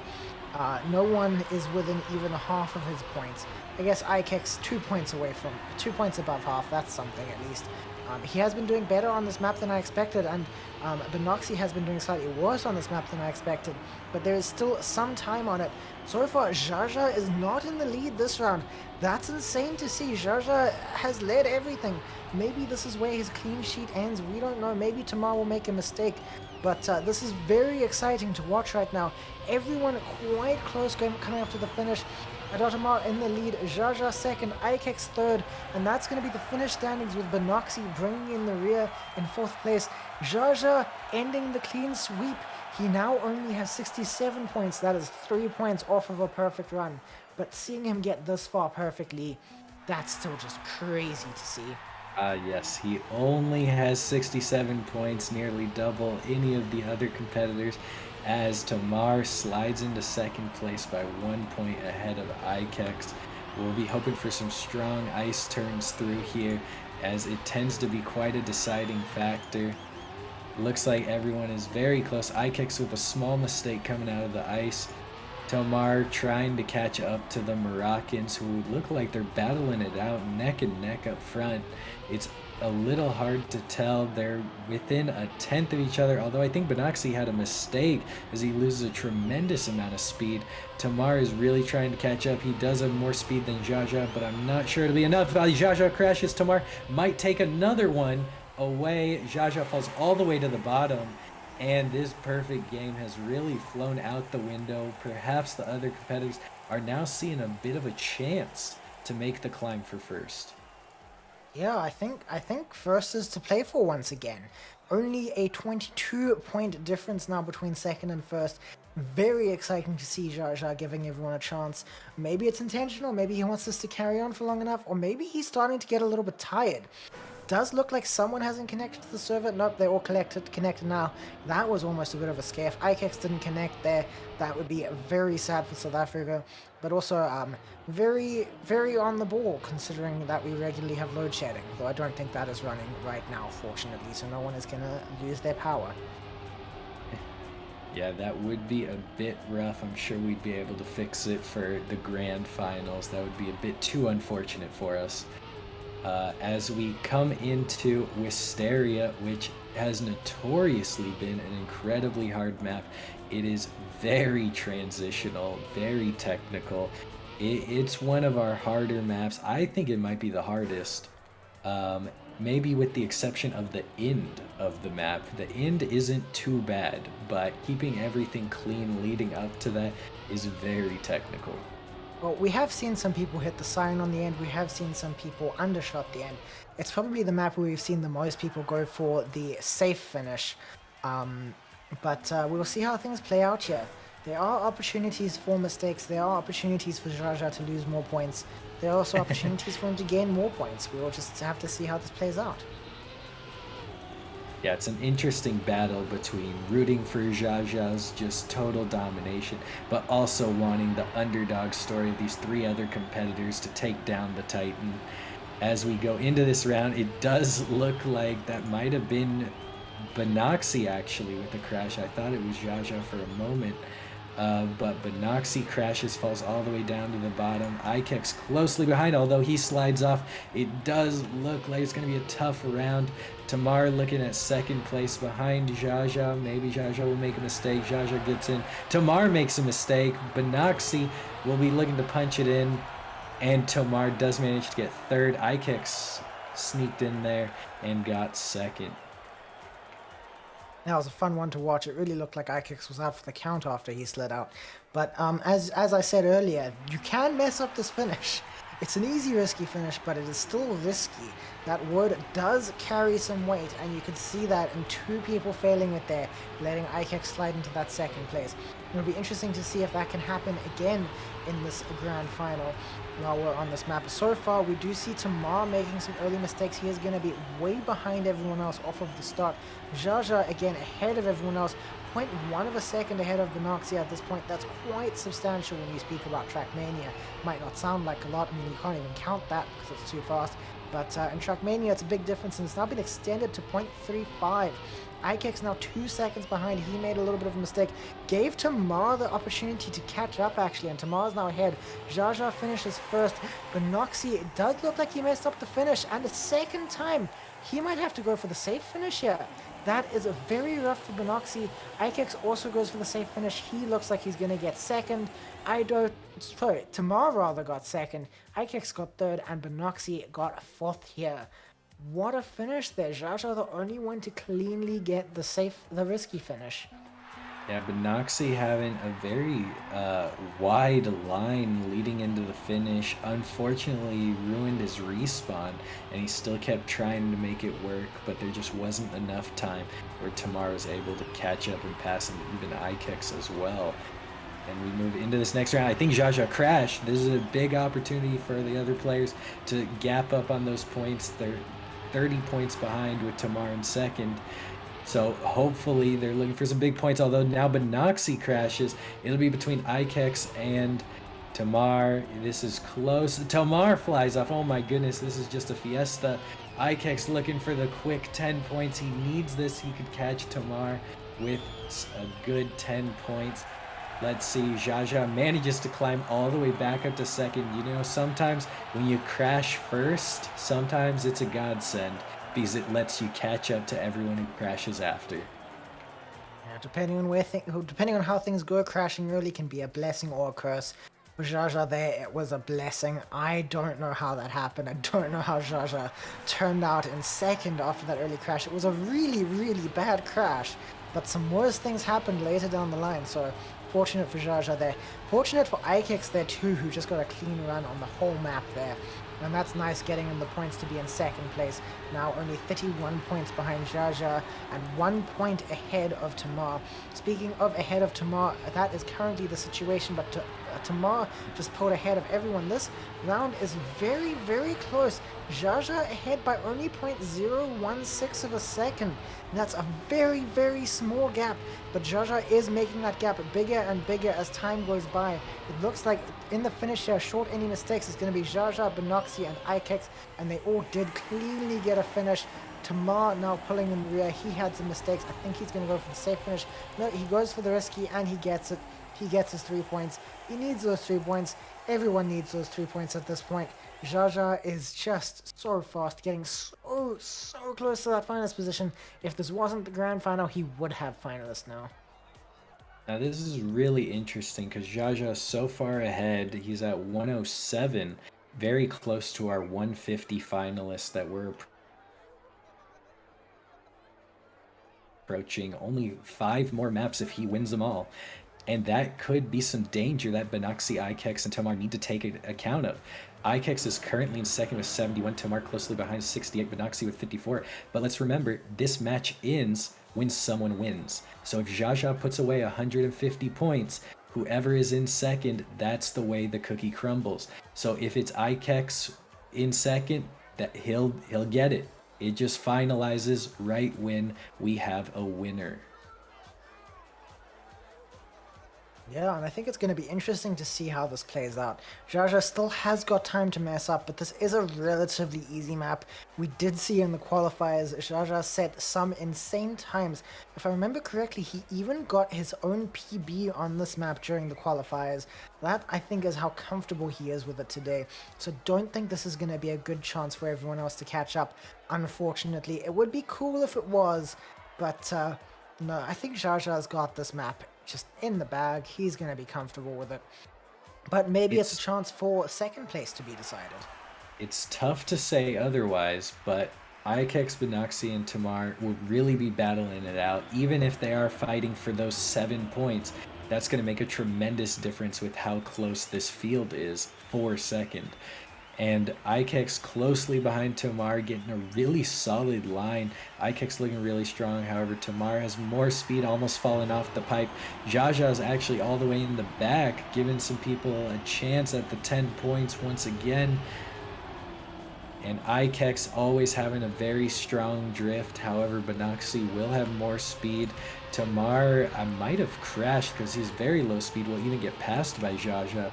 Ikex and Benoxy rounding at the front. Benoxy's hoping to pull away these 10 points. He desperately needs these 10 points to catch up to Ikex and Tamar, where they're ahead of him in second and third by points. Looks like Jaja is getting kind of lucky though. Every time he bunks, someone does with him, and that just allows him to eke out a little bit of extra points to just win this so quickly. It's just, wow. His points are climbing just so fast. Even when he bunks, his points climb. It's just, wow. He's good at the game. He is good at video game. All of these people are. But Jaja is just streaks ahead. It's insane. And you can see him being ahead off of the start here. But he's right next to Tamar. Tamar actually gets ahead for a split, but not quite enough of a split. Jaja is taking the lead now. Tamar has fallen behind a little bit, but Noxy has fallen behind a little bit. And Ikex is currently in third place, hoping to overtake Tamar and Jaja. Tamar hoping to overtake Jaja. He does have a lot of speed. This grass turn can decide a lot. Tamar did get a little tap there. That's going to lose him some speed. That's going to, I think, allow Ikex to catch up and allow Jaja to get his first place comfortably. But Tamar did manage to get the second place. 0.006 of a second. That seems to be a pattern today in general. Benoxy pulls up the rear with fourth place. He's getting those little bit of points that he desperately needs. At this point, things are getting interesting.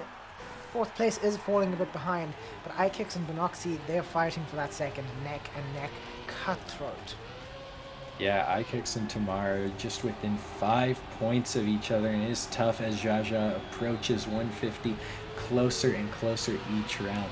I gotta wonder if Jaja's got maybe some nefarious plans to maybe slow down as perhaps he has been doing on this map, to hope that Benoxy can catch up into a better position for his Moroccan teammate to perform a little bit better. But I don't know if that's going to happen. We'll have to wait and see. It does look like Jaja is pulling away in this one, but Benoxy is closely behind. Ikex has a really smooth landing that will be enough to snipe second by about 12 thousandths. And Tamar seems to have struggled. Will punch in the 6 seconds later. Yeah, it's interesting. If you look at the first and last of this map so far, you get to see that it almost looks like the whole lobby's Moroccan if you ignore the middle.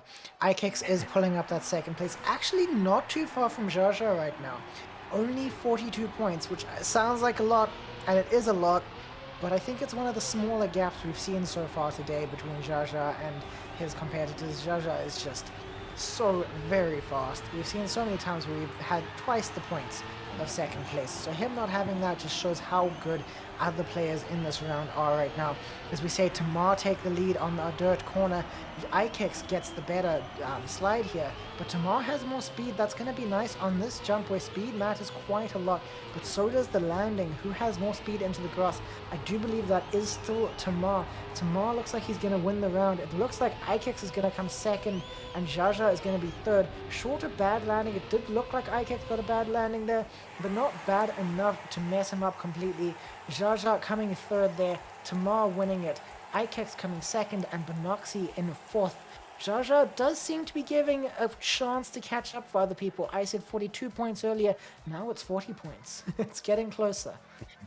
Yeah, I don't know if that kind of pace will be enough time for the other competitors, but Ikex has now established a 7-point lead ahead of Tomar, which will be tough. It's not difficult, but it will be tough with this level of competitors for Tamar to catch up to Ikex. It basically needs to finish 2 positions ahead of Ikex in one of these rounds, and he's running out of time in catching up, as Jaja potentially could win this in 3 more rounds.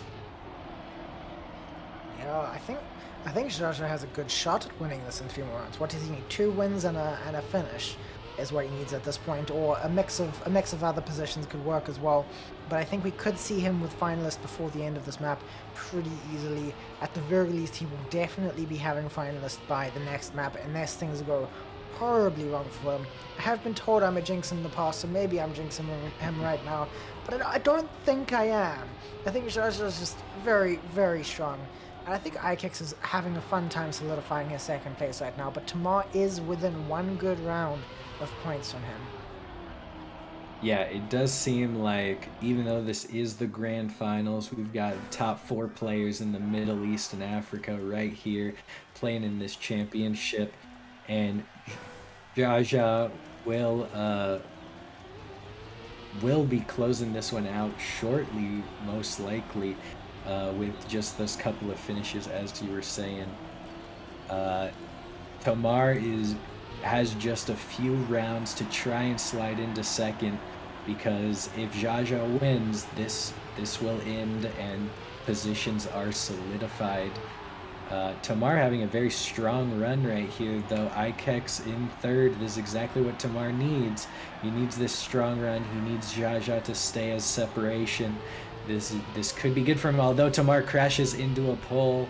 That is very unfortunate. Jaja in the lead. Ikex taking this opportunity to hopefully extend his lead. Benoxy even trying to catch up, although it does seem like Benoxy might be out of the running for second.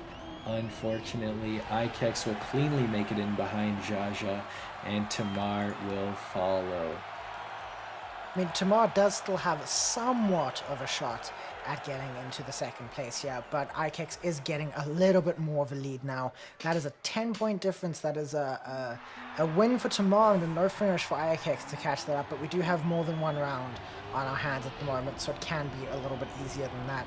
Jaja is most likely going to get his finalist this round. This is the map that has seen the most DNFs, but I don't think we've seen a single DNF from Jaja at all today. So I think this is going to be the round that he gets finalist, and this is the round for Ikex to solidify his second place if he does well. So far, it does look like Tamar is a decent amount ahead, and that might be a shot for Tamar to actually get second. I know Ikex and him are really fighting this out really, really closely. It's really tight. Benoxy at the moment is looking like he has solidified his fourth place, but things can always change. Things can happen. Major upsets can happen. You never know. We can't see the future. We can have an attempt at predicting it, but we never know what's actually going to happen. There are the wildest things that happen. And we do see things get interesting. Jaja did make a mistake that did allow Tamar to come in first this round. Jaja second, Benoxy third.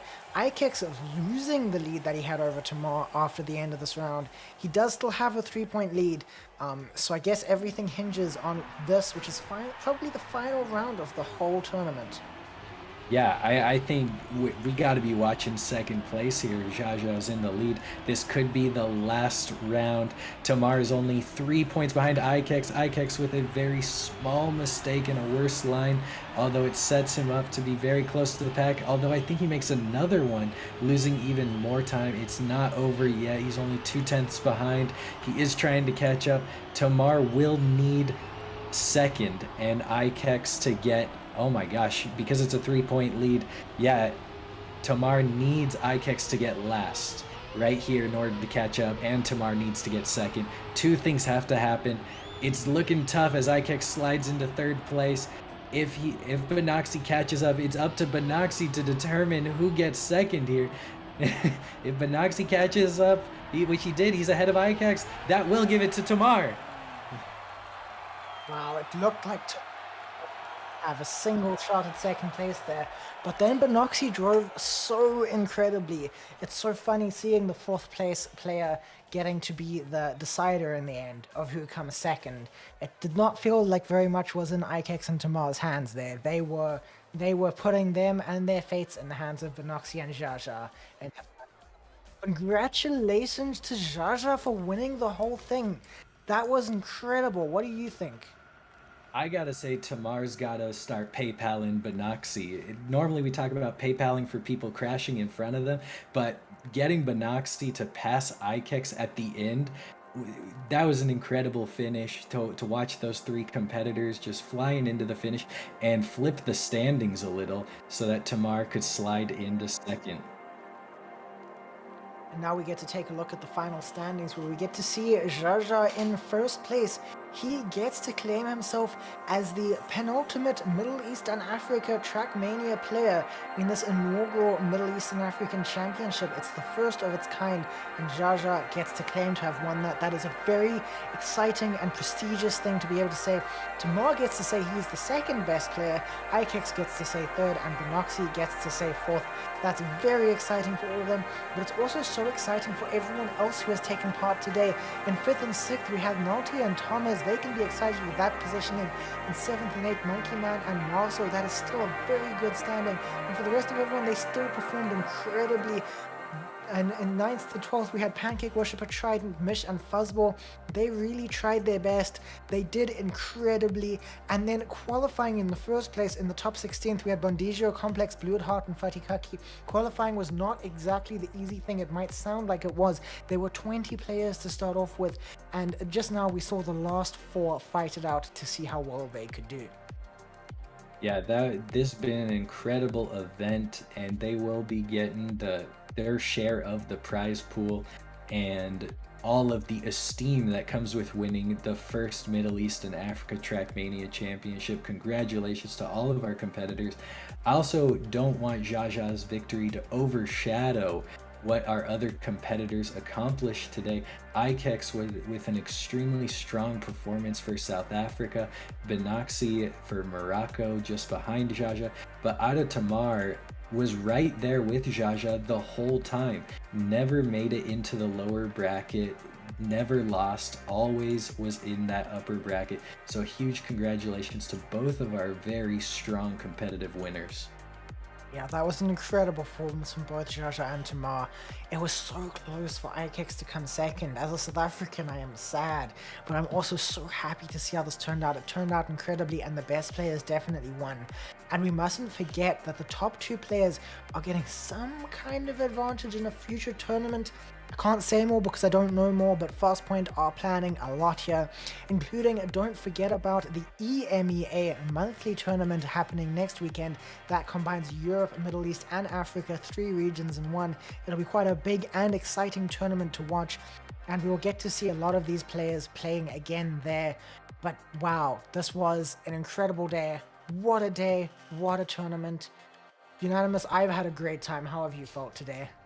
This has been absolutely tremendous. Let's not forget that Tamar and Jaja both earned themselves a bit of an advantage in a future competition by getting first and second here. And then we have the Europe, Middle East, and Africa monthly series, as you mentioned. And I think following that, we also have an Americas monthly series. So FastPoint has a lot of stuff on its schedule. If you're interested in competing, make sure you join the Discord, you register for these events, join the club, play on the maps. There are 5. The monthly series will only be playing on 3 of them. And if you watched yesterday's APAC, it was extremely competitive, very similar to today. Loads of fun. I'm just looking forward to more events. I'm happy. Yeah, FastPoint is keeping our schedules busy. They really want to make sure that Trackmania Esports is the place to be. They're doing such a good job with Trackmania in general. We have tournaments almost every weekend, basically. I don't know how many weekends off there are in the near future, because just so many events are being organized, and they're all going to be so much fun. And today has been so exciting. I can't wait to see, cast, and maybe take part in future tournaments. Remember, these tournaments aren't invite, they're open to anyone. If you want to take part in the monthly series, you can. There is nothing stopping you, and maybe you can beat Jaja one day. Yeah, and don't forget also exclamation point skins. You can donate to FastPoint so that we can increase these prize pools and entice our competitors just a little bit more, because, you know, it's all fun and games, but, you know, we gotta sweeten the pot a little bit. And Yeah. I've had a thrilling time, Jack. It's been an absolute pleasure casting this with you. I think we might be ready to go here. Yeah, this was a first time cast for both of us. I'm very excited to have been able to do this with you, Unanimous. I'm very excited to have been able to do this at all. I appreciate FastPoint for the opportunity, and I hope to get more opportunities like this in the future. This has been an amazing event. Definitely the highlight of my week, possibly my month. This has been great. Thank you so Yeah, much for no. the opportunity to Cirque and the entire FastPoint team. And a huge thanks to the FastPoint team all the way around. I mean, we're casting it, we're the faces of this event currently, but there's so much work going on behind the scenes, stuff that we're not even seeing. So it's a tremendous amount of work to put these events together. So make sure to tip your administrators, tip your tournament admins, because they are doing a tremendous amount of work to provide these awesome events for you. Yeah, at the end of the day, all we're doing is saying words. We're not the people who make this happen, even though we're the people that you see. So, an amazing amount of credit to everyone who organized this event, everyone who took part in the event, and a little bit for us too. All right, I think we are going to head on out of here. Thank you everybody for watching the first ever Middle East and Africa Trackmania Championship. Hopefully the first of many. I'm super excited to see where this goes from here. I'm unanimous in decision. Jack Donde also joining, and we're signing off. Good afternoon, everybody.